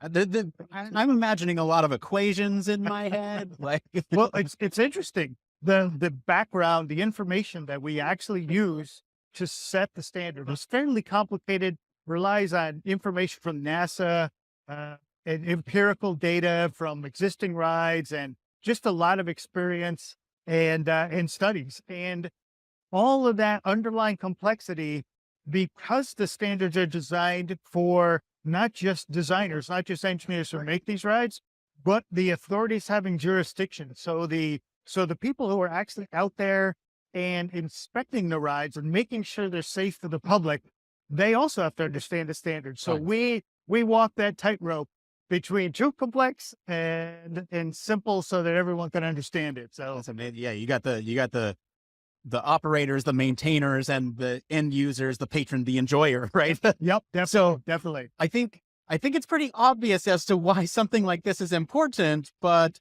why is this important? It is important because we have to design the rides so that they don't expose the rider to accelerations or motions that are going to be injurious, that are going to cause them to be hurt. Now, I think a lot of your audience probably has been on an amusement ride. They know there's this huge range of amusement rides. You know, the merry-go-round where it goes up and down, you're going around the big circle, to a really exciting, roller coaster where you're going through corkscrews and doing inverted loops. And those are different levels of the accelerations. And the designer designs the ride for a certain effect so that you have the experience that you're expecting on their ride. And the operator, who's typically not the designer, so like a Universal, there are ride manufacturers who design their rides. And in Universal, and I hate to talk about one company, but they're all pretty much the same. They operate the ride, and their job is to communicate to the rider the type of ride it is and what is required of them to be able to ride the ride. And then the rider's job is to make sure that they understand that and that they're going to ride a ride that they're comfortable with the experience. Right. And so it's all a team effort to basically keep people safe and comfortable. In fact, and I'm sorry, I'm going to just throw in an extra thing. Please do. I've been on a lot of different committees, and ASTM F24 is a committee that just always amazes me, because all of the people there, they not only do they not want anybody to be hurt, they don't even want anybody to have a bad day. I mean, it is just amazing. Amazing. There's all kinds of things that they do to make sure people don't even get, seasick or motion sickness on the ride. So you're the reason why my son can't ride Star Tours with me yet, but you're also the reason why my son is safe. There you go. Exactly. Is he too young? Is that the issue? Yes. He'll be big enough next year, I'm sure. That's great. That's great. So thinking about some of these newer rides, you have the crazy ones where the cart goes off the track and then comes down, and then you're doing loop-de-loops, and then the carts are spinning while they're on the track. How do you kind of tackle some of these new and unusual rides? Wow. Well, we actually, from my perspective, so the biomechanics of the ride, we have methodologies, we have standards in place that tell us exactly how to measure the accelerations on the ride. And those same standards help the designers to basically design the ride to only give the rider that level of acceleration, the level of acceleration that they want them to experience, and only that. And even if the ride does something weird, like we all know things happen, including we call it basically bottoming out, when the roller coaster gets stuck like in the bottom. Right. So you got to evacuate them. So the designers have to have a way to get the people off or to get the ride moving again, right? And then we talked earlier about upside down. If you're in a loop and the ride gets stuck upside down, how long can those people be upside down? That's a G-Force Task Committee question that came up to us. Right. And basically there is no number. It's interesting that some people are fine for a long period of time. Some people, not so much. So what happens now is the operator, along with the rescue people, because typically in that situation, the fire department's called, focus on the riders that need to get down first. Right. But the designer sets it up so that they can get them off, period. And then the operator sets up a protocol to actually make it happen. So it's a great synergy of expertise. Yeah. So you talked a little bit about matching the ride to the rider. Can you explain a little bit more about how that works? So there are a number of different things from the biomechanical perspective where we will take into account differences in tolerance that might be in younger riders, like your son, who is too short to ride. Typically, we use height as an estimate of age. So at different ages, we've all seen different children, at different ages, the ratio of their body parts changes. And so how they accept these accelerations might change. So for some rides, they don't want younger people. And then correspondingly, they actually do use the height because maybe the restraint won't work below a certain height. So there's these things that roll in there. But then there's also how much relative to the maximum that you want this ride to go. And then that level of excitement, like a thrill ride or a family ride, those terms actually are used in the industry all the time to communicate to the rider, what level of acceleration and excitement this ride's going to have. And then that's that part of the design process that the designer takes into account when they put that ride together. And it has to be communicated so that the patron, the rider, basically knows whether they want to ride it or not. And most of the time, there's also the ride out in the air, so they can see it and then see other people coming up as well. Exactly.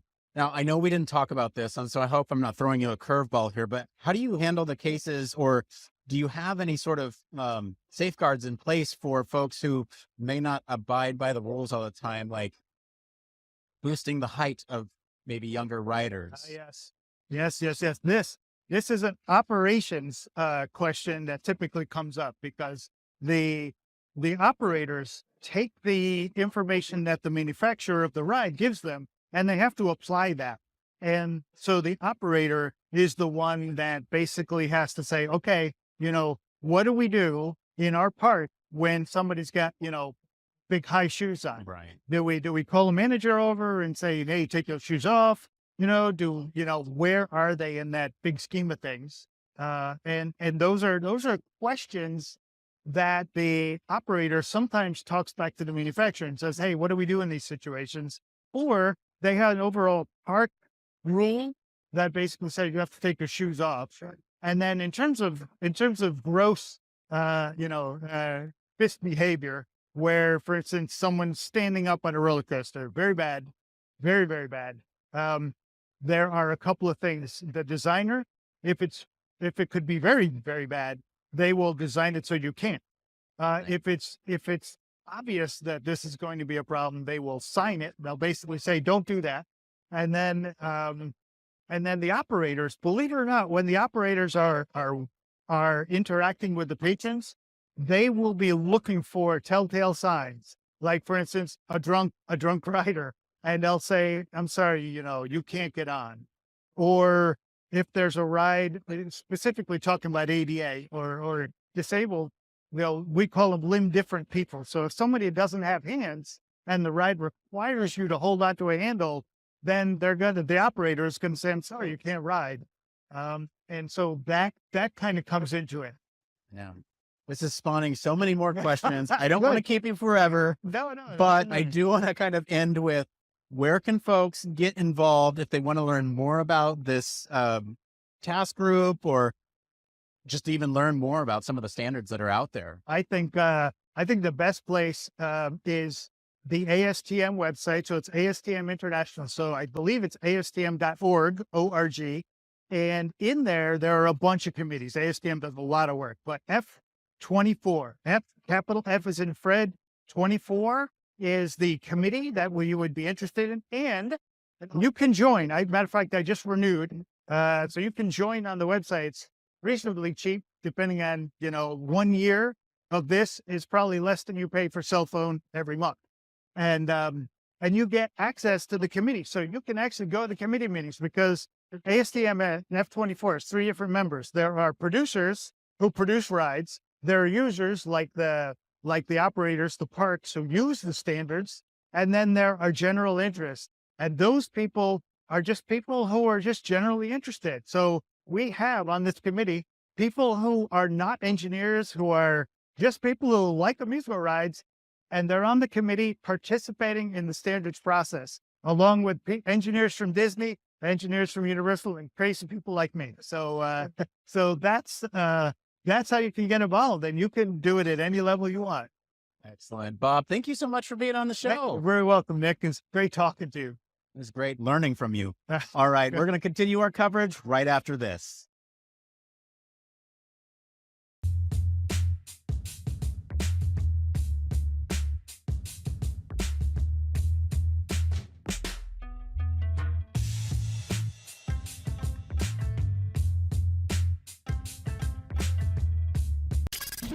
Spacecraft, railway locomotives, nuclear submarines, healthcare, jet aircraft, these are all examples of highly technical systems and organisations, and all have one particular thing in common.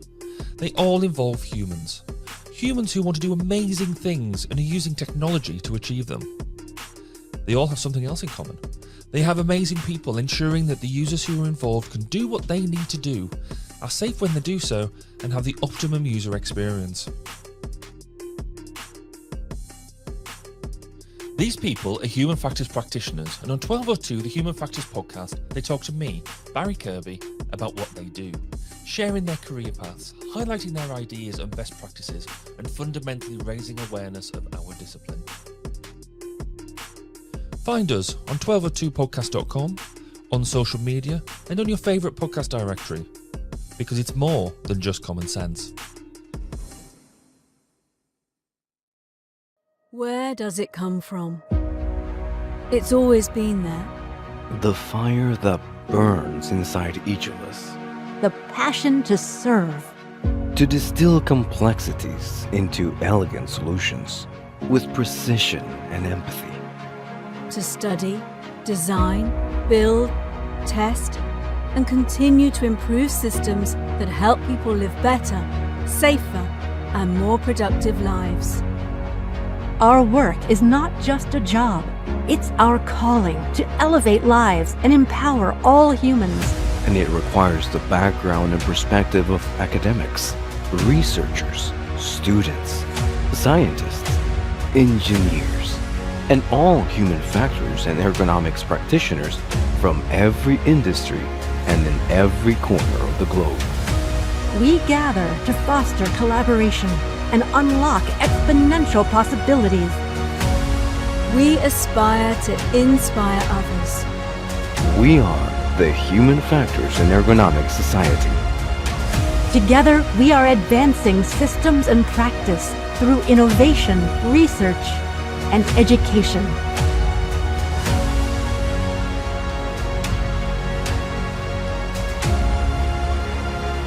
What will you aspire to? Join us.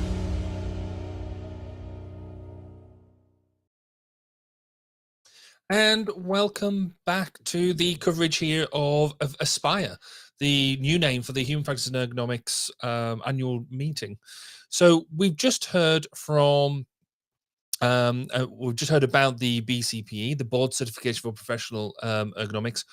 We'll spend a little bit of time covering that, and then we're going to dive into roller coasters, because roller coasters is really interesting. I'm not saying certification isn't interesting, Nick, but roller coasters is super cool. So let's hit the certification piece first. I don't think anybody's going to argue that professional accreditation is important, because ergonomics itself is not a reserved title. Whereas, you can't, in theory, you can't just go around calling yourself an engineer, because you have a engineer is a reserved title. But anybody can call themselves an ergonomist or a human factors practitioner. So having the BCPE accreditation, which we know is heavily used in the US and beyond, is really good, because you know that they've been through a level of education, a level of competence within the professional domain, so they've had a job. And in the part of the BCPE, you also have to take that exam, which at a 50% pass rate sounds like it's a crazy, right? Yeah, it doesn't sound like an easy exam. Now, it's not the only fruit, so it's worth saying, because I'm going to say, because the CIHF do operate a similar principle. If you want to become a member or a chartered member, then you go through a similar principle. You have to have a logbook, you have to have a certain amount of education, and you have to show professional competence, and you are marked against the work that you've done against the competency you've got. Now, there is no exam, because we sort of look on the professional expertise at this point. But again, it's just a slightly different flavor. Overall, I think that idea around having professional accreditation makes us better as a professional body, as a set of professional organizations. Yes, we have slightly different standards throughout the world, but fundamentally, we're saying that we want to see good standards. Yeah. It pushes us. It really does. And one of the things that I was surprised by when I talked to him is that even students who pass the curriculum can get an associate. I didn't even know that. And so immediately after my conversation with him, I went and applied. It's just kind of crazy. I could have had this thing this whole time, and even if I'm not, ready to take the test or whatever, not that I'm not ready, just that that's a lot. 50%, that's high. It is. I've got my own sort of feelings about it. I don't necessarily believe that organizations like that should be examining you as such. What we should, I believe, and it's just because the way it's worked on all my other professional accreditations. So yes, I'm a chartered ergonomist. I'm also a chartered engineer, and they all work on assessing your level of competence. And I don't believe sitting an exam truly shows a level of competence. It means that you can regurgitate a level of content, which you've already done, because you've already done exams. You've already got your baseline accreditations.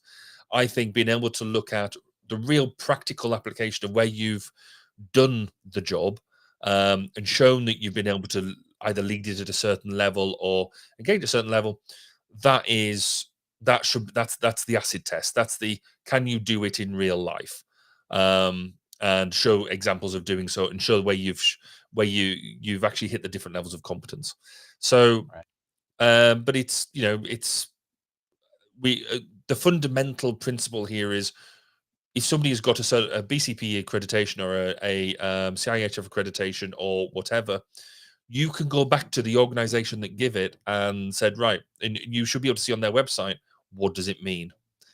And back up them credentials, back up them that professional membership. So yeah, but I wouldn't like to take an exam now. I don't know how much I've forgotten. Never mind anything else. Well, Barry, I have a test for you. Is there a standard for accreditation or certifications? Is there a standard for that? There might be one or two. Might be one or two. Okay, well, I have a standard I'd like to talk about. Now, my conversation with Bob, that was a lot of fun, and I really wanted to elaborate more on some of those points, but Bob only has enough time, and so we can sit here and talk a little bit more about some of the roller coaster stuff, because that's exciting. That was my best attempt at a segue, anyway. That was good. I mean, what a fantastic interview. I mean, not saying all the other interviews aren't fantastic. Thank you, it's great to man. hear about, but out of all the things I expected to be talking about today, standards in roller coasters and how you do the HF side of roller coasters is just awesome. We're always bringing you the juicy content. It's good. I mean, we've talked about it before. We haven't done the podcast before. I think both of us have been quite lucky that we've worked in different domains where we've, I've been lucky enough to play in the defense domain. I'm currently playing around in the space domain, looked at maritime, things like that. Done some cool stuff. But roller coasters, I mean... Roller coasters, so that's cool. just something else. I mean, I sort of wrote down in the notes here, I mean, for me, it encapsulated the normally when we talk about safety, we're talking about keeping people as safe as possible, removing as much risk as we possibly can, and making sure that things are, are comfortable and engaging. But from what Bob was going on about, you've got that balance between providing an extremely safe experience in an extreme environment. Right. You're wanting people to get close to nausea, but not actually throw up. You want to get people to experience G, but not too much G. Just enough G. Whoa! We're live, Barry.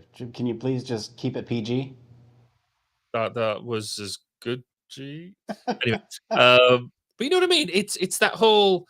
That's just utterly fascinating. I mean, where I've experienced engaging, with G forces before, it's like within the pilot domain, and when you go above a certain level and they're going to go to G lock, they're going to black out, and that's a bad situation.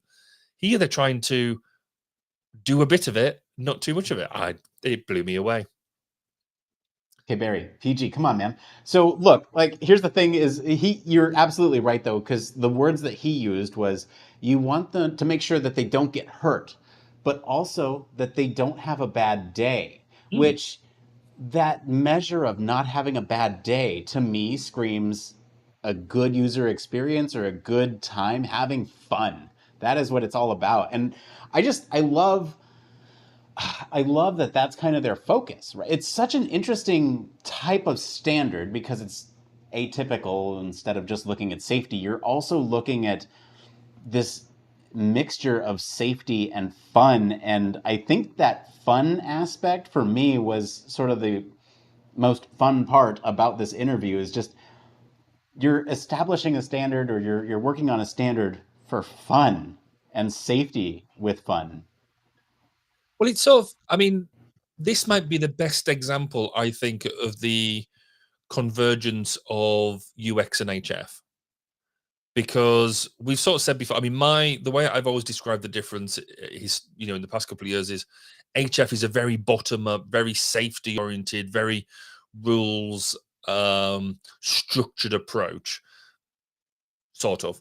And then UX is almost that top down. It's about customer delight. It's about engagement. It's about sales. It's about making sure that they want to come back for more, a really good customer experience. And this sounds like it's a real good example of the smashing together of the two. Of you want it to be safe, you want it to be good, but you also want them to have a really good time as well. Are you enjoying playing with the camera and the autofocus? I'm having a really good time playing with the camera. Look, it's over here. Look, We're live, folks. I don't know what to tell you. It's been a week, okay? Oh man. I haven't got my camera installed on my new machine properly yet because I haven't got any of the fun bits installed. But that's a completely different conversation. I'm not going to break the facade yet, but I think there's a lot of interesting things that are happening behind the scenes at this live stream that are really interesting. We try really hard to put on a good show for y'all, a good content for you all as you're watching this live at home. So hopefully you all are enjoying some of the stuff that we're talking about. I do want to transition just a little bit here into sort of the next guests that we have are from the practitioners group. And, I'm actually we're going to be right back, and I'm going to go do an interview with them. So we'll be right back after this.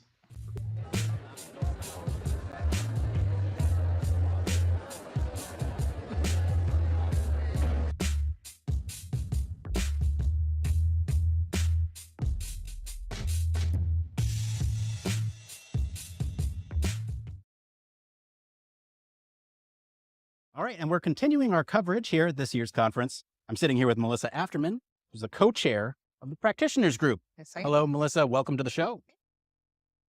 So, Melissa, my first question for you, what is the practitioners group? I'm so glad. The practitioners group is a subset of the general membership. We are not a technical group, but we're more of like an affinity group.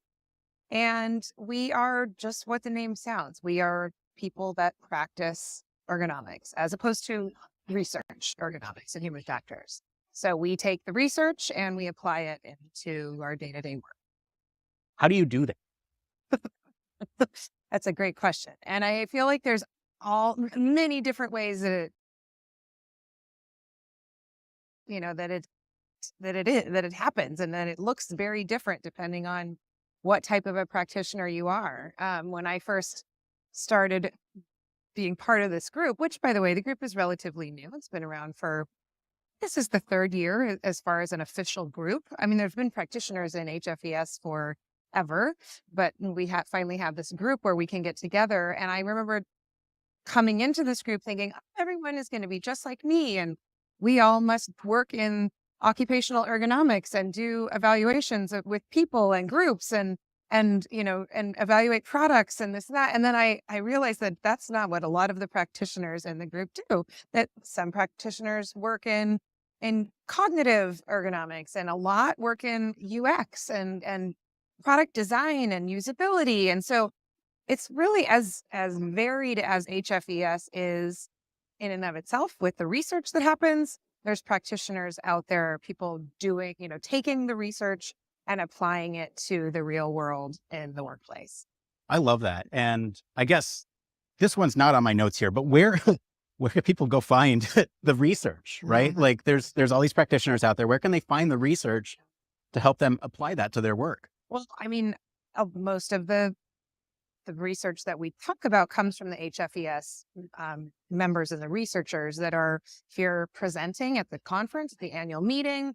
But there's also, there's a number of other ergonomics and human factors journals with published papers. And so we find our papers where we find them. But the cool thing about the practitioners group as part of HFES is we can be here together at the annual meeting and sit in a talk with a researcher and learn about the latest and greatest, way of doing something, and ask a question and say, well, how would I apply this in my own practice? And so we can have those conversations right then and there with the researcher. Gotcha. So what kind of activities do you do as a group? Well, the membership, we asked the membership what they wanted. So we sent out an interest survey recently. We got what I think was a good turnout. About 61 people responded to that over a month's time. The vast majority did not know there was a practitioners group anyway. So what we're doing right now is promoting, within and just trying to get the word out that if you're a practitioner, you, number one, belong here at HFES, and we can all be together and help raise us up together. And so what, in that interest survey, a lot of folks are interested in technical webinars. So ways to learn more about how the research has been applied and different, maybe there's research that is useful for me, but I haven't really seen that yet. So it's like practitioners talking about research and how it's been applied. So that's something that we do as a group, our webinars, technical webinars. We're trying to do at least 2 a year. So there's one coming up next month, actually, and then there'll be another, which would be November, and then another coming up early in 2024, and so on. So the main interest is technical networking and discussion. But so people just want to have a way to it's the birds of the feather thing, right? We just want to know that there's other practitioners out there and that we all feel the same way, that, our work our work matters. And without practice, it doesn't feed back into that research cycle. And so I think that from what I've heard from other practitioners, sometimes it can feel like this is a research conference. I've heard that sentiment before too. And it is. But it also, without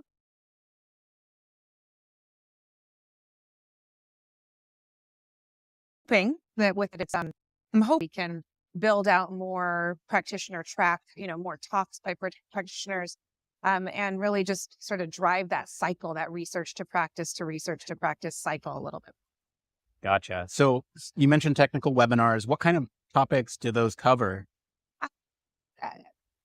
Well, the ones on the calendar currently are, the first one we're doing is just a review of what we found in our survey, sort of we asked for your opinions, we asked for your voice, and here's what you had to say, so that we can, again, get this group off the ground. But then we have the next webinar coming up is about design sprints and design thinking. Okay. And then the one following that will be about a usability topic. So because of the majority of the practitioners that completed our survey, they were interested in those topics. So we're listening to them and moving forward with that. Gotcha. So let's talk about the connection between research and practice. Walk us through, how are they connected? Well, I can give you an example. So in my practice, a lot of what I do is assess work for an individual or for a group of individuals. And so that may be from an occupational, physical ergonomics standpoint. And so I need to know what are the most validated tools, assessment tools to do that. And so that may be the revised NIOSH lift equation, that may be the ACJH TLV for hand activity, or that may be some emerging tools like the MAE and RCRA from Dr. Poppins. So some of these tools that, I'm looking for research that validates those tools. And so that I can use them in my practice to know that when I'm assessing risk, it's doing its job correctly and it is truly assessing that risk. And so that's a way that I can use research in my practice. And because some of these emerging tools maybe don't have as much validation yet, my practice can inform that research to say, hey, can we do some more validation studies? Can we, and so that sort of pushes that research back. So that's, an example of, in my world, in the physical ergonomics world, how that might work. But I think it is this synergy of what do we know to be true from research, and then how can we apply that in our day-to-day work? I think that this is the perfect place. HFES, the annual conference, is the perfect place to sort of foster this connection.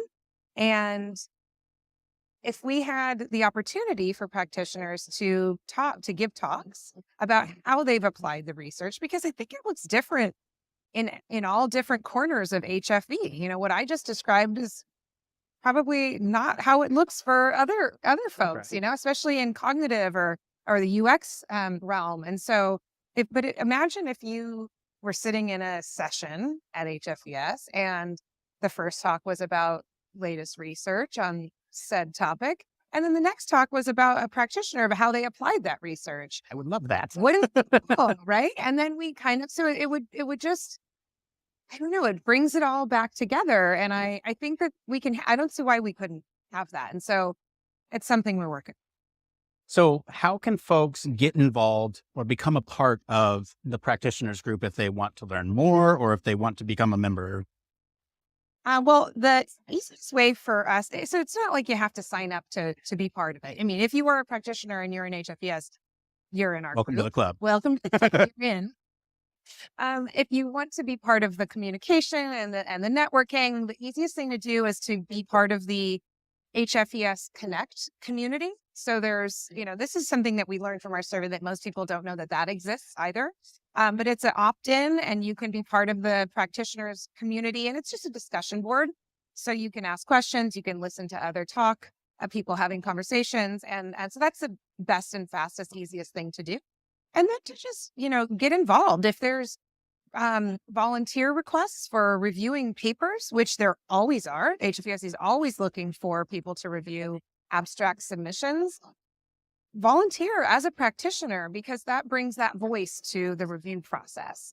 That's a way to get involved and to just keep submitting your papers to one day. Well, we will be there. Well, Melissa, where can folks find you if they want to find out more information about the practitioners group or get in touch with you? You can find me through the member directory, Melissa Afterman, and I am at the University of California in San Francisco. And you can find my email address through the member directory. Excellent. Melissa, thank you for being on the show. We'll be right back with Tom Yen, who's actually a practitioner. More after this.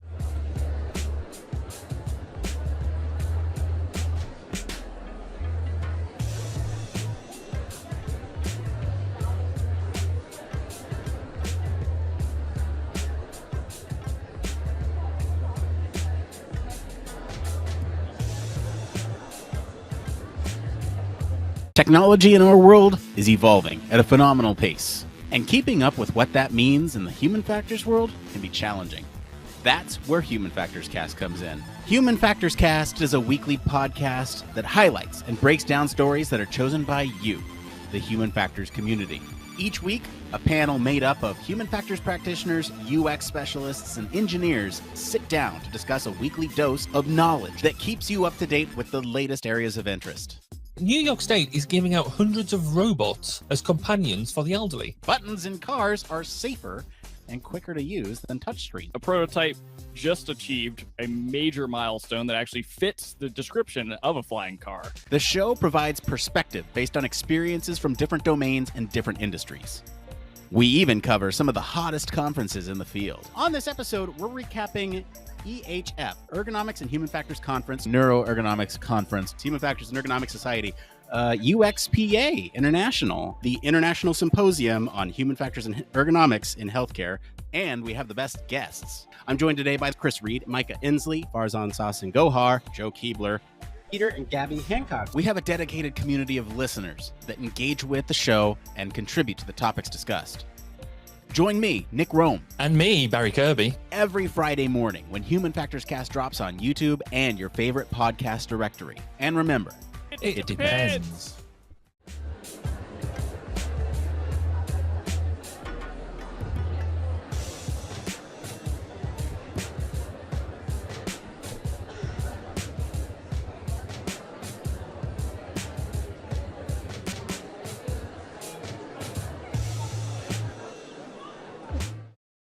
All right, and we're back with Tom Yen, who is a practitioner of said practitioners group. Hey, Tom, welcome to the show. Thank you. Hey, glad to be have here. you. Glad to have you. So I would love to know what your role is. What do you do? Well, I am the senior manager for the user experience design group at Becton Dickinson, the Integrated Diagnostic Solutions business unit, just north of Baltimore here. Within that business unit, we do diagnostic tests, from the at-home COVID tests, all the way to these large, very automated, high-volume throughput systems that a large hospital lab or like LabQuest would send their tests to, or and do processing there. So it's tests, diagnostics that really is pretty integral part of your healthcare process, right? You're trying to figure out when you have, and how should the doctors be treating you? Gotcha. So what does your practice actually look like in practice? Well, I guess I'm fortunate that I'm the first in this functional role at this business unit. So I get to sort of build what I think would work best for this business unit. Not that BD doesn't have user design or human factors. Each business unit sort of has its unique needs. So they let each business unit sort of look at what is best, right, for their product development. So being a new function, I get to sort of look at what would be an ideal component of this function. but at the same time, you sort of have to understand what are the needs for it. So what I looked at and understood what was sort of missing at this point in the IDS group was, everything was developed in a silo. Everybody sort of worked separately. So first is to bring all the relevant pieces together.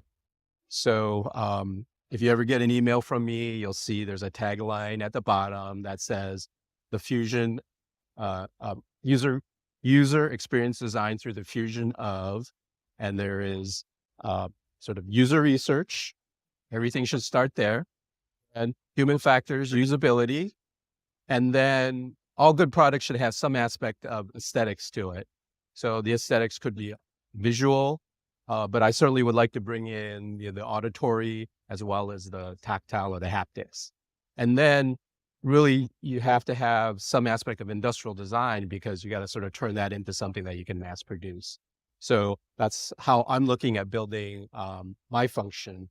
And then if you look at it in terms of specific areas, then I would say you have sort of the hardware UXD, software UXD, user research being extremely important, a user research function, user testing. And then because we're a medical device company, human factors and usability and its regulatory implications are very important. So I look at my function within those 4 different areas. Gotcha. And what kind of projects do you have going on there? What can you talk about? Let me put it that way. Well, in general, okay, diagnostic testing. So it's a combination of sort of these assays, chemical assays.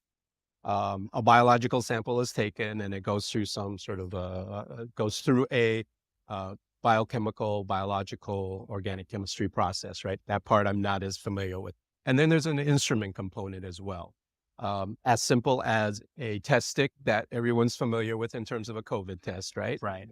All the way to, we have these large floor to ceiling standing, very automated diagnostic systems where all you have to do is put the samples that come in the vials into the system, and you have robotics inside that is really doing what a human would usually be doing in a lab, but it's doing it in a very controlled manner. And at the end, you're going to get the result that gets fed back to sort of the laboratory information systems that the hospital or the facility that you have, and that ultimately gets back to your physician through your medical records. Gotcha. So we just talked to Melissa about the practitioners group, and I want to know sort of how does research support your work? Well, in its simplest, right, human factors, there's a lot of foundational science that sort of already exists. The physical ergonomics, the cognitive psychology that we use on a daily basis to try to develop that intuitive, user interface, ideal, pleasurable user experience. But, one of the areas, obviously, AI is really big. How do you leverage a lot of that cutting edge technology? And then I think HFES is really doing a good job as well as the physical automation, the robotics side. Now, because a lot of our processes, we're looking for ways to automate them, but not all the processes can be outright automated. That means, the human, the user, the lab tech isn't involved. So I'd love to get more into these dynamic and up and coming processes where the lab tech can actually be interacting with a robot, right? We're hearing about these collaborative robots, cobot. How do you design a robot that can interact with a lab tech in as seamless manner as possible? I think that's a really, could be a very interesting area. And I'd be looking forward to using it. There's a lot of some of the basic results that I'm hearing from the research. Right. But I think as they work on maybe some more focused elements in terms of type of workflows, getting more away from sort of the industrial workflows that we're very familiar with, like in the auto assembly industries and so on, but more in the laboratory settings, benchtop type aspects. I would be very interested in seeing research that would have results that I would be able to implement from that. Yeah, well, I mean, I guess that's kind of one of my next questions here is what's your research wish list for the practitioners group to kind of take and put out there into the world? Yeah, if they could start looking at that collaborative side between the robot and the user in terms of these more smaller, I guess, delicate, closer types of interactions with that robot between the user. I think it's not help having the robot lift big, heavy things.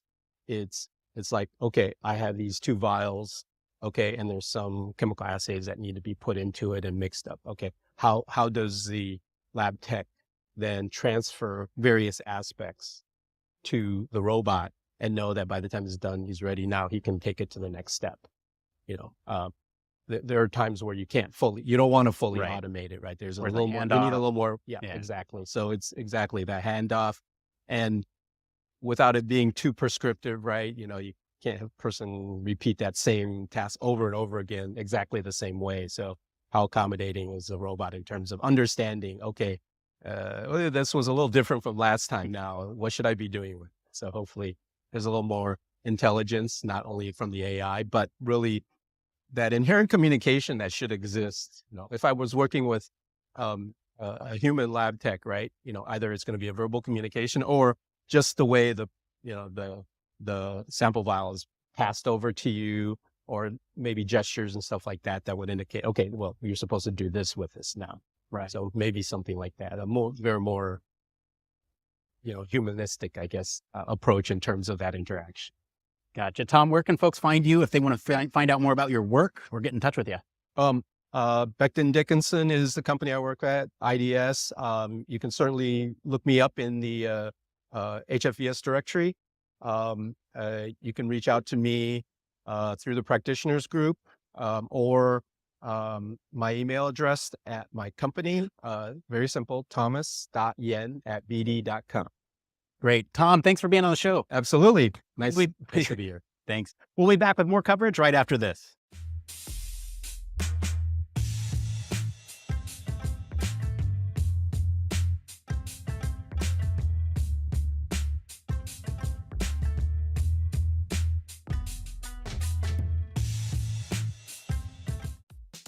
Human Factors Cast brings you the best in human factors news, interviews, conference coverage, and overall fun conversations into each and every episode we produce. But we can't do it without you. The Human Factors Cast network is 100% listener supported. All the funds that go into running the show come from our listeners. Our patrons are our priority, and we want to ensure we're giving back to you for supporting us. Pledges start at just $1 per month and include rewards like access to our weekly Q&As with the hosts, personalized professional reviews, and Human Factors Minute, a Patreon-only weekly podcast where the hosts break down unique, obscure, and interesting human factors topics in just 1 minute. Patreon rewards are always evolving, so stop by patreon.com/humanfactorscast to see what support level may be right for you. Thank you, and remember, it depends.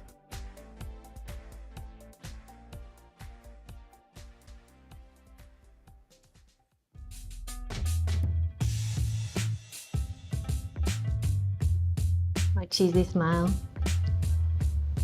Ooh, I'm.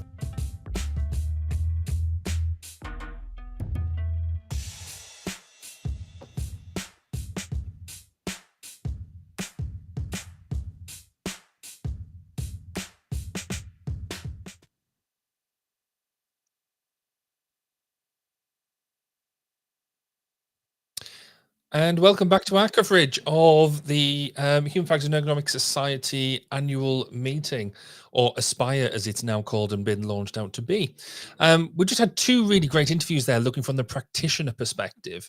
So something that Heidi and I and Nick have been talking about of the past couple of hours or so is this drive from this Aspire narrative to not only just look at the academic side of things, but bring in how the practitioners engage with. And Melissa, I think, highlighted the fact that certainly I wasn't aware of, the fact that there is a practitioner network which purely focuses on people who practice human factors and ergonomics as opposed to just research about it. I don't know whether that's a fair thing to delineate between the two. But what were your first impressions, Heidi, of what Melissa had to say? You just caught my brain going completely different, because you just said with the human factors and the aspire. So I'm trying to swerve back again here. I mean, from my perspective, I thought it was. Well, because can you really not practice human factors? Even if you're researching it, you're practicing it, right? I think that's probably true, but I think possibly the point that she was trying to get out, there was a, as we said earlier, there's a lot of conferences like this that focus on the academic research, and I think some of the bits that she was bringing out was the need for practitioners to talk together, and I think particularly there was an element that she said around if you're sat there in front of a researcher saying they've come up with a new either a new method or a new theory or something like that, us being able to sit there as practitioners and say, that's great, how do I apply it? How do I use it in a real world context as opposed to a lab-based context? And I think what she said was really apt, because it's something we've been struggling with here in the UK, about how to make our annual conference more relevant across the board. Is it's all great about hearing about these new methods and things that are coming along, but how do you in the medical domain, or I in my domain, actually take that and actually apply it to a real world problem that we're dealing with? How do we use it to run trials and things like that? And I think it's also really good for that, for researchers as well, because we are the exploitation route. The practitioners are the exploitation route of somebody's research. The practitioner's bit is how it's going to be applied, not necessarily just looking at developing some research and do what I do sometimes, and just go on to the next piece of research. So I think that their group, the practitioner group, is I think quite important, and maybe it's important for the certainly within this new rebranding of Down with Aspire, that they've got to be a key stakeholder in this, in making sure that practitioners have a voice in what it looks like in the future. I mean, do you see, because with what you do in the medical domain, you're a practitioner. How do you feel your voice is heard, or has been heard in the past at conferences? Do you think it's enough, or do you think there is need for these groups to look at specifically the practitioner route? I think there's parts to it where it's really hard at, let me put it this way. Let me start from the beginning. I think there's multiple things going on there where, because human factors or aspire is general, right? It's reaching into all kinds of practices, all specialties, right? The focus within a practice may not be as deep diving as you wish it to be, right? So that's where you then go into the niche conferences. So for us, that would be the Healthcare Symposium, the Human Factors and Ergonomics Society Healthcare Symposium. I'm not aware that we have a new acronym for that yet. So we still call it HCS. And in that is where we a lot of times see the researchers trying to break down certain methods so that we can then apply them and team up with practitioners who show examples of applying their approach or actually live out their research paper or something like that. And that's definitely a thing I see in my domain.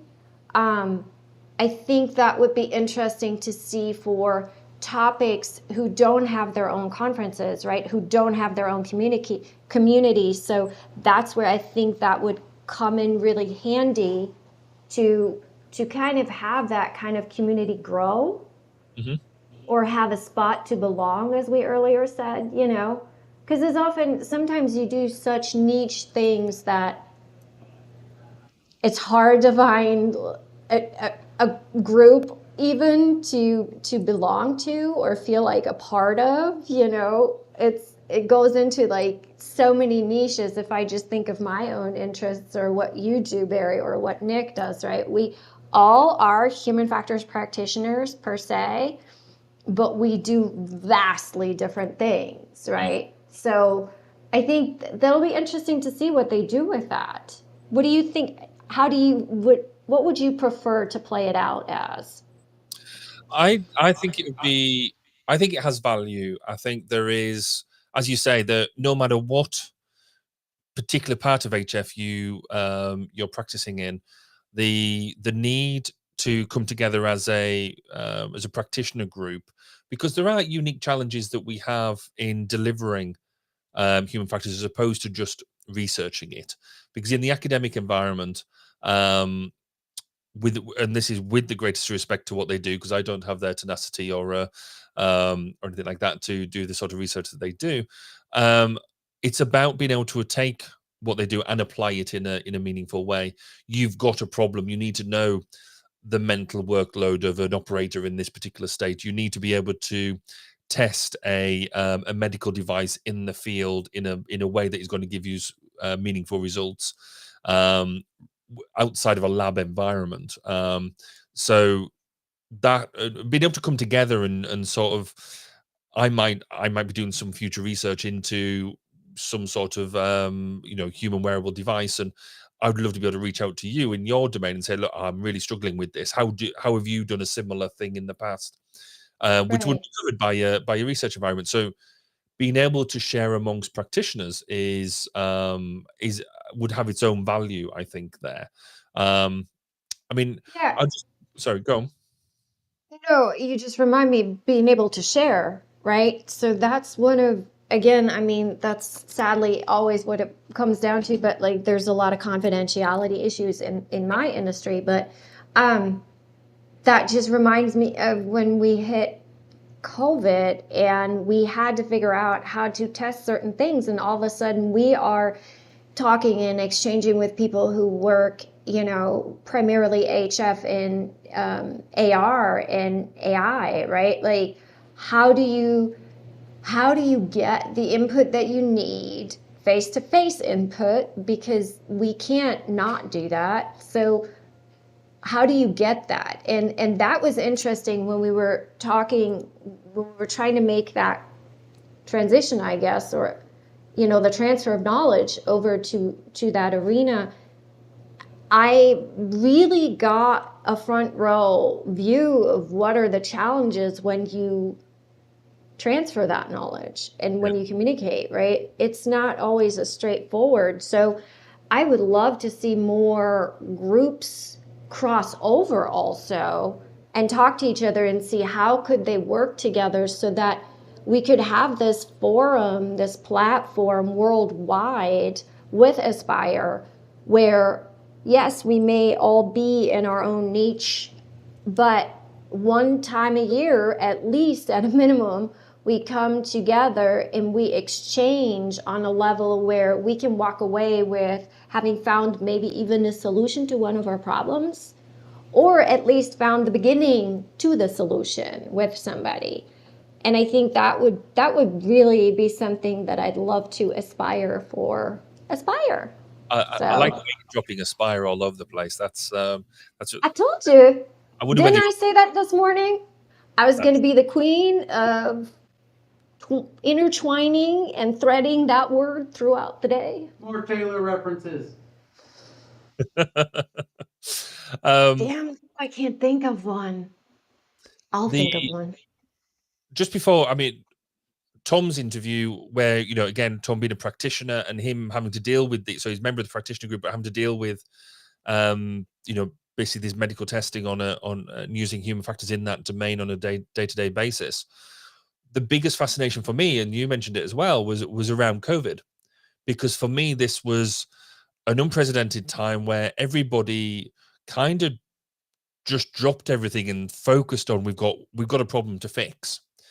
You know, in terms of COVID testing, I got involved in some stuff around, you know, 3D printing face masks and things like that in making a usable product.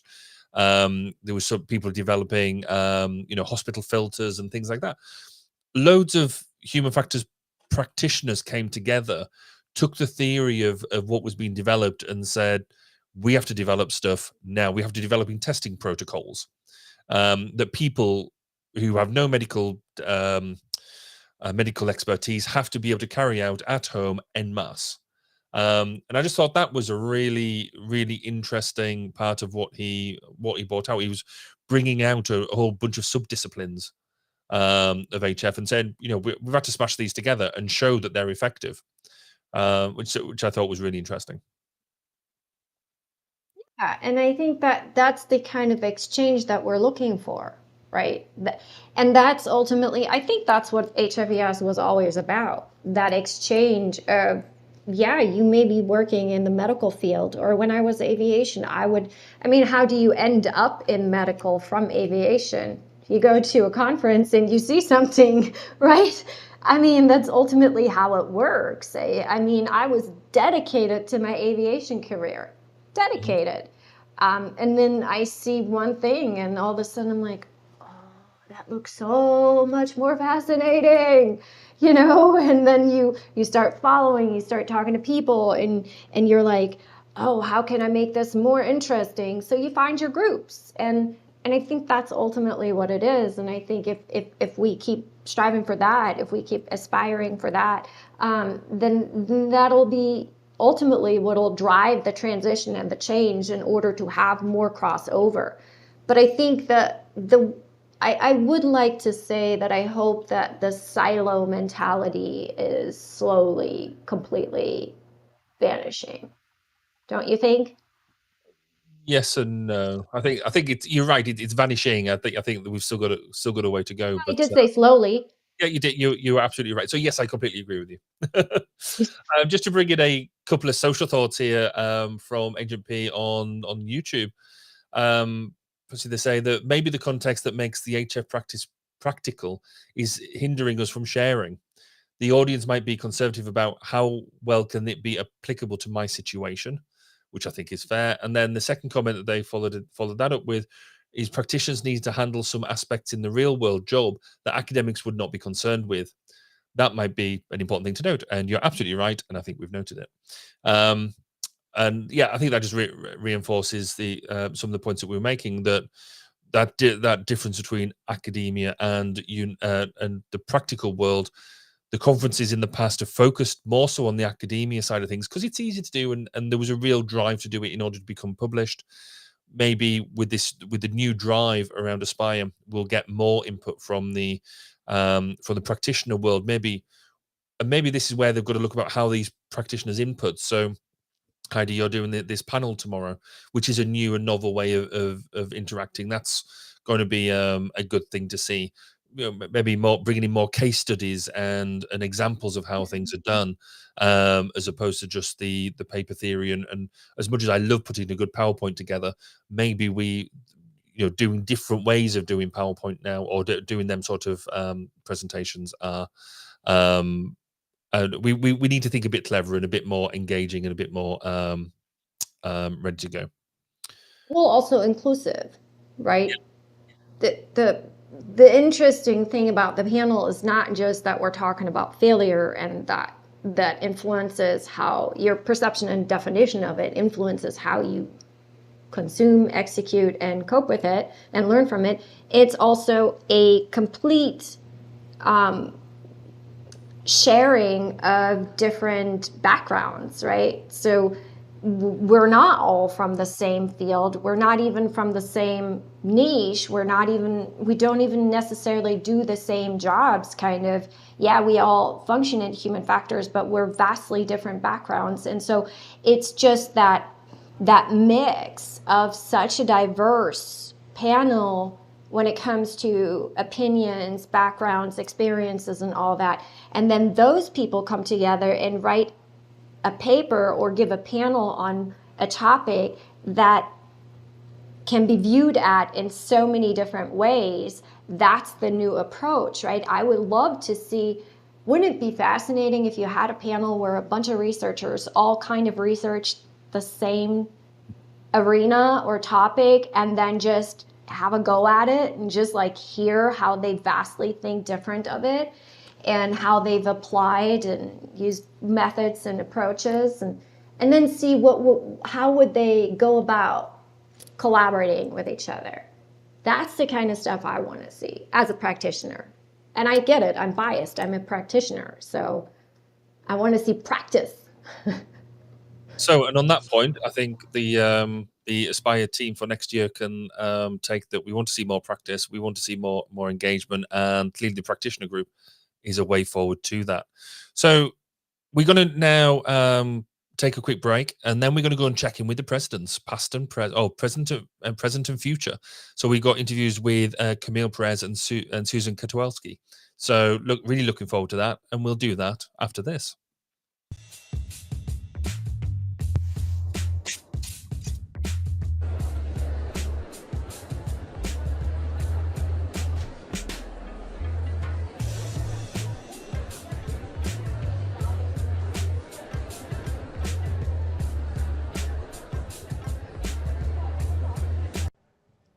And we're back continuing our coverage. I'm sitting here with President-elect Camille Perez. Welcome back to the show. Well, thank you. It's lovely to be back. I always love being here and visiting with you. Always love having you on. So, President-elect, that's a pretty big deal.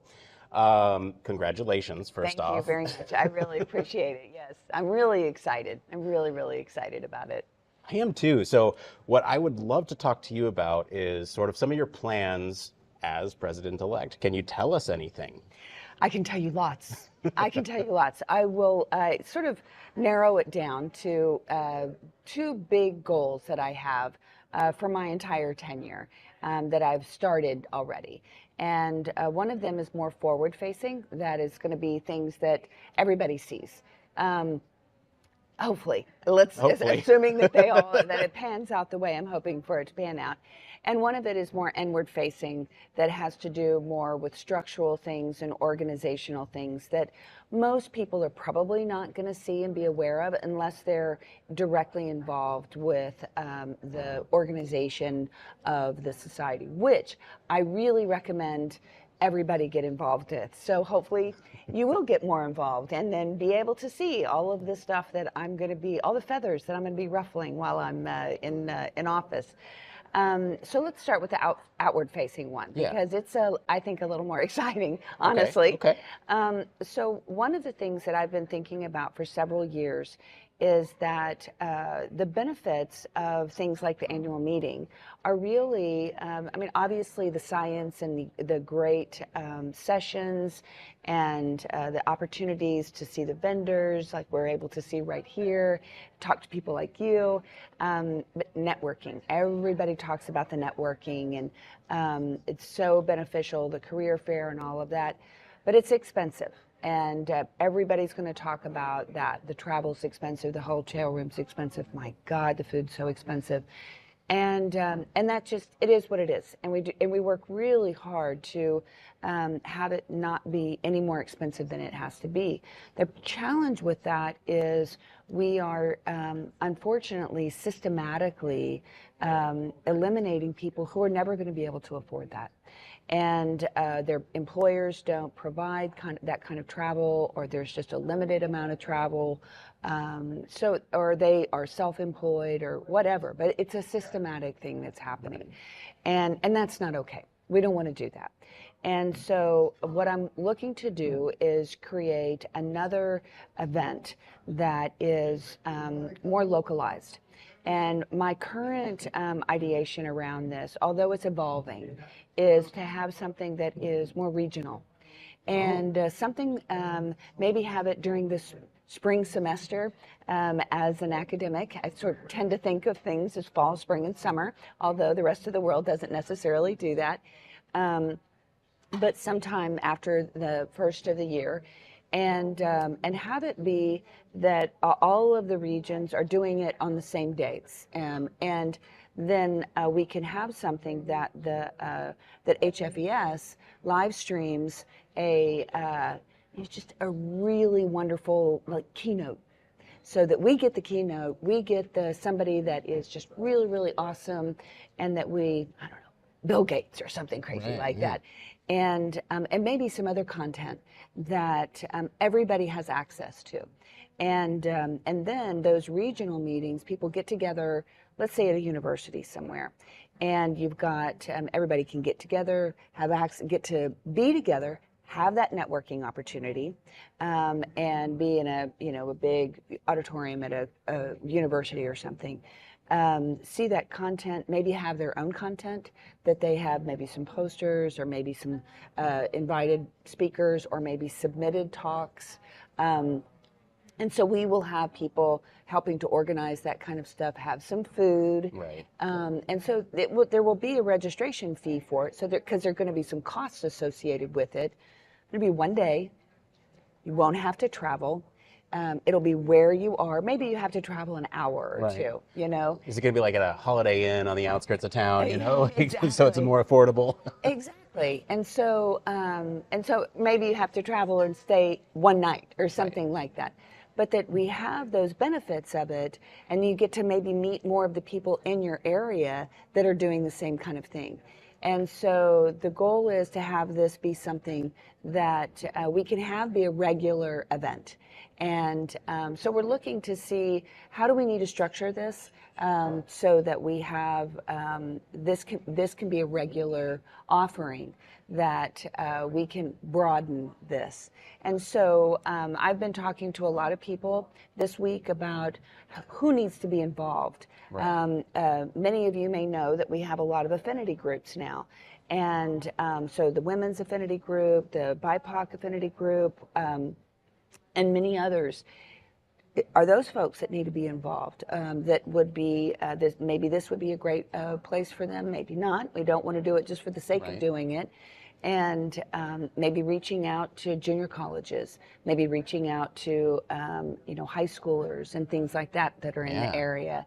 So it could be a really exciting opportunity for outreach as well. Yeah. So that's something that could be, I just think could be a really exciting opportunity for us. I think so too. It could really revitalize some of the local chapters too. That's what I'm hoping. So, so I'm getting a lot of positive feedback. I'm doing a lot of play devil's advocate with me. You know, how could this go wrong? And let's start resolving that now. And so that by the time we're starting to implement the first one, we've addressed a lot of those issues already. And because of course, you know, I'm not the smartest person in the room, and but there's a lot of smart people here, and so that's sort of my goal with that. But I think that we have to find something where the folks who need us and need this can get to it and not have to spend as much money to be able to get to it. I love that. I absolutely love that approach. Now let's talk about maybe the less sexier side of things, the structural changes internally. I think some people might think this is not exciting. I think this is very exciting stuff, the like internal workings, because it affects us all. Yeah. And so yeah. Can you tell us a little bit more about that? Sure. So one of the things that we have, as a society, we have strategic goals. And we've had them actually, when I was Secretary Treasurer many moons ago, we had revised all of our strategic goals. And there, you know, some of them, we had one on diversity, equity, inclusion. I was part of the group that generated that, and I was pretty proud of that. And they are on the website, and the different committees and all of that look and try to figure out how their committee fits into that. However, as an executive committee or executive council, we don't talk about those strategic goals holistically ever, and certainly not on any kind of a regular basis. And that's because in the committee report, so every committee generates a report and sends it to the executive council twice a year. And it's not the most fun process, but it's a really important one, because those committees need to communicate to the executive council what they're doing. Right. And so that's how we kind of know what's going on, how what do they need from the executive council, what do they need, and so how are things going, and that sort of stuff. That is how that goes back and forth, and they do that through the division chairs. So there's the committees that report to the division chairs are reporting to the executive council. And so what I'm wanting to do is restructure how we talk about what's going on at those committee levels, at the technical group levels, at the council of affinity group levels, and have it organized in a way about those strategic goals, so that our conversations are about, so this strategic goal, here's what happened over the last half year on these strategic goals. This is how we're doing with this, so that we can start not benchmarking is not the right word, but we can start evaluating ourselves on that goal. And how are we moving towards it? Is it a good goal still? Do we need to put more resources around that goal? Or are we moving along? Is it time to, sunset that goal? And then, because we've really done what we needed to do. There's some goals like being the strong scientific, presence in human factors ergonomics. We're always going to have that goal because that's fundamentally who we are. But how are we doing on that? Do we need to do more? And so, and that's going to be a beast to do that, and that's okay. Challenging problems are challenging and fun and all of that. But that's the internal piece that I want to do. Is we need to revisit the goals. It's time to revisit them anyway. But more importantly, revisit the structure of how we address those goals and make sure that we're moving towards them in a way that we want to. I like that goal-oriented approach. One more question for you. Yes. In your time as president, so after everything's all said and done, you're now all the way through, you're past president, last day, last conference. What do you want to be remembered for? I want to be remembered for people feeling very energized. I want to be remembered for people feeling very included, and that the feeling of the society is one of really coming together. That there is this sort of feeling that has happened with the society by the time I'm done with my 3 years. That it's a palpable experience that people have had. That's what I would like. Well, Camille, we'll talk later. For everyone else, we'll be right back right after this.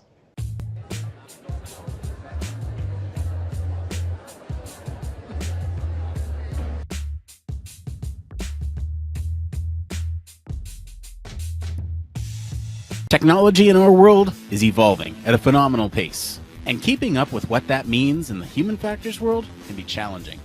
That's where Human Factors Cast comes in. Human Factors Cast is a weekly podcast that highlights and breaks down stories that are chosen by you, the Human Factors community. Each week, a panel made up of human factors practitioners, UX specialists, and engineers sit down to discuss a weekly dose of knowledge that keeps you up to date with the latest areas of interest. New York State is giving out hundreds of robots as companions for the elderly. Buttons in cars are safer and quicker to use than touchscreen. A prototype just achieved a major milestone that actually fits the description of a flying car. The show provides perspective based on experiences from different domains and different industries. We even cover some of the hottest conferences in the field. On this episode, we're recapping EHF, Ergonomics and Human Factors Conference, Neuroergonomics Conference, Human Factors and Ergonomics Society, UXPA International, the International Symposium on Human Factors and Ergonomics in Healthcare, and we have the best guests. I'm joined today by Chris Reed, Micah Inslee, Farzan Sassin Gohar, Joe Keebler, Peter and Gabby Hancock. We have a dedicated community of listeners that engage with the show and contribute to the topics discussed. Join me, Nick Roome. And me, Barry Kirby. Every Friday morning when Human Factors Cast drops on YouTube and your favorite podcast directory. And remember, it depends.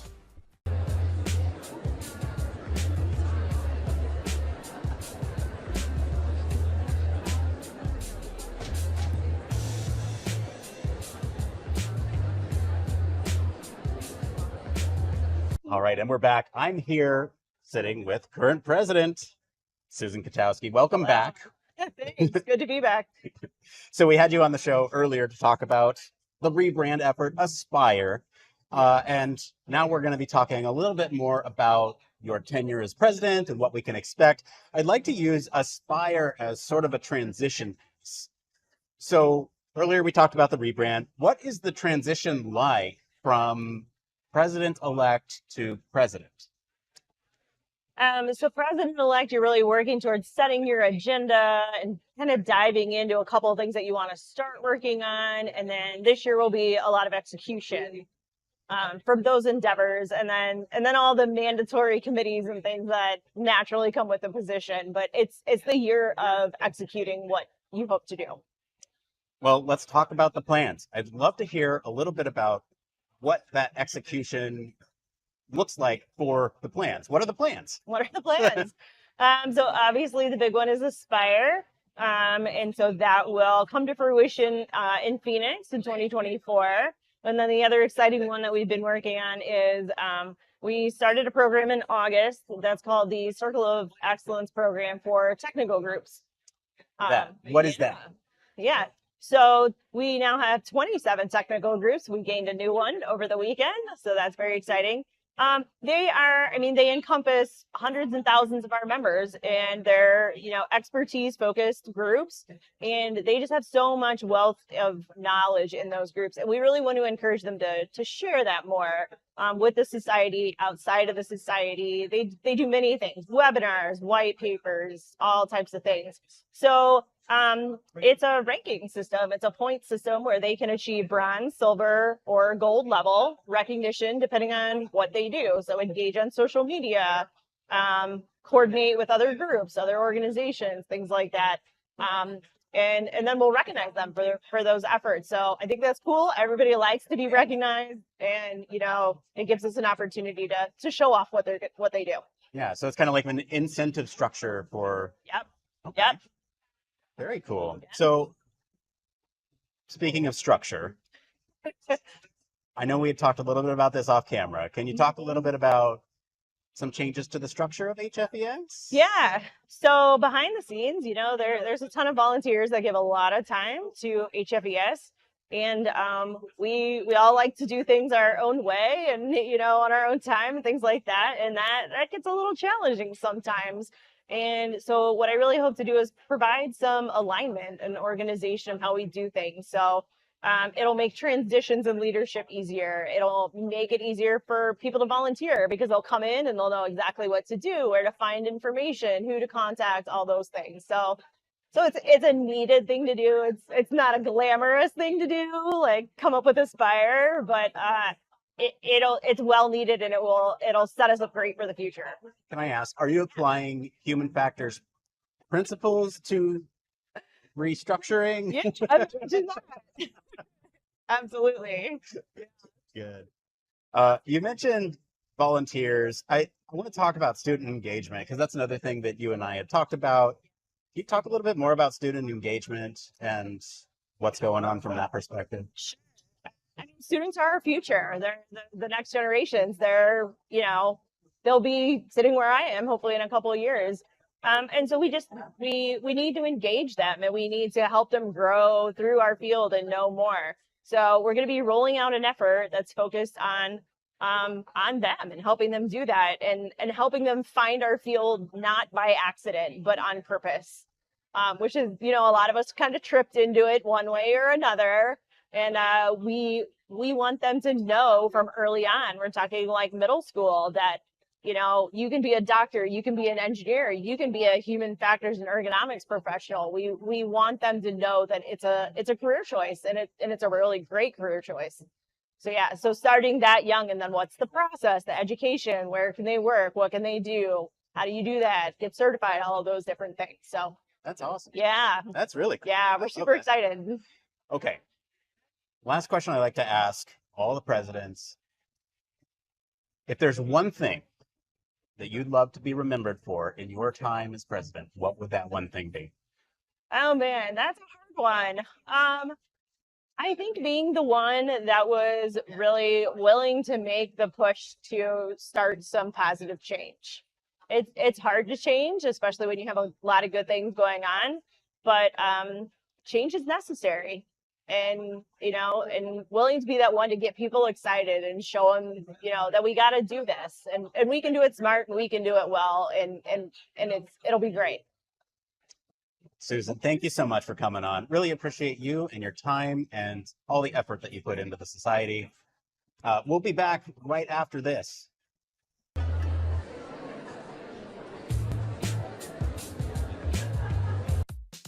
Human Factors Cast brings you the best in human factors news, interviews, conference coverage, and overall fun conversations into each and every episode we produce.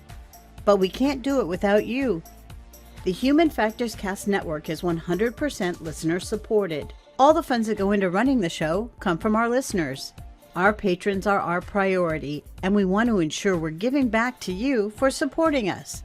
Pledges start at just $1 per month and include rewards like access to our weekly Q&As with the hosts, personalized professional reviews, and Human Factors Minute, a Patreon-only weekly podcast where the hosts break down unique, obscure, and interesting human factors topics in just 1 minute. Patreon rewards are always evolving, so stop by patreon.com/humanfactorscast to see what support level may be right for you.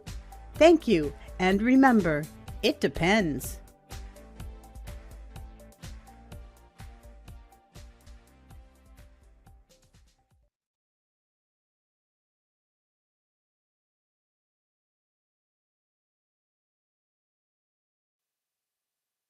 Oh, Barry, hey, we're back. Your mic. You're being professional again. Twice I've done that. You'd have thought after like all these years I'd learned to unmute my microphone, but I was doing it a different way. That's why there's a usability issue with the way I've got my desk set up. But let's critique myself. But yeah, It's not just a Heidi issue. It's what? Sorry. It's not just a Heidi issue. No, we all get in a way that I'm encouraging all people to be open and honest with their muting issues. Then we can maybe we need to set up a mute support group. Mute support group. There you go. You just be very quiet. And see what I did there. Anyway, welcome back to the coverage. This is not just a bad gags place. This is all about the coverage of Aspire, this year's conference for Human Factors and Ergonomics Society. Used to be known as the annual meeting. No more. You're now attending Aspire. Isn't that amazing? We almost need. I feel like we need like stars or glittering across the screen every time we say it. Every time Heidi talks, it'd be there. You'd be on all the time. It'd be great.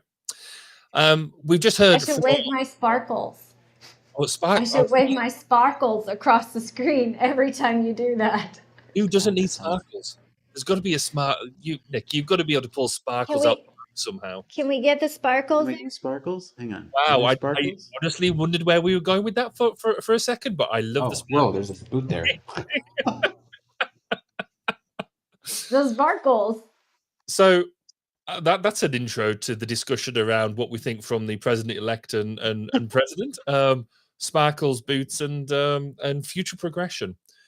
But I don't Look, know, folks, we're what? We're 5 hours into this stream. We're kind of getting off the rails, but let's focus it. Please, It's a human factors conference. We're human. We entertain ourselves. As our concentration levels decline and our insomnia and tiredness increases, we might see more sparkles across the screen. Well, hopefully we haven't lost you yet. So let's actually talk about the president's plans. Barry, what were your sort of first initial responses? Because this is something that you brought up earlier today when we asked you what you were looking forward to. You said, I want to know what the presidents are going to do. So what's your reaction? I think this is, I loved everything I heard. Firstly, what Susan is doing with her year as president, some of the things that she spoke about, we'd spoken about previously when I'd had some discussions with her when she was president-elect. I love this idea of the recognition, the effort recognition for the groups. I think, because there are so many groups, and I think this is not just HFES. We sort of have it with the CIHF, and others will as well. Some groups put in more effort than others, and it's normally commensurate to the number of members you've got and the type of engagement you have. But as an organization overall, you want to try and make sure everybody can access and get the benefit of. So to almost use a gamification technique to encourage the groups to do certain bits. I think that's really, really good. But then also listening to Camille's efforts about what she wants to do in the future. I think there's some really promising bits in there. But actually, the bit I meant to mention on Susan's as well is she's doing some stuff that I'm doing here in the UK, which is, as you quite rightly pointed out, Nick, it's not sexy, but it's really important, which is underlying structures and the way that the institute works, because it's really easy, I think, to get just to roll and say, well, that's how it was done before, and that's how it'll always be done. But as Susan quite rightly points out, the demographics are changing, the way people interact are changing, the institute, sorry, the profession as a whole changes over time. And to be able to react to that and actually say, actually, we need to do something different is bold, but I think it will pay dividends. So from both of them, I thought there was a lot of really, really good stuff in there. What about you two? Where were you at with all of this? Yeah, I mean, I'm right there with you. I'm curious though, Barry, who copied who? You said there's a lot of the same stuff going on. Who copied who? Oh no, I definitely nicked the ideas from her. Okay. No, I think as long as you're honest about it. Certainly with what Susan was talking about for the recognition, it's definitely something I put on our staff team's radar and the CIHF to sort of say, is this something that would work for us? We're not doing that yet, but certainly some sort of looking at the different ways people engage. So things like, if you get engaged with social media, then we encourage you to do all that sort of stuff. In terms of some of Camille's ideas around the remote conferences, remote keynotes, there's some elements of that we have been doing for a while already, but I'm fairly sure she didn't steal that idea. As ever since COVID, we've all been doing it. It's about maximizing the use of it. So I quite the focus on reducing costs was interesting, I thought, because it's a criticism I've had of the likes of IEA, and we've got the European Ergonomics Association as well, is they spend a fair bit of time going visiting places and doing things, but where's the benefit to the members? Yes, you've had a small group of people going to visit things and having a lovely visit and a lovely engagement. So what? And I actively refuse to go on some of these things because they're just junkets by any other by another name. They're a nice hobby horse, but so it's nice to see this idea on actually looking at the cost that you're spending on doing different things. Well, I don't know if you caught it, but we got an exclusive reveal here that Bill Gates will be the next keynote speaker. I heard that, right? That was that. Okay. I'm really looking forward to it. That's really going to encourage me to come next year on and hopefully get an introduction, because that'd be brilliant. And presumably we will get him on. We'll get him in the studio. Yeah, he'll be on the show for sure. So you heard it here first. You think it's Wi-Fi? Barry, now I hate to you just dismantled this entire production with that one comment. I want to call a quick audible because there's something fun going on social media right now, and I have to call attention to this because Barry, you have the biggest fan. Your biggest fan is also your littlest fan. Did you see this? This has made my day. Amazing. Let's show this here. I'm going to pull this up on the screen here. So, I mean, what isn't a lot? I mean, the rapture, the engagement there. I mean, what more can we possibly want? Captivated. Yeah. I mean, see how she's staring at you, Barry? She is just enthralled with your stories. Well, she can't stop. Well, yeah, I could say things like, well, can you blame her and things like that, but I won't, because that would be trite and what everybody'd expect me to say.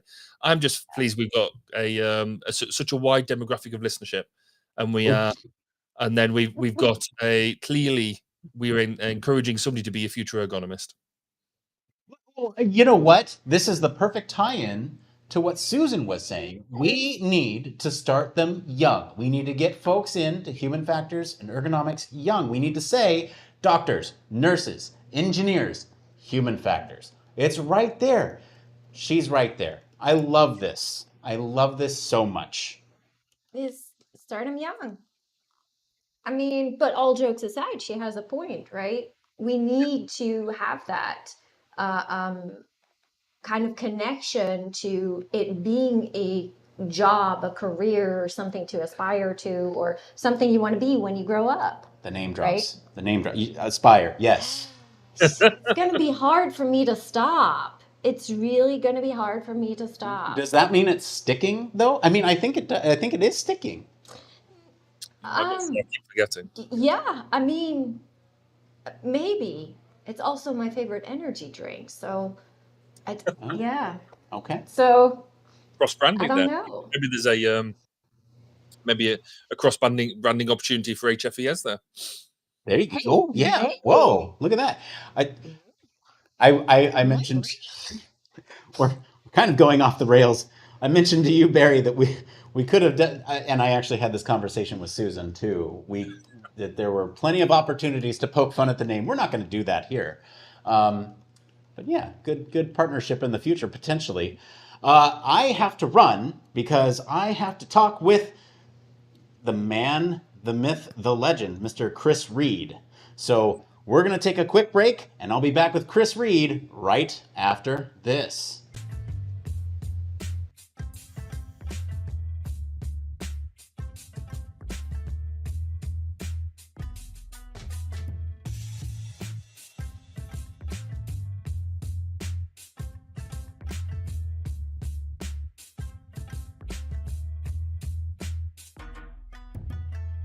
Cool. And we're continuing our live coverage of this year's HFES annual meeting. I'm sitting here with, well, you know him, you love him, the recipient of the Arnold M. Small and Betty M. Sanders President's Distinguished Sir Chris. I don't think it matters. We've done this a million times, man. Yeah, Can I we know. just like do away with Let's the just, awards? let's just jump into it. Skip that part. Let's go into the episode. Ahsoka. Yeah. So let's okay, we're human factor stuff. We'll try to keep it. You know, we'll try to talk human factor stuff. We're gonna switch to the sci-fi channel. But dude, I've been wanting to talk to you about sci-fi and Star Wars and just everything since our first meeting at Ergonomics in 2018, I think it was. Yep. So what we've been kind of teasing it throughout the week. Ahsoka, you saw it. What'd you think? Anakin is in it. Oh my goodness. So first off, I don't know. Can we give away I guess the episode? I guess we're already spoiling it. The So series? the full spoilers for Star Wars here. Spoiler alert. For Ahsoka. This is now a Star Wars podcast, human factors included. But yeah, so spoiler alerts there. Go. What do you think? All right. So first off, I've been an Ahsoka fan for Star Wars since she came out as a Padawan for Anakin in the Clone Wars series. And did you watch Rebels too? Oh man, yeah. Okay. So this was like I've been caught up on all the Star Wars everything. because unfortunately or fortunately for my children, they have to. It's part of their inheritance. I know. So what's the trick? Can I ask you what the trick is? Because I'm trying to get my son into it right now, and he is just like so resistant. He just wants to watch like Number Blocks or Blue's Clues or you know like. So the normal children television series. Yes. Exactly. Yeah. So honestly, I bought them lightsabers. Oh, okay. Like the little Got it. extendable ones that light up.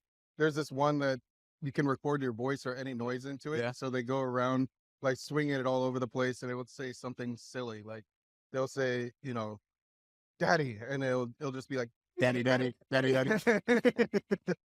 Just hilarious. But yeah, I think the toys are something that got them into it. I have the like actual replica lightsabers that have the full blade. I give him those too, and he's like, "No, I don't. No, those will break." No, I know. I mean, like we sit there and we fight with them. It's a ton of fun. But he won't like sit and watch the movies or the TV shows. Anyway.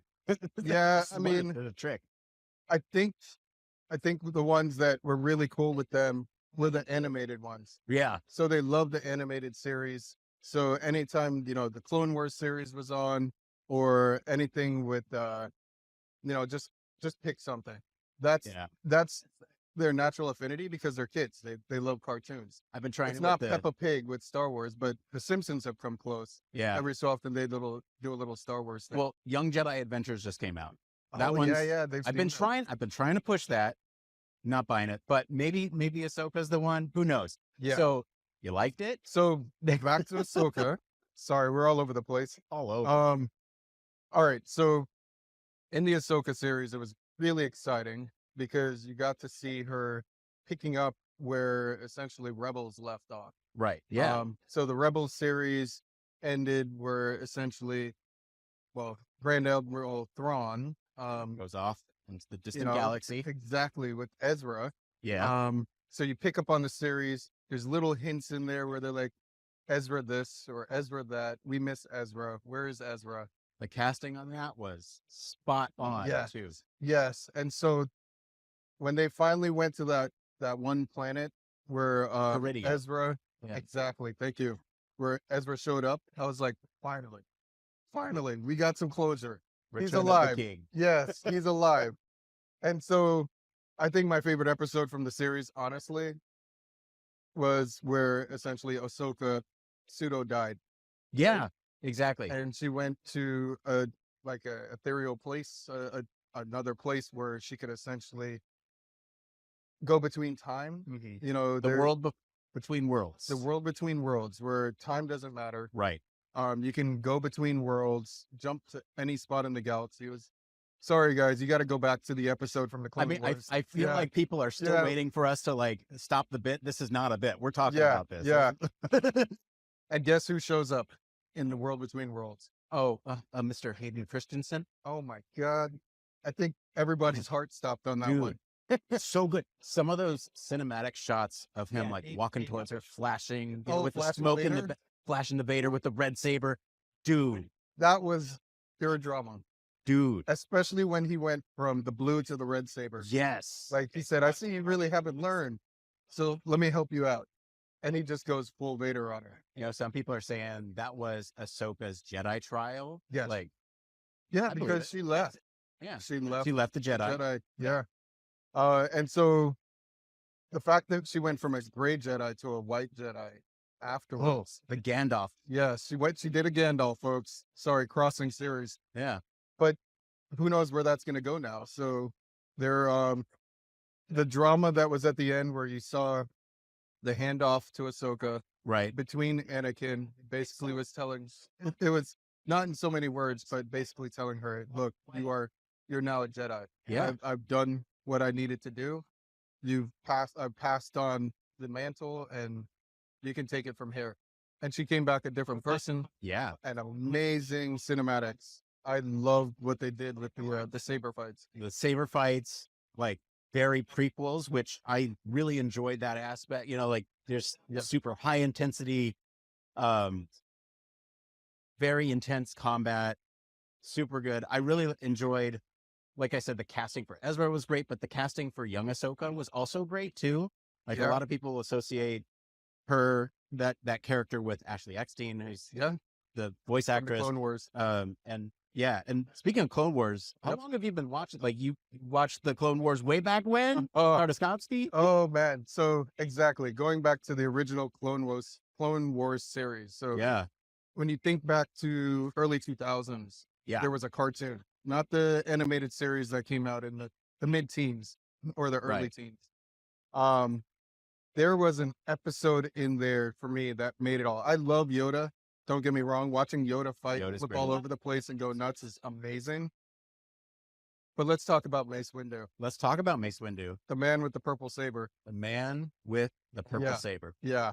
Oh man, I know that exactly the episode- episode that you're talking about. we should totally play that episode. There's like a small 3-minute, 4-minute excerpt where unfortunately Mace loses his saber in the middle of the fight. And we all think the Jedi are nothing but their lightsabers. I mean, especially Mace Windu. He's like combat. He invented a lightsaber form. Yes. Yes. And he didn't have it. So what happened? He went hand to hand with thousands of droids. Yeah. It was a lot of droids. I've never seen Jedi move like that. He literally just tore the place up in hand-to-hand combat. ripping droids apart with the Force, using the parts to destroy other droids. He didn't need a lightsaber. And then at the end, when he just like force pushes, Yeah. if I'm remembering correctly, he force pushes them all to the side. Yes. And then he showed up, had a drink from the kids' water, and then went back into the combat. It was hilarious. I loved it. That was my favorite episode of that series. Yeah. People are still waiting for the human factors. It's not coming, but I mean, we might touch on it, but like, this is why I love talking to Chris, because it's just like, this is the conversation. And honestly, like, we can, I guess, tie it back to the conference a little bit here, because this is the type of conversation that I really do enjoy and appreciate, because we can talk about human factors all day, but like, this to me is such a personal connection. You have to relate. Yeah. It's part of the relationship of HFES and HFE. You need to be able to speak the language of others. And so for you and me, it's obvious. It's sci-fi. Let's sit here. You are essentially my user in this interview, where I am getting to understand what makes you tick. Yes. Love it. I love it. So what else is going on, man? You know, it's been a fun ride. My so-called exit speech for the award ceremony on Monday was a moving piece for me.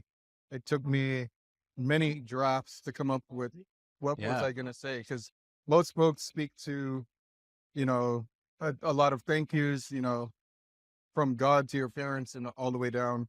And your parents were there, man. My parents were there. Awesome. It was a beautiful moment where literally it choked me up, because they were saying all this stuff about me, and I'm like, and then I'm looking out at my parents and I'm like, this is stuff they really don't know. They don't know the crazy world that I live in and the work that I do. All they know is that I'm some kind of safety engineer. And so hearing all this, hearing them actually soak it in, or watching them soak it in, it was a moving moment for me. It choked me up. And so when I came out, I had to take a moment to recenter myself, because it was an emotional moment for me. Yeah. Well, it was, I mean, super well-deserved, man. Like, thank you. I told you that night, I'm going to tell you again, it's just an honor being in the presence of you, and an honor to even know you. Thank you. And I truly call you my friend. Thank you. Anytime, Nate. Anytime, man. Chris, thank you for coming on and talking Star Wars with me. We'll be continuing our coverage right after this. Stay tuned.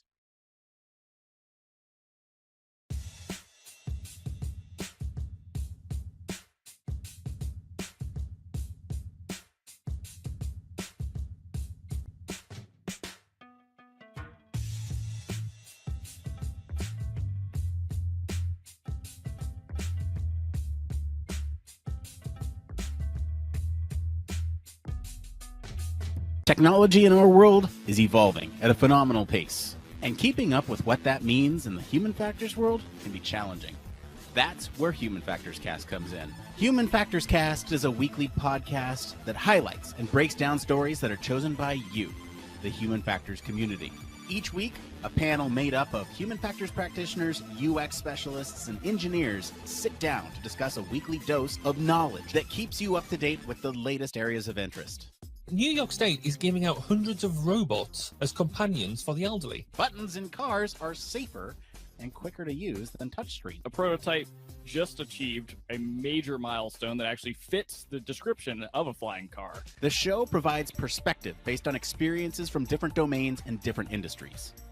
We even cover some of the hottest conferences in the field. On this episode, we're recapping EHF, Ergonomics and Human Factors Conference, Neuroergonomics Conference, Human Factors and Ergonomics Society, UXPA International, the International Symposium on Human Factors and Ergonomics in Healthcare, and we have the best guests. I'm joined today by Chris Reed, Micah Inslee, Farzan Sassin Gohar, Joe Keebler, Peter and Gabby Hancock. We have a dedicated community of listeners that engage with the show and contribute to the topics discussed. Join me, Nick Roome. And me, Barry Kirby. Every Friday morning when Human Factors Cast drops on YouTube and your favorite podcast directory. And remember, it depends.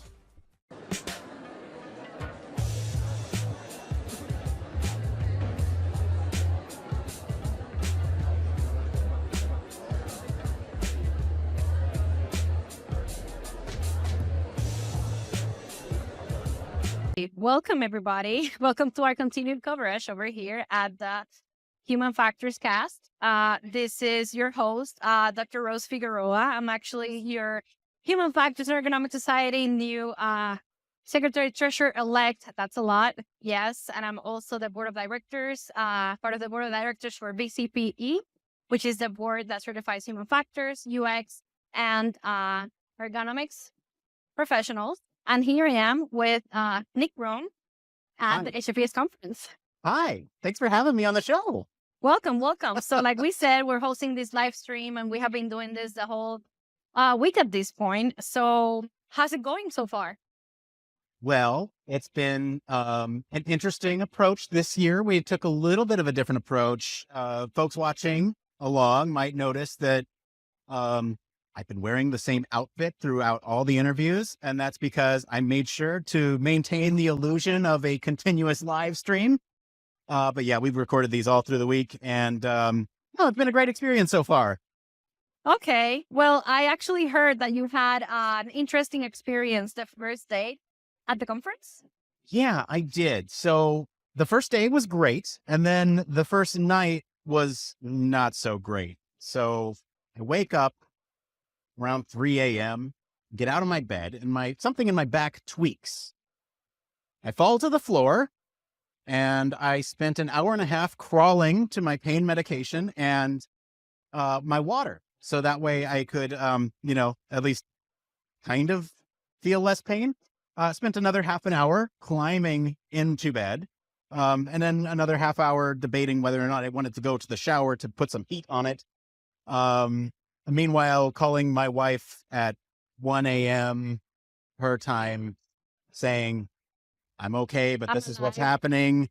So that happened. Woke up the next morning, had to cancel an early morning interview because I was still shaky and in pain. So that was my experience night one. Oh man, I'm so sorry. At least have you had enough sleep? Well, across the days so far, I've had a combined total of 3 hours of sleep. Okay, so this time you're winning. Usually it's me that is like, I'm traveling every week and I don't sleep. I think you got the award this week. This is the conference experience, and I wouldn't trade it for the world. Hard, play hard type thing. That's how I say, actually, this is a Human Factors and Ergonomics group that this is our way to work hard, play hard. And that's, I guess, I'm not going to say a great example, but at least this is an example of how we do it. No, don't work this hard. You don't work this hard. Hopefully you're having fun.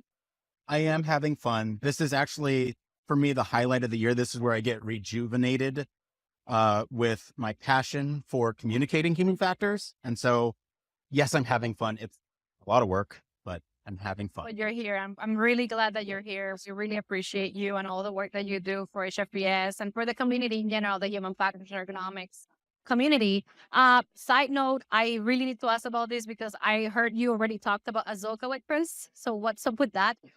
Yeah. So towards, I guess, the end of the look, like Chris, we know Chris is like, he's amazing. Hot stuff. He's got a ton of accolades. Chris is a friend of the pod. He's been on many times. And I wanted a chance to sit down and talk with him about something that was not human factors, because that was something that we talked about is like, you come to this conference and we're all speaking the same human factors language, but then the connections that you make with folks and the friends that you make along the way is what's most important. Yeah. I guess, to that point, and he's going to be now embarrassed that I shared this, but as I was sitting, he's a great mentor. Anybody out there that wants to connect and knows him, like he's a really good mentor as well on stewardship. So he has mentored me to some extent. And so Sunday, when it was my first, executive council meeting, I actually took a photo of the table and I was just like, I'm here. And a lot of thanks to you for that mentorship. So like you said, like we make friendships, we talk about other things. So that's why I was like, what? I'm jealous that you were talking about that with him and not with me, because I also love that program. Okay. So I guess as we wrap up, this amazing interview of my podcast now, is there anything else that you want to say? Or, the ones like people out there, folks at home to know? Yeah. Putting on a live stream and getting connections to come and sit and talk with you for minutes, hours over a course of a week is a lot of work. And I don't want to oversell or undersell how much work went into this, not just myself, but all the folks who went out and recruited their friends, their colleagues to come back and share their information with all of you. I just want to thank everybody involved in the production. So everyone from the lab, everyone at HFES who's given me this opportunity to do this and live stream from this event. It's been incredibly meaningful to me, and I just am incredibly thankful. It's a lot of work, but I think the payoff is there. Well, I must say, like I told you before, we really appreciate your work. HFES, even BCP, all these organizations, we really appreciate that you're like always putting it out there and, helping us showcase our community and our field. So that's really good to know. Thank you. And I know that there's a lot of work, so we really appreciate you. Well, thank you so much for having me on your show. I really appreciate you having me here. If you want to find me on social, I'm Human Factors Cast. And thank you. Thank you. Appreciate it. Now back over to whatever we're doing.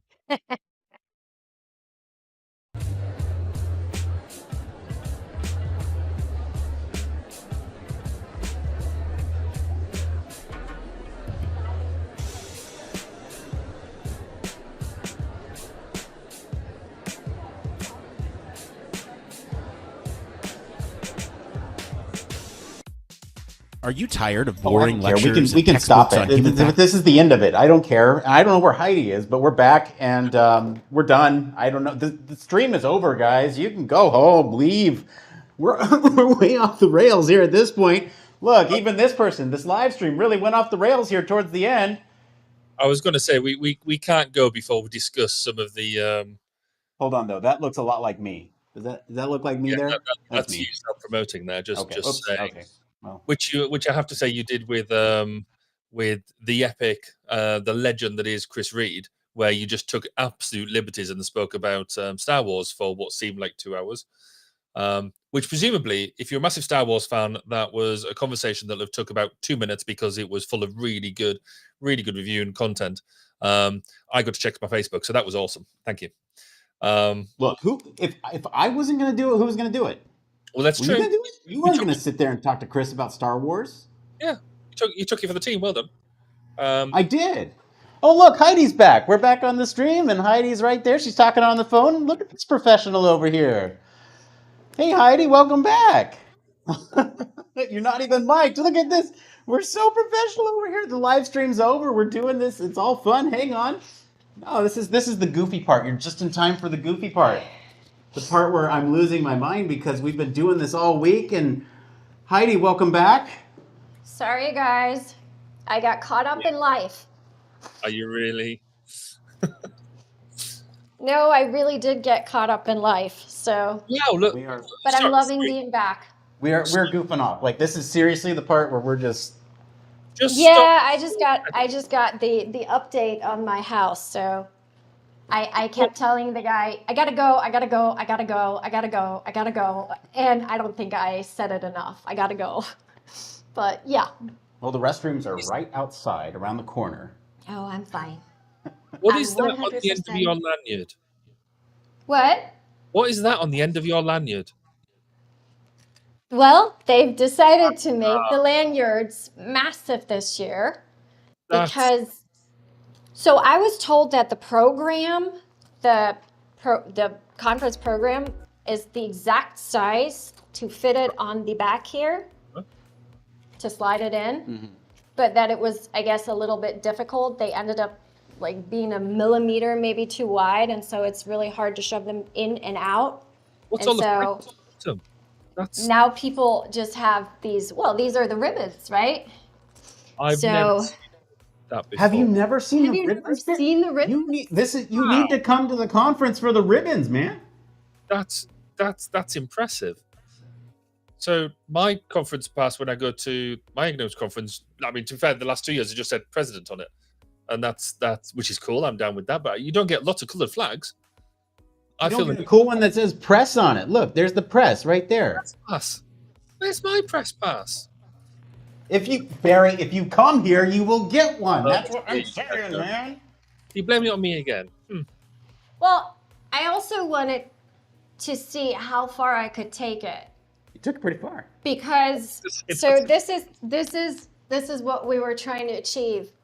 Can we get the lanyard to hit my knees? Or to go to the floor. Or go to the floor. And we almost got the knees. I mean, I'm touching the top of my knees. That's fair. That's good work. Like that. Yeah? Well You think that's it? Or should I go up? Do you want to like double down on the lanyard?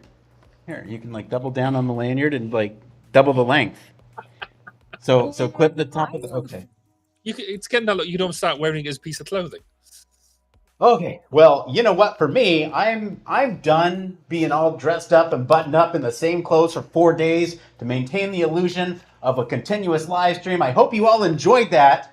And special shout out to Taylor Swift for all that SEO, because we need it and we need to get visibility on human factors. And I just want to thank everybody for the amazing live stream that we had.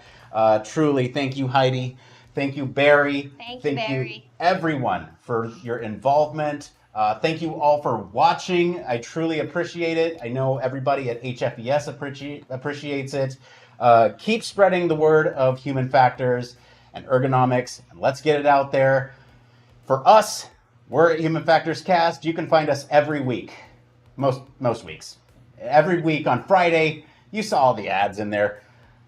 What we do is truly important, or at least we feel like it is. We talk into a microphone, open a bunch of can of worms, don't really answer any questions, but it's all in the name of communicating human factors. So if you like what we do, there's a ton of ways that you can support the show. First off, if you have just a minute, this is free for you to do and really helps the show. Tell your friends about us. That is the biggest, number one thing. We had so many of you stop by the booth this week. Really appreciate all of you saying how much the show means to you, how many chores you got done while we were in your ears, all that stuff. You know, if I hate asking for money, so if you have the financial means to do so and you want to support the show financially, we do have a Patreon. That's all I'm going to say about that. And, you know, for us, I think this is our sign off. Barry, where can our listeners go and find you if they want to find out more about anything we talked about today at HFES? If you want to come and chat with me, then you can find me across social media, LinkedIn, X, all them sort of things, Baz_K or Mr. BP Kirby. Or you can come listen to some interviews that I do on 1202 The Human Factors Podcast, 1202podcast.com. Thank you, Barry. Heidi, thank you. You're welcome. I'm so glad we got to sit here in person. Where can our listeners go and find you if they want to talk about medical human factors? At HFUX Research or at Safe Effective Podcast, both websites and social media handles on Insta, Twitter, LinkedIn. Yeah, you can find me on every one of them. I'm sure I'll see your message come across if you reach out, but those would be the ones, and then Safe and Effective Podcast is the website. Heidi puts so much work into Safe Effective. Barry puts so much work into 1202. We put so much work into this show. Thank you all for joining us. My name's Nick Roome. You can find me across social media at Nick_Roome. Thank you all so much for tuning in. Until next time, come on guys, ready? It depends.